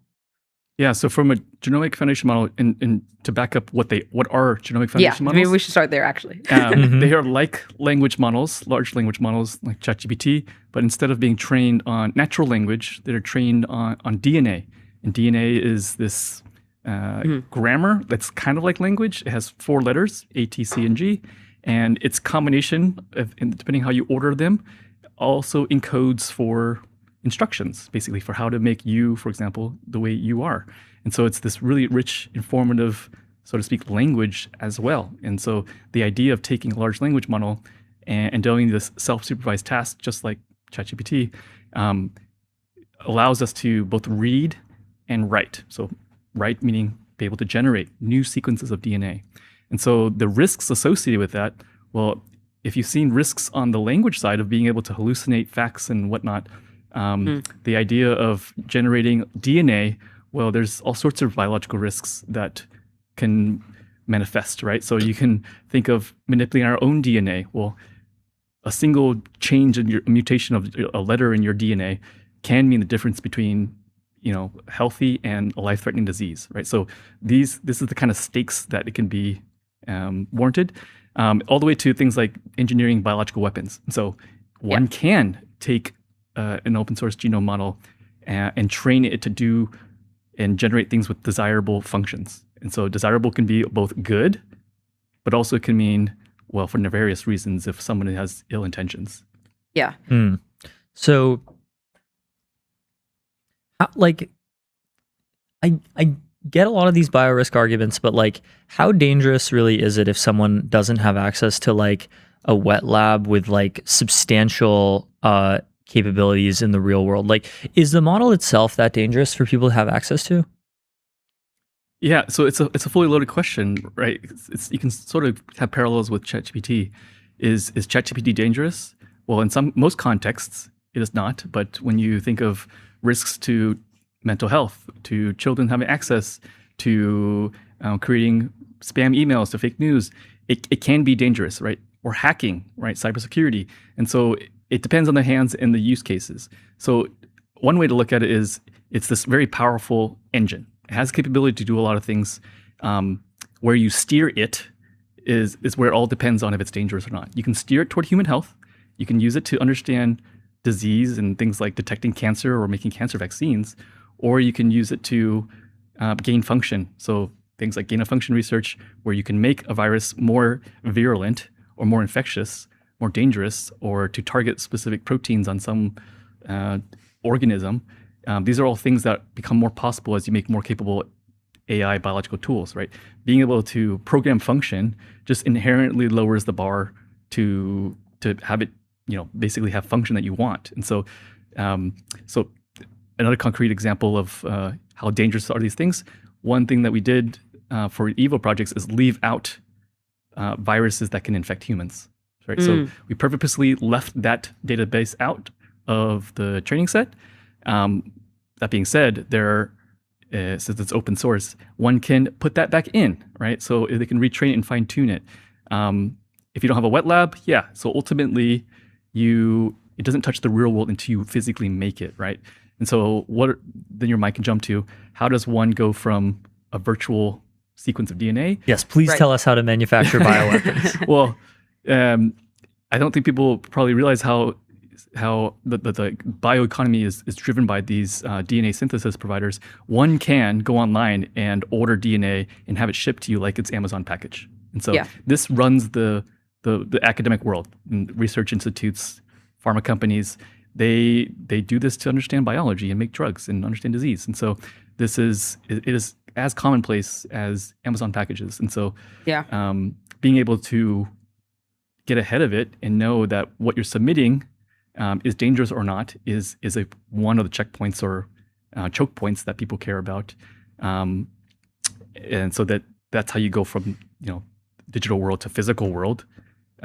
People can synthesize it and get it in the package. So that is a concern, right?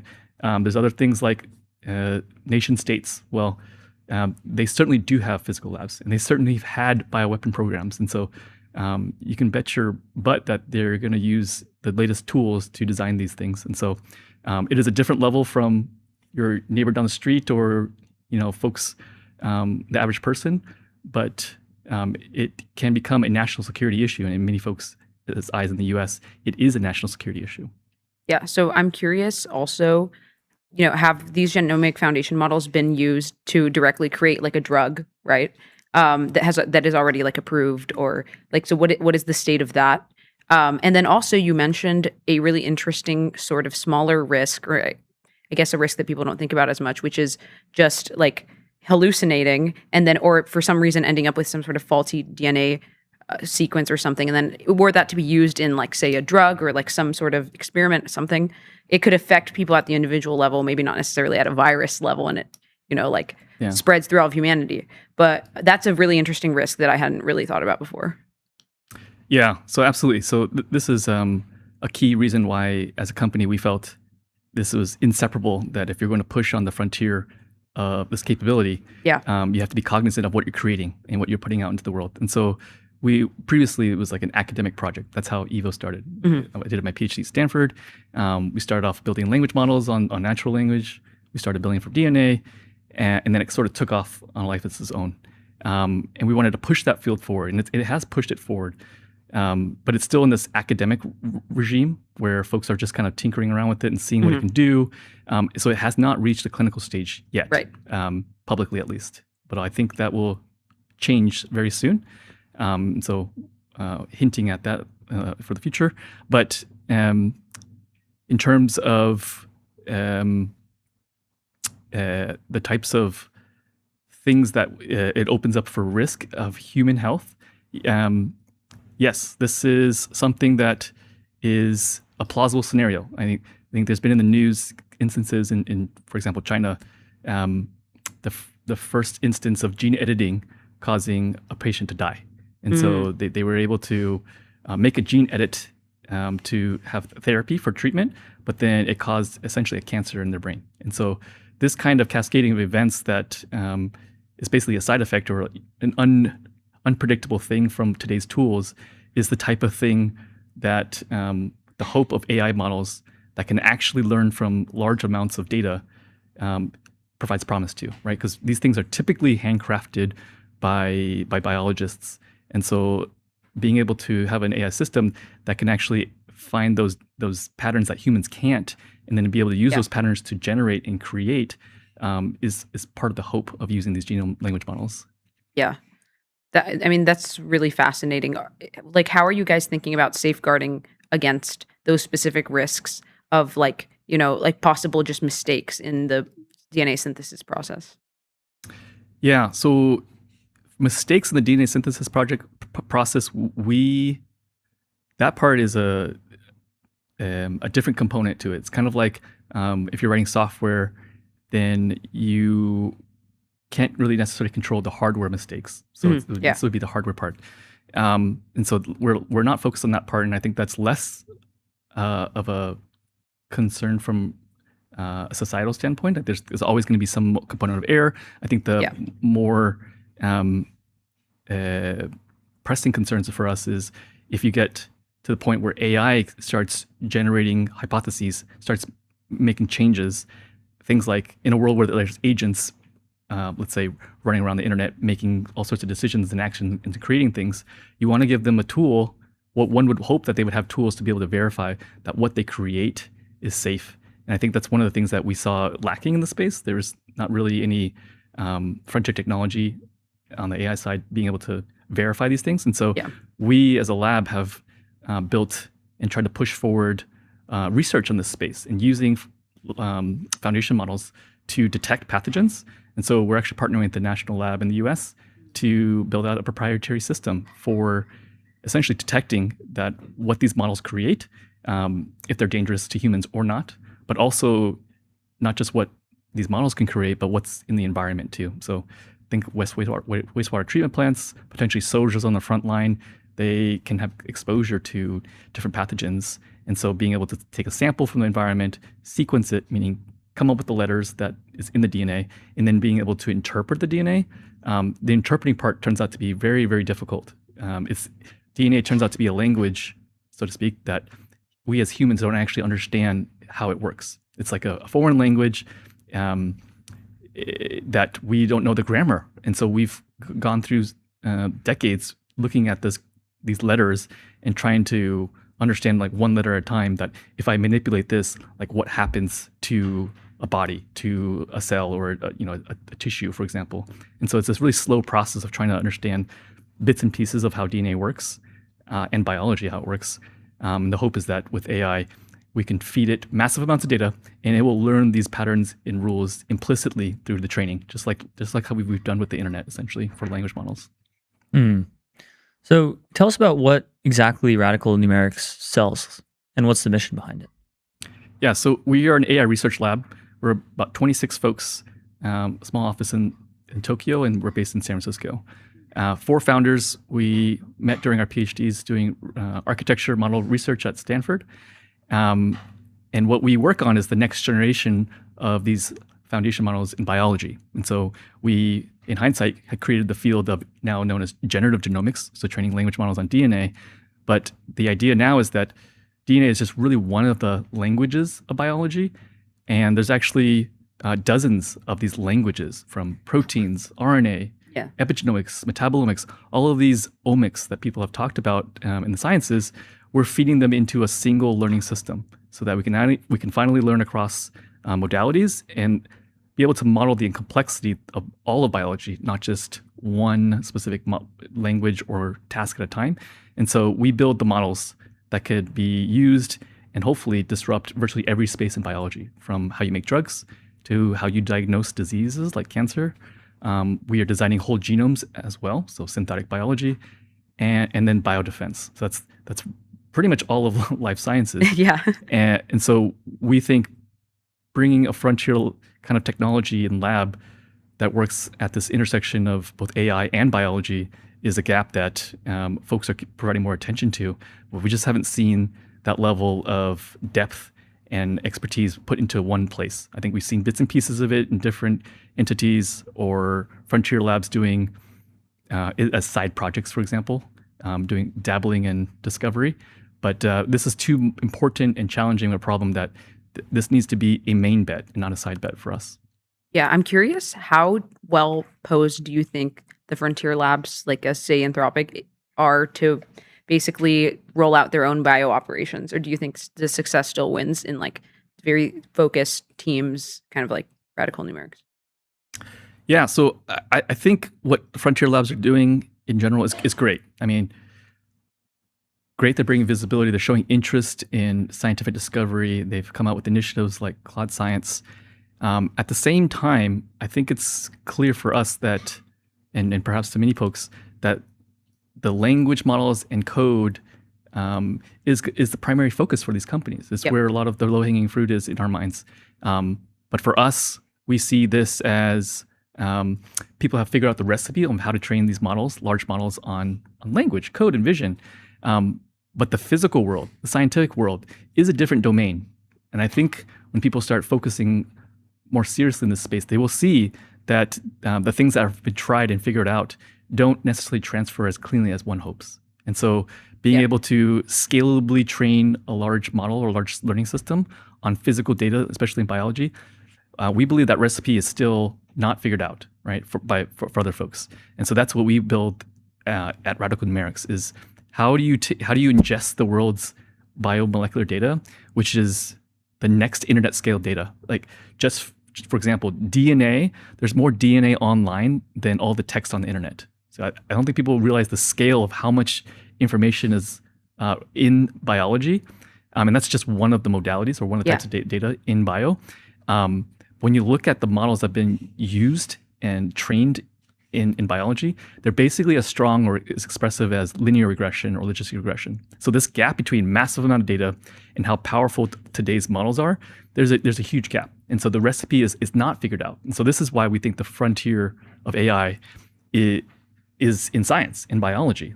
It's this where the rubber meets the road in terms of AI and the physical world. And it's not a recipe known yet. Yeah. So what's the path to getting there, do you think? Is it just like scaling? Is it kind of like, are we in a little bit of a data overhang like we were in, I don't know, GPT-2, GPT-3 era, where we had like all of the data that we needed to build like quite powerful AI, but nobody had really tried this yet, and we hadn't invested nearly enough in compute? Yeah. So I think a lot of folks think there's a data problem in biology, as in there's not enough data. We've heard that a lot. Yeah.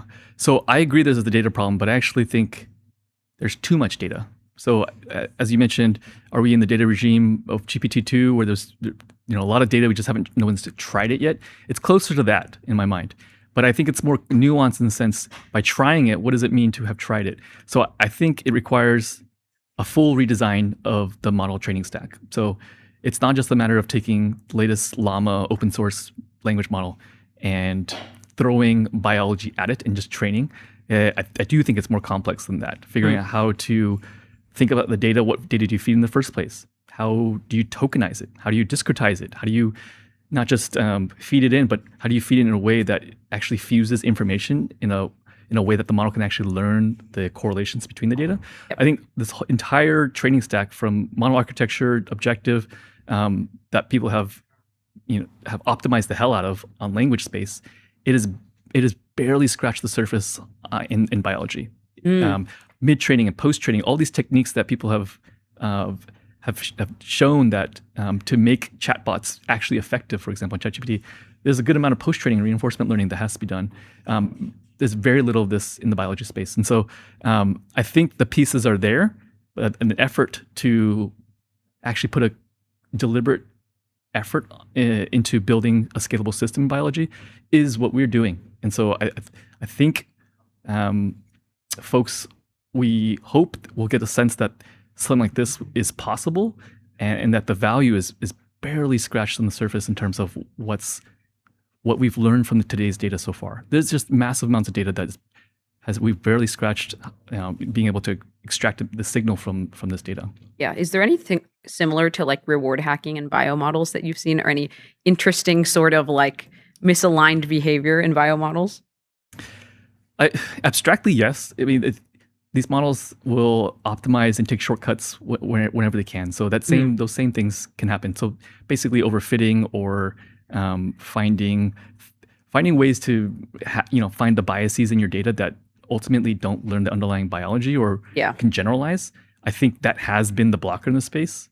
And really going back to that idea of generalizing, this is why we think building a general biological intelligence is so key to us, because the problem hasn't been necessarily the data. It's been how do we build models that can actually generalize across data? Like that's been the challenging. We can fit things and it works in this one context of biology for somebody with this type of disease, but if you try to transfer it to somebody else that has a different set of disease or different set of medical history, it doesn't transfer. And so being able to build models that can actually generalize and learn across the complexity of different language, like so to speak, languages of biology, is what we think is going to be ultimately the unlock. Does this also involve data sets from, like different species, just like all across, like different types of biological species, plants even? Yeah. So yes. So this is one of the hypotheses from the EVO projects. So EVO 1, for example, was trained on mostly microbial life, so like bacteria, viruses, and prokaryotes. And then EVO 2 started to go up the evolutionary chain into more complex organisms and eventually covered the entire tree of life, which does have things like plants, animals, insects, fungi, you name it. Every type of organism fed into a single model. But I think what was missing was it was still just DNA, and these other modalities in bio, you can think of DNA as sort of like the hardware. It's the thing that doesn't change in your body, but yet your body, you obviously age, you obviously get disease, and so the state of your body changes, and that's controlled by a lot of these other environmental phenotypes or physical factors. In many ways, things like epigenomics, things that essentially control how your body uses parts of your DNA. So like in one part of your body, it grabs certain genes, say like gene 1, 2, and 3, but then in a brain cell up here, it may grab a different set of genes. And so that distinction of when to use parts of your DNA and what quantities and at what timing is basically captured in these other modalities like gene expression and epigenomics. And so scientists have been collecting vast amounts of this data too, and pharma companies have been connecting it, but they've basically not been able to integrate this in a holistic way. It's not clear how you actually learn from this data, how you tokenize it and feed it into a model. And so you end up with very weakly expressive models that are not able to generalize. Yeah, well, this is all like really, really interesting. We're such big bio fans. Yeah. Every time we get the chance to talk about it, we're super excited. I know. Yeah. Excellent. It's just going to be like it's incredible a golden age. To see. Yeah. It is a golden age of bio. It's going to be so awesome to see what comes out of it in the next few years. So thank you so much, Eric, for coming on MTS. Appreciate Thanks it. so much, Thanks for Eric. having me. Absolutely. And we'll be right back with MTS.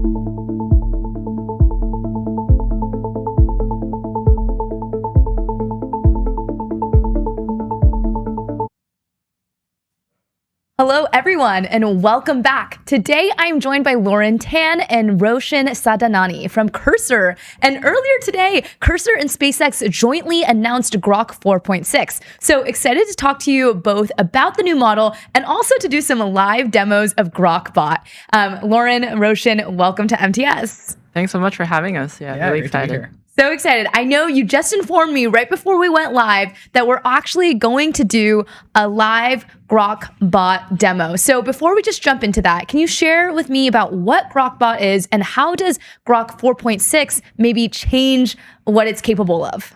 Yeah, we're super excited about GrokBot. Tons of really great reception yesterday. And so it's been sort of a labor of love to bring it live over the last little while. Hopefully folks have had a chance to try it out. And if you haven't yet, you can go sign up and try it out right now. Really just motivated by making it easier to interact with and use agents. This product got a ton of internal PMF when we started building it internally. Everyone from go-to-market teams to ops teams to engineering teams to product teams just like latched on to it and just really found fun ways to use agents that I think make a lot of sense for their jobs. So that's so cool. How have you guys been using it directly? You said you found internal PMF with your team. What was that specific moment? Was there an example that happened? Yeah, I think so early on, there was this very small team prototyping and building GrokBot. It started out very organically. It was just them using GrokBot for themselves. But they started sharing it with a few people, and it started, I started to use it. I used it to book the Odyssey IMAX tickets. 70-inch screen? 70, of wow. Course, oh my gosh. That is a milestone, a new benchmark. I was able to get tickets there. But yeah, it was very exciting to be able to use agents to automate so many different things that you might not necessarily think you can. And GrokBot has its own computer, so it's super powerful. It runs even if you're not at your computer. So it's been awesome. Yeah. I'm a little curious. How does it work internally? So do internal teammates just test out different things, and then ones that are starting to take off, we're like, okay, how do we make this into a commercial product? Yeah, I think that's roughly how it works.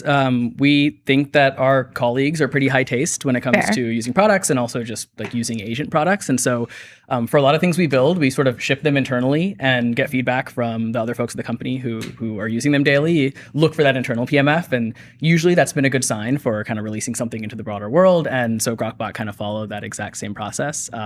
What was really unique about GrokBot, though, I think, is that kind of what I was saying earlier, sort of regardless of role, everywhere from ops to go to market to insert your role here, someone found a use case for GrokBot. And a lot of that's because it just talks so seamlessly with all the tools you already use. And then obviously, like Lauren was saying, it has its own computer. So it's sort of this persistent agent that sort of felt really novel to interact with. And so I think some of those interactions, which we'll hopefully show you in just a second, are really, really cool. So all right, let's jump in. I feel like I got all of the preview. I'm ready to jump into the demo. Let's take it away. Yeah, I can start. Maybe we can go back and forth a little bit. Sure. So what you're looking at here is GrokBot, and this is my team of bots that we're looking at. I have a coordinator agent here who's my chief of staff and knows stuff about my calendar and can actually message my other agents, so can check in on the other agents and how they're going. So here's my coordinate agent messaging Shopee, who helps me buy stuff on the internet and learning about the recent purchases I just made. Like Odyssey tickets? Totally, yeah, like Odyssey tickets or my groceries maybe. That was a use case we saw internally that was really fun.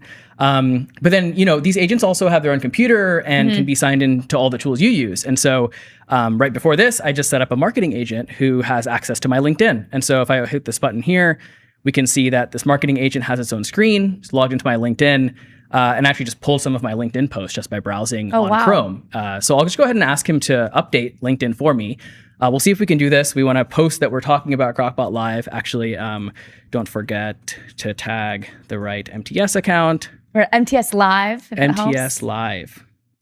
And what's really cool about these agents is you can just chat with them like you're chatting with a colleague. And that was a real huge part of the design inspiration here, is just making it so that this feels like you have a really intelligent colleague that's hanging out with you in the chat, versus having to wait your turn maybe, or wait for some thinking to happen or whatever else. So yeah, he's going to start working and trying to post from my LinkedIn. So we'll check in on him in a second. The other cool thing that we've seen a lot of cool use cases with is putting together sort of presentations or helping automate a lot of the more drudgery that might happen in your job.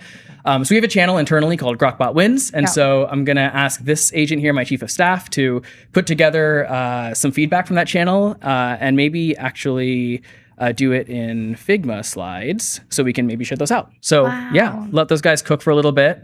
And it looks like our post might be going live. You can see that was really fast. Right there. Oh, that's super fast. That is really cool. I hope it makes it available to anyone. It looks like it is going to do that.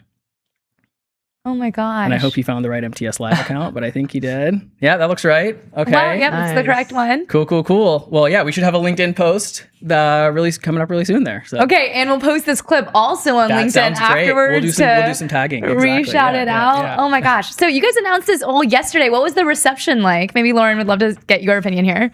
Yeah, I think the reception has been super positive. People really love the Grokbot identity, the animation, the logo. It's really fun.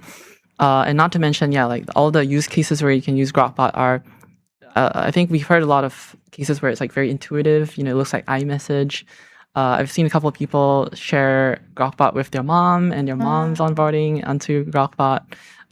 So I've been really blown away by how well received Grokbot is. There's still a lot more to do, right? Like we have a few bugs here and there that we have to fix. But overall, it's been very positive, and very excited that we finally got to launch it. And you announced another announcement today. So pairing those two together, what is now possible? So Grok 4.6 is really powerful. It's much more intelligent than 4.5 is at the same token cost. So I think like for coding tasks and the type of work that I do, because I do a lot of engineering work, I use Grok 4.6 a lot for that. And it's just way more capable. It's really, really fast. I still use like the other models too, like Fable and Sol, but Grok is like it's just so fast, right? And it's like affordable, it's cheap. So I really like using it. Yeah, I think one thing that we talked about when we launched Grok 4.5 with the SpaceX AI team was sort of this idea that we're going to train models for more than just code. And I think what we're continuing to see with Grok 4.6 and some of the investments in Grokbot, like really, there's a lot more that's possible with these really great models. And so, yeah, we're just excited for the models to keep improving, to be part of the discussion on the frontier of models, and to be able to bring that into the world. So, yeah. I'm really excited what you show here because I know that Cursor started off mainly in the agentics coding space. I was sharing earlier that Cursor is actually my gateway into starting to use vibe coding tools in general. It was the first actual tool I used. I used the Cursor models, and then I just kept updating from there, and I still to this day use it. And then I realized before I was actually testing out Grokbot, I was like, oh, you can use this same tool to do research, to do other things. And still, even though people say agents are expanding and growing, it's still mainly coding agents because the actual infrastructure and the UX to use agents for everyday things sucks. I think OpenClaw was maybe the first mainstream, but like you mentioned, I don't think my mom would ever be using OpenClaw. And even myself, I set up a whole OpenClaw in a Telegram. It looks kind of like this in my UI, and I have my shopping agent, all that stuff, and it breaks all the time. And I'm always like trying to fix it. This is awesome. And I love the whole UI and structure. What was like the design process going through creating Grokbot? Yeah, I mean, the brief was basically keep it simple, if to be a little cheeky. And I think that's actually really real. It's like a lot of AI applications have, a lot of control and power that they give you, but sometimes that power is like balanced with complexity. And so really our design brief here was like, how can we make this really simple first and foremost? And so that's kind of where the messaging interface became a little bit inspired from. And then of course, some of the design touches that we added over time. I don't know, Lauren, if you'd add anything kind of having built it all. I wouldn't say I built it all, but I think that the team really strove for a very clean, simple user interface because if you've used Cursor, you're probably like a developer power user. It's like there's like a lot of knobs and whistles and it's very tailor focused for coding. And with Grokbot, we really wanted to take like a fresh perspective on what would it look like if your agent was really more like a colleague, right? And so you don't you don't necessarily want to, micromanage your colleague and say, well, what tool calls are you using right now? But you want to talk to it like a person. Yeah. Right. You want to see what they're doing on their computer. But so we've tried to keep the interface really elegant and simple. Really cool. I love that I have both of you two on the interview because we have the product side, we have the software engineering side. It's a whole team behind the scenes too. We did a lot of work on this. Yeah. There's more people besides just you two on it. No, for sure. Yeah. And so having you both here, you get a really comprehensive overview of what it actually takes to create Grokbot and get this product into the mainstream. I do know like the user might be a little bit different from the typical Cursor user. Who are you envisioning are going to be the mainstream adopters of Grokbot? Yeah, I think we really see this being useful for everyone. So kind of like what we were saying when we saw this launch internally, I think there's a lot of work out there that's just rife to be made more efficient. And I think the motivation for why we built this internally is we actually saw a bunch of folks within Cursor who, were building their own agents, kind of like constructing the chats together, building Slack bots. Actually, Lauren had a really famous Slack bot that still lives in our Slack instance, and it's sort of like that takes a lot of context to put together. And so the idea was, well, could we package that up? And these bots were for forward deployed engineering and for like software engineering for our ops teams, and really just wanting to say like, could we productize that in a really fun way? So yeah. Yeah. I talk a lot about this bot that I built called Benny. He's like this little dog. That's his avatar. But the idea I had with Benny was really, I'm a fairly lazy person, and I wanted to figure out how can I, we were getting so many bug reports for Cursor, right? And I wanted to just fix them all. Yeah. And so I started thinking about how would I make it so my agents can just automatically fix bugs for me while I sleep. And so that was the inspiration for some of our earlier experiments with, building like a more like persistent bot. And so I think there were some ideas that we took from there. Because I got so many questions like, how did you build Benny? How can I build my own? I think that inspired some of the thinking behind Grokbot. Like, what if everybody could define one of their own like bots? Give it an identity and give it things like its own computer plus routines and automations. So like I have like a bot life bots right now that are, every time someone gives us feedback on Grokbot, my bots are automatically going off and fixing them for me, and I just like review their code. So what's your job now? Has it changed? It's definitely become interesting. It's like I'm almost like a manager for my digital colleagues. Yeah, so it's pretty interesting. It's actually remarkable how much of Grokbot was built with Grokbot too. I think Wow. that's like it's been a really cool feedback loop where these agents can self triage issues. They can write code, and so they can connect to cloud agents. And I don't know if you have a demo of that, Lauren. That we wanted to show. Yeah, I do. Yeah. Ooh, I love these demos. This is so fun. It's like this is the best great. way You to explain experience something. this is to make it interactive. Exactly. You explain something and you're like, wow, I do have a demo pulled up. Let me just show you now how it actually works. Yeah, so I kind of I asked my chief of staff already, like if there's any interesting bugs that we saw today, and it's found a few. You can also see I have X open on my bot's computer just in case. But yeah, if, I can tell it to dispatch. So like I have a SAN team over here, or sorry, a Grokbot team. So each of them kind of are responsible for a different feature. And so now my chief of staff is gonna like send off those tasks to those agents. And in a minute we'll see a bunch of messages that it'll send to the my team members. And then they'll go off and actually work on those tasks. And then at the end of it, I'll get like a pull request that I can review. I'll get videos. I'll get a screenshot. So like here's another example where this is like one of my engineering team agents. And I think this is like almost like a feature that's not super obvious. But if you set up cloud agents on Cursor, your Grokbot bots can actually kick them off. So like here, we have I have a cloud agent that's running with its own computer that this agent is managing. And so it's got like, a bunch of things in flight already. So I have a bunch of PRs to review later. I think there's like something really exciting about the future of software development here too, where it's really like talking to and working with a bunch of agents that are doing specific tasks, and then you kind of just step back and become the manager of them, and it sort of feels like that vision's coming true in a really fun way here. So yeah, That's amazing. And I see here it's a bunch of cat photos. Oh yeah. So all your agents are actual cats. Yeah, I just love cats, so I decided to give them like silly profile pictures. Yeah. Just to personalize my Grokbot a little bit.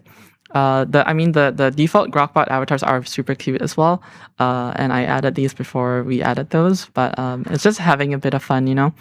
Yeah. Roshan, you hinted towards something that is a trend that, of course, is happening with the future of agentic coding, and Cursor has been at the front and center of seeing all of this happen.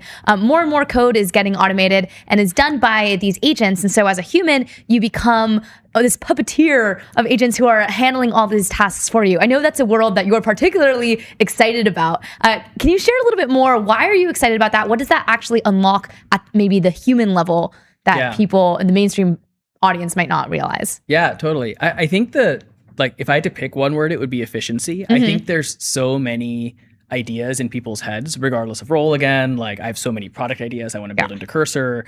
And it's the limiting factor. Like, there's always some bottleneck in that, like, idea to existence pipeline. And so I think the promise of being able to throw fleets of agents at these problems and then have them produce things that are really high quality and sort of aligned with the taste that I would myself put into our product, that's the vision, right? Like, that's sort of the dream. It's like being able to go from thought to existence. So to me, that's the thing to work towards, is can we build these things in a way where, whether I'm managing a bunch of agents or asking agents to manage other agents or working with Lauren's agents or whatever that looks like, we're able to really shorten, compress that cycle more and more. And I think if you kind of like look at the evolution of Cursor as a company, that's sort of how we've built in a lot of ways, built ourselves towards that future, is by, you know, continuing to introduce more and more sort of like agent tools and complexity there. So yeah, I think that's the vision, and we're excited for it.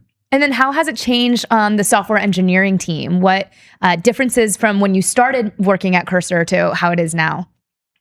I think like the way I see engineers' roles evolve in the agent world is, you know, like I mentioned, you're sort of like an engineering manager for your agents.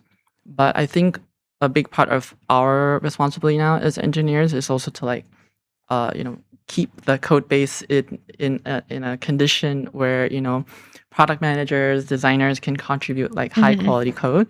And that's something I talk a lot about on Twitter as well, which is, you know, like investing in refactoring, rewriting, even rewriting your code base so that agents can really thrive, even if they're not like, or they're not very smart agents sometimes. You know, like things like encoding your rules and your style guides into actual like lint rules or hard constraints that you know, fail CI, so that, again, like I think the big unlock is, as an engineer, I can empower like so many other people to do things that they couldn't do before, and I can do things that I couldn't do before as well, because, like, you know, I've done a lot of big refactors and migrations at Cursor, and I did them like mostly by myself. Wow! Or, like, with one other person. With all the cat agents. Yeah, all the cat agents were just going wild, and, like, you know, I converted, you know, a bunch of stuff, you know, which would have taken me or a team of engineers months or even years to finish. Wow, that's incredible. And as an outsider's perspective, you might think, okay, now that agents can do all this coding, what's the role of a software engineer? And if you actually look at what's happening on the ground, there's more demand than ever for more and more of these engineers. And it's probably towards something that you hinted. Now that you can build software with the thought to execution timeline is getting so condensed, we just now get something like Grokbot that started off as that's something you guys are building, and then you could use Grokbot to now build Grokbot and put it out into commercial production. Is that also what you're seeing just as a trend happen more and more? Yeah, I mean, I think the time to prototype ideas has gone down a bunch, and so it's really quick to test things. I think we've been able, like, the team behind Grokbot has been able to move incredibly quickly just because of these tools getting better, and obviously the models getting better is a huge component of that. And so, yeah, I think that, like, to bring it to the Grokbot side of things, the motivation there is really around how can we make this product more and more helpful for folks. As far as the trend, I think, like, this is going to get easier. I think there's still a really strong role for people to play and all that too, right? Whether it's the taste argument or some other combination like that. But yeah, I think it's just ideas are, you know, abound, and it's just going to be exciting to see more and more of them come to reality. Wow. That's Yeah, the sort of analogy or metaphor that I personally like a lot is this idea that so I like food. Yeah. I'm a big lover of food, and I kind of think of my agents as sort of like a kitchen, a Michelin kitchen is what I call it. Mhm. And so like maybe my role has sort of changed in that maybe I'm not cooking all the food myself anymore, but I have a team of bots and agents that I've sort of hired, right, and I've trained through skills or refactoring to do good code the way that I would have done it. And so my role is becoming more like like a head chef, right? Like I maybe assemble a plate to the food. I own the quality control. But if you invest a lot in having like early capable team of agents, you can just do so much more. And now think about that, like with every engineer in your team can have one of these teams behind them. You can solve a lot more problems. You can build more features. Yeah. Not all of them should be built, but you have much more productivity and velocity. Yeah, I do like what you hinted about the internal culture of you actually build things, you test it out, and that the employees themselves at Cursor have a certain taste for what other engineers, what other product people, what other consumers, I guess in general, would want to see exist. Do you have any hints that you can maybe share? Okay, if you don't, but of what might be coming up or even something that people are working on internally? Yeah, I mean, we definitely want to make Grokbot better. We launched this as a beta yesterday, and so tons of feedback coming in of all shapes and sizes. Our goal there is just to make this as helpful, these assistants, these bots, as helpful as we can. And so definitely going to continue investing there. Obviously really excited about the models getting better too, and excited to be a part of that conversation and to have frontier models now. And so I think we're going to continue to just invest a bunch in that space, and then, some more fun stuff to come too. But I think, overall, like just very bullish on the future and the future of both coding agents, but also as general purpose agents. And I think it's going to be a really fun time. So definitely. Yeah, I'm personally really excited to see more performance and reliability as an engineer, and that's something I care about a lot. But yeah, we have some like really interesting features that we're debating. Actually, like one thing that I hacked into Grokbot like when in the early days was support for like iMessage, so you can actually text your bots. I don't know if we'll add it for Grokbot, but I know it's like a common ask. So we're definitely like thinking about things like this, where again it's like the mental model is these are colleagues, right? So like how do you, like your colleague is accessible not just through Slack, right? That you can text them, you can call them. So it's interesting to kind of imagine a world where you have these always on colleagues that you can talk to at any time from anywhere. And they're just off doing good work for you. Oh my gosh, I can't wait to be able to text them or call them. I saw this meme where it's like my agents were talking to each other in their stand-up, and they're like, sorry, I was off all weekend. It's like, you're an agent. Like, I don't know exactly what that means. Yeah, maybe we need Agent PTO as the next Agent Frontier. Agent PTO, turn your computer off. Let's do it. One last thing I did want to bring up, because this was really impressive, is you guys, of course, are not just working on Grokbot, not just working on the application layer, but also on the model layer. And Grok 4.6, the benchmarks came out on Cursor Bench 3.2 and were really impressive, and I wanted to address them here on air while we still have time. You had Grok 4.6 Extra High scored 70.8% at an average cost of 2.81 per task. For context, Fable 5 Max scored 70.5%, but at 17.32 dollars. This is a huge change. How does this model maybe change how the everyday consumer actually interacts with agents, with AI as a whole? Yeah, go ahead. So yeah, this is definitely like very top of mind for me because I think about this a lot because I work at Cursor. I have unlimited tokens, and so I can just go crazy with token maxing. But obviously, a lot of our customers and our users are more cost conscious. So personally, what I'm most excited about is this idea that you have a very efficient model that is as good as some of the other big models, but at a fraction of the cost. And I feel like that's like a very important topic that a lot of leaders and engineers are having right now, which is the rising cost of using AI, right? So I think Grok 4.6 is like a really interesting choice in that discussion. Like every company is going to have their own requirements, I suppose, for the type of model mix that they use.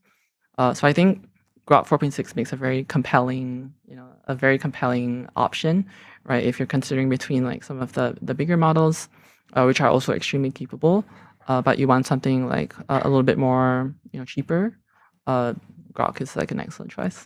Yeah, it's like if you have a budget of $20 to do all of your AI tasks and the cost per task goes down, it's like you can just do more tasks. And so I think the efficiency game is just such a fun one to play because it feels like you just can do more. Like you can have more bots or write more code. And so, yeah, just like this idea, and I think this is happening across the industry, which is very exciting, but just like being able to do more things with the tokens are just like, it's wildly cool to see. So yeah, I think we like are investing a ton in efficiency specifically because we think that's just a really great direction for these models to go in. And obviously intelligence matters a ton too. So that, yeah, we're excited about the results. The benchmark results are pretty cool. So yeah, that was really cool to see. And no, I'm super excited specifically about lowering costs for such a great model. It provides better capabilities for startups who maybe don't have the same amount of resources, or even just indie hackers who want to experiment, but you can't be paying for all of your token cost out of pocket because it's just getting a little bit crazy. So it's really starting to level out the playing field. And I'm incredibly excited about what that actually means, what that looks like for the future,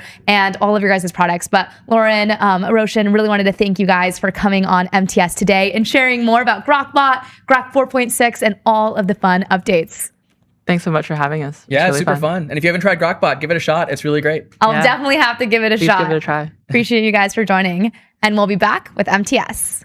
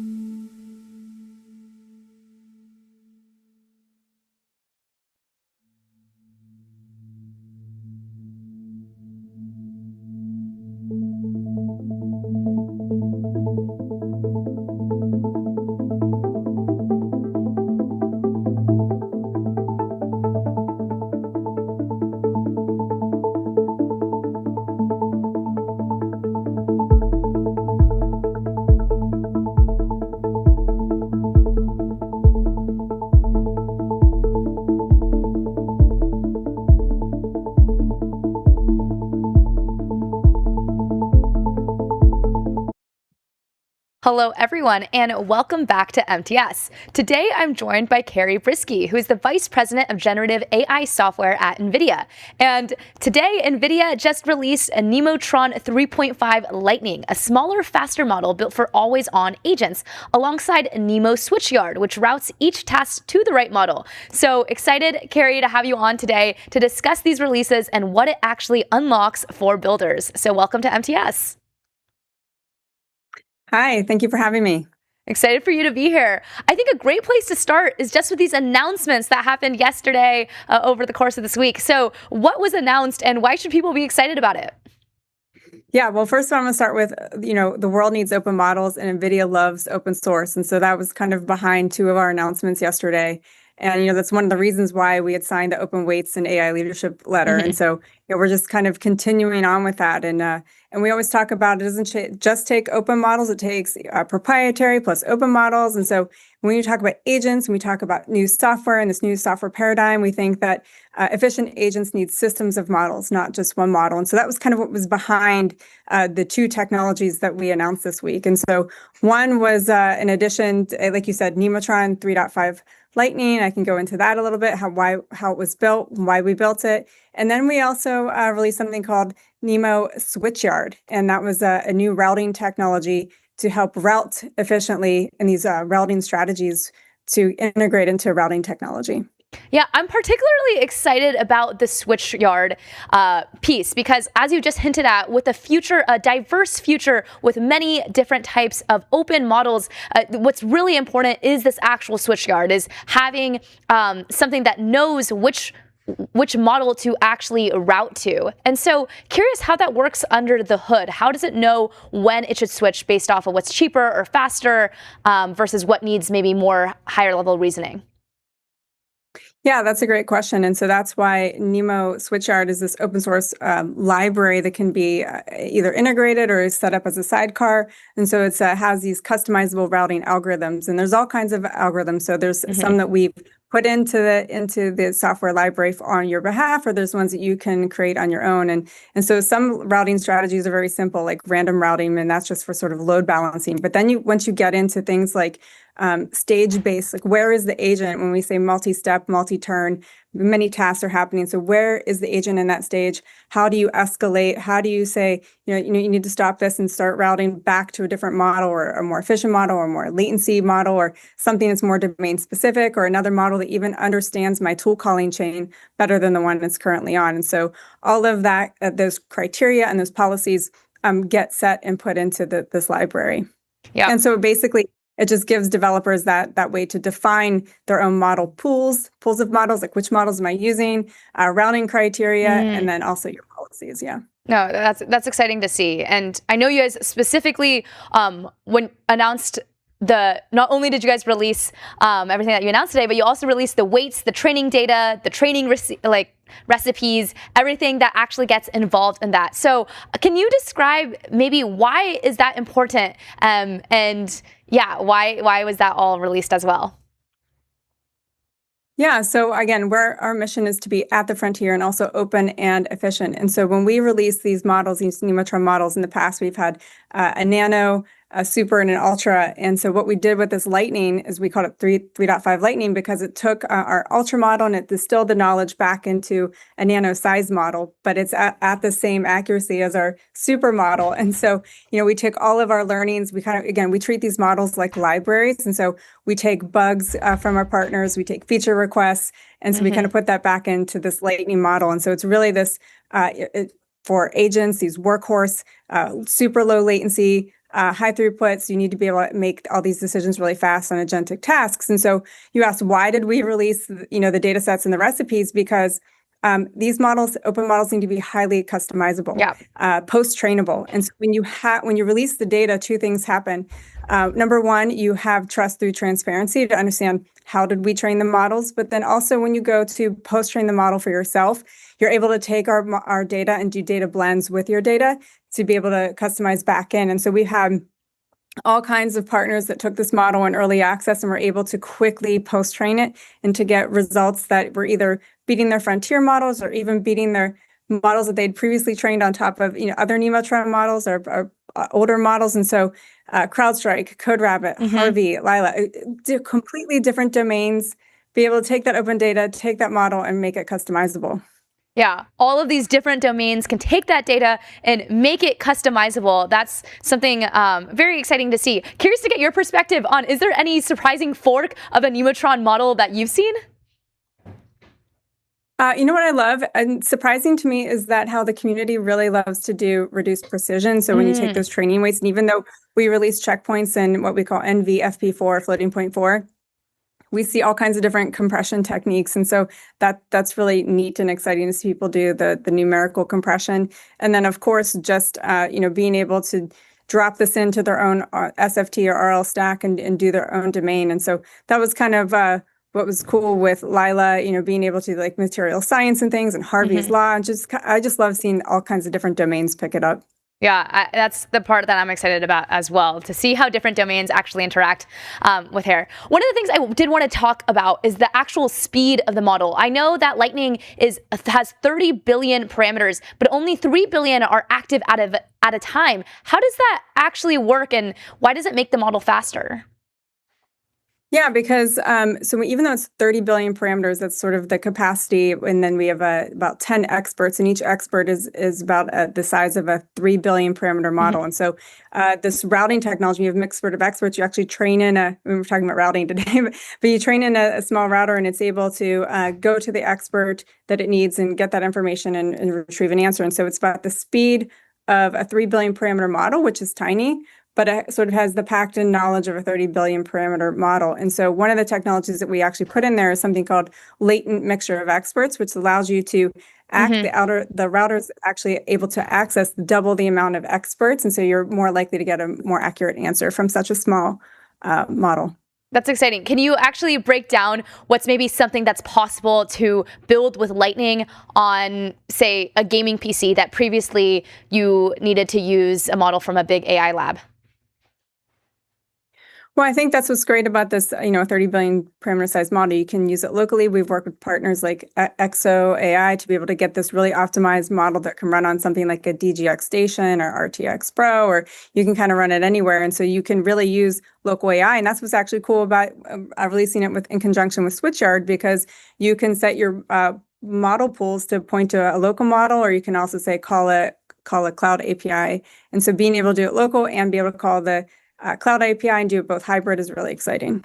Yeah, I would love to talk about CodeRabbit, because they reported that they were able to customize a production agent for roughly $85, and then they did this all in 2 hours. Can you share a bit more what actually happened there? Yeah, I think that's what's even really great about partners and being able to customize, because they did it with with $85 in 2 hours. We've also done it on like $20 overnight on an H100. And so it all depends on like the amount of data that you have, the amount of studies that you need to do, your loss curves, and being able to prove that you're meeting or beating your evaluation benchmarks. Because sometimes it takes a couple tries. And so I think that they've achieved really exciting results. We've seen even better. It just depends on the amount of data that you have to train with too, and the access to compute that you have. So you can do something really quick. You can do it if you have patience. You can do it overnight for even cheaper. So it's kind of like the world's your oyster with these small models. Yeah, the world is your oyster, and we're definitely seeing that happen. A question for you personally, since you are the vice president of the generative AI software at NVIDIA, and NVIDIA is primarily known for its hardware. So curious to get your perspective of what you wish more people understood about the software organization side at NVIDIA. Well, I think great hardware requires great software. Our work here is meant to accelerate the hardest workloads. And I think that when you look across our stack, we're a full stack company.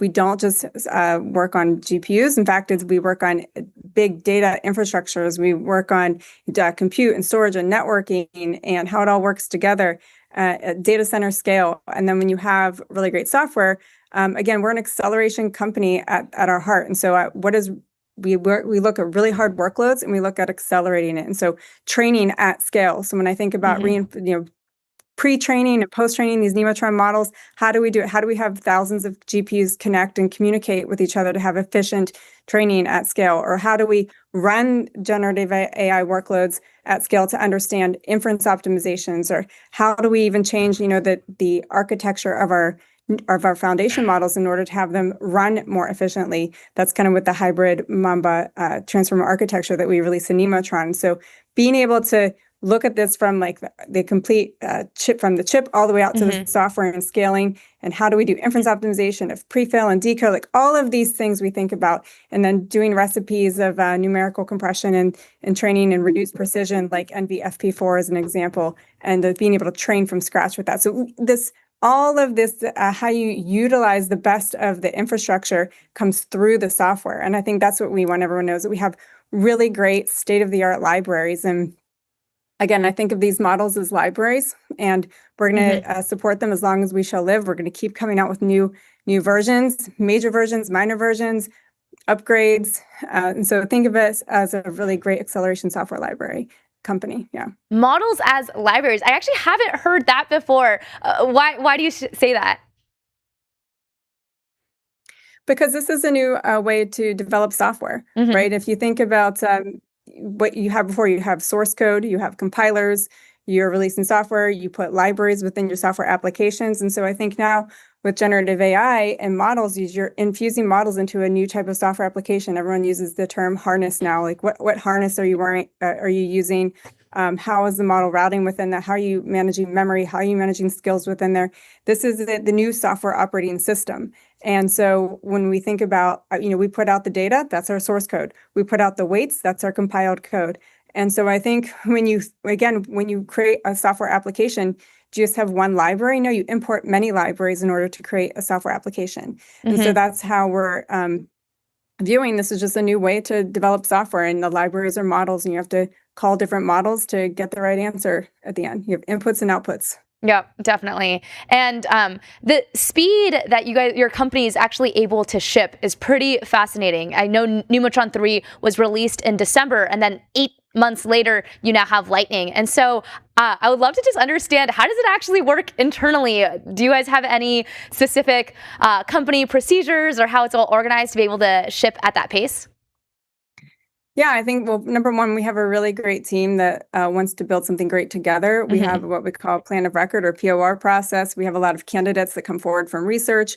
We talk about things that we want to achieve, whether it's through new architectures, new efficiencies, new data, new languages, like what do we want to achieve with each release? And then what's also great is that once we got to our Ultra model that we released in June, again, we were able to take that model and then distill back down into this Nemotron Lightning. And so that makes the whole process be able to take what we've learned and then put it back down into the next minor version. That's cool. How does that actually happen? So from like a more technical perspective, how do you take those learnings and then reapply them? Yeah, again, I'm going to demystify it a little bit, because if you think about any software library that you put out there, you take bugs and feedback from customers. And so as an example, for our super model, we got feedback that it was too verbose, the verbosity was too high, or hey, you could do better on tool calling. Or we implemented technical things like multi-token prediction in Ultra, and I mentioned latent mixture of experts. And so we were able to take all these things that we learned and then apply them back either to our training data sets, to our reinforcement learning, into the architecture of the Lightning model, and then put that all back in and train it and put it out. Yeah, definitely. I'm also curious, from your position at NVIDIA, what change in AI feels the most important right now? The change in AI, I think number one is the volume in which people are deploying agents, really leaning into the harness. There's a lot of great open source harnesses out there right now to be able to call open models. And then we see a lot of our enterprise partners creating their own custom harnesses. And that kind of comes back to my idea of this is just a new type of software application dynamic. And so I think just the rise of the need for many models, open models, proprietary models, in order to kind of create your application that works on your behalf. The need for many models, are you seeing that to be the case? Are we moving away from people depending on maybe one general model to now having a need for a wide ecosystem of many diverse models? Absolutely, because I think some of our partners like CodeRabbit, I think uses over 30 plus models to be able to choose from, right? And so I think you don't just have one huge hammer for everything. You have a lot of specialized tools in your toolbox, and so when you're able to, you don't want to just have tokens running away from you. People choose many models for different things. It's not just for cost efficiency. It's because maybe they trained a domain specific model that they route to that one for the better answer. And so there's all kinds of reasons to use many different models. And in fact, with our router, with NeMo Switchyard, we were able to show that when you use 3 open models plus a proprietary model, you're able to reduce the cost and get a more accurate answer. And so as opposed to that just hitting the hammer with that one model. And so you were able to take that tool and be able to plot that curve of cost efficiency versus intelligence. Yeah, you can use NeMo Switchyard to go between Nemotron Super or Ultra or Lightning. So with that, what would maybe Lightning take that Super or Ultra wouldn't? Oh, well, Lightning, again, it has it's kind of baseline, I call it the table stakes, academic intelligence of Super. And so then you're able to customize that. And so then, but it has like 4 times the token efficiency, and it's a much smaller model, so it takes up smaller memory. And so it's able to take on that customization. It's able to take on more latency. It's able to take on faster turns through an agentic application. And so, there's benchmarks, so we'll call it like pinch bench if you're not familiar with pinch bench. And it's common tasks like, coding and filing and personal assistance. And so the tasks that you need to be able to go do that and get them done at a certain level of accuracy, you really need highly efficient, because you can spin off many agents, many subthreads to be able to get something done. So you want a really highly efficient model like Lightning to do that. It's lightning fast. It's lightning fast to customize. It's lightning fast to run. It's lightning fast, and that describes maybe why it actually has the name. How is it able to have that much context without actually becoming slower or losing track of what task it should be doing? Well, for Nemotron Lightning, it was trained with better tool calling. Number one, with our post-training, we added more reinforcement learning environments into our post-training process. And then when you're able to keep track of the tooling with Switchyard, then you're able to say, the agent is at this stage. I need to be able to switch the model, or I need to backtrack, or I need to do best of n. I need to only do in a certain latency time window. And so you're able to plot that graph with Switchyard to say, okay, over time, I now need to start routing to this model because this has become routine. And so it's a dual technology thing where you have, number one, a better model with tool calling, and number two, you have Switchyard to be able to route to the better model. What still is possible for a developer to run locally, like say on an RTX PC or something like that? What do you mean, what is still possible? Or for the model size. So like what models can they actually be running fully locally? Yeah, I think a lot of local developers, they have this choice of, there's always this either a dense model, so you can which is about the same memory size, but then it has a higher latency, or you can have a mixture of experts model, which is about, again, we'll call it like around a 30 billion per model, but it has a lower latency because you've got many experts at a lower latency because you're only hitting like a 3 billion parameter model. And so there's so many choices for local developers. There's a lot of great open source models that that are coming out in the open source community, which we love all open models. Yeah, that's what I really like about Switchyard. You can route between the NVIDIA open models, proprietary models if you want, and a developer itself does not need to rewrite their entire application to actually do that. Model neutrality is clearly very important to you guys. Can you describe me a little bit more about like the internal philosophy at NVIDIA and why that's the case? Well, because we're a development platform, and this is a new type of software development paradigm, and we want to be able to accelerate all these different types of models. We want developers to have choice, and it's better to lift up the entire ecosystem. Yeah, definitely. So our philosophy is to accelerate all open models, to be able, again, we put out research, we put out data sets, those other open models can pick those up, they can incorporate them. And when you have a thriving ecosystem, it's better for everybody. It's like rising tide lifts all boats. A rising tide lifts all boats. Curious how you see the future actually progressing. Do you see that in a year from now, Lightning and Switchyard will actually change the future of how agents are built? I hope so. Absolutely. And what result? Especially Switchyard. I think most people are really excited. Yeah, people are really excited about Switchyard. Yeah. Is there a specific result that you'd want to see to prove, okay, this hypothesis is actually happening in mainstream adoption as you'd hope? Yeah, absolutely. I think that, well, number one is people are going to see more efficiency on the spending of their tokens. And then number two is that people are going to start to, I call it like the long tail of AI. The one great generative AI use case is our coding agents, but now we need more agents in, cybersecurity, more agents in legal, more agents in healthcare, more agents in, science. And so as more people start to post-train in their domains, they're able to route to those. And so you're going to see accuracy go up across the board for many different applications across many different domains. Industrial design, electronic design automation. There's all kinds of applications that just kind of need to have their own customized models to be able to control their own IP. And then when you're able to route to those, you get to keep your IP safe. You get to run these models and with higher accuracy at the same time. Yeah, no, that part makes me incredibly excited. Well, a few last questions for you. I just want to understand more from a personal perspective. What motivates you? What problems are you excited about solving? Oh my gosh. What motivates me is that there's so much exciting work to be done every single day. I think one thing that we're really excited about is new modalities. Again, we've got many nemotron models across speech and vision and images. And so being able to bring those into the nemotron family. And so our next model within nemotron, our next version of the models will be more inherently multimodal. So I'm really excited about that. I'm also really excited about agents. I'm excited about people. Yeah. Agents optimizing agents, which is something that we're really excited about. So you'll see some stuff coming out about that because really truly understanding this agent loop of the inner loop of the model and the harness, plus this outer loop of, again, setting benchmarks, evaluating, is it working on my domain? How do I update a skill? How do I update my model? There's all kinds of optimization that can happen across the application of an agent. And so I'm really excited about that. Carrie, really wanted to thank you for joining us today and sharing about all the exciting announcements that NVIDIA had. It's really fascinating to learn more about how all of the software, all of these model releases, what they actually mean for the future of agents and how open models will actually change what an everyday builder gets to do and what it enables for smaller teams. So, Carrie, so excited to have you on MTS.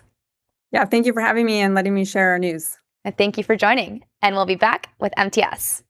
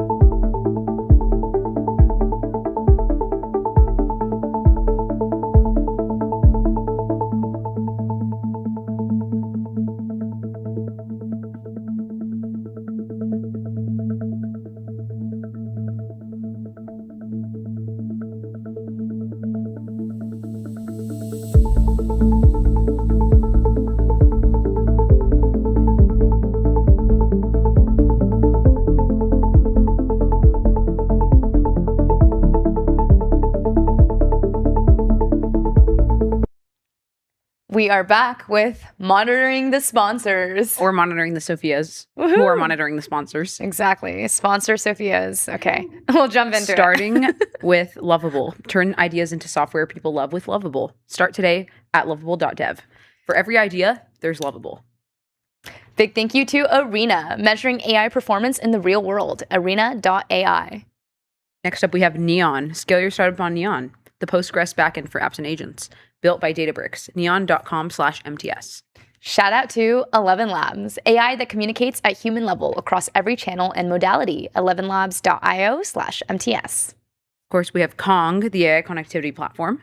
Connect APIs, LLMs, agents, and systems with serious security and governance. KongHQ.com. Today's stream is sponsored by VCX, the public ticker for private tech. Head over to getvcx.com to learn more. And we have Blitzy, autonomous software development for enterprise code bases. Ship 5x faster. Blitzy.com.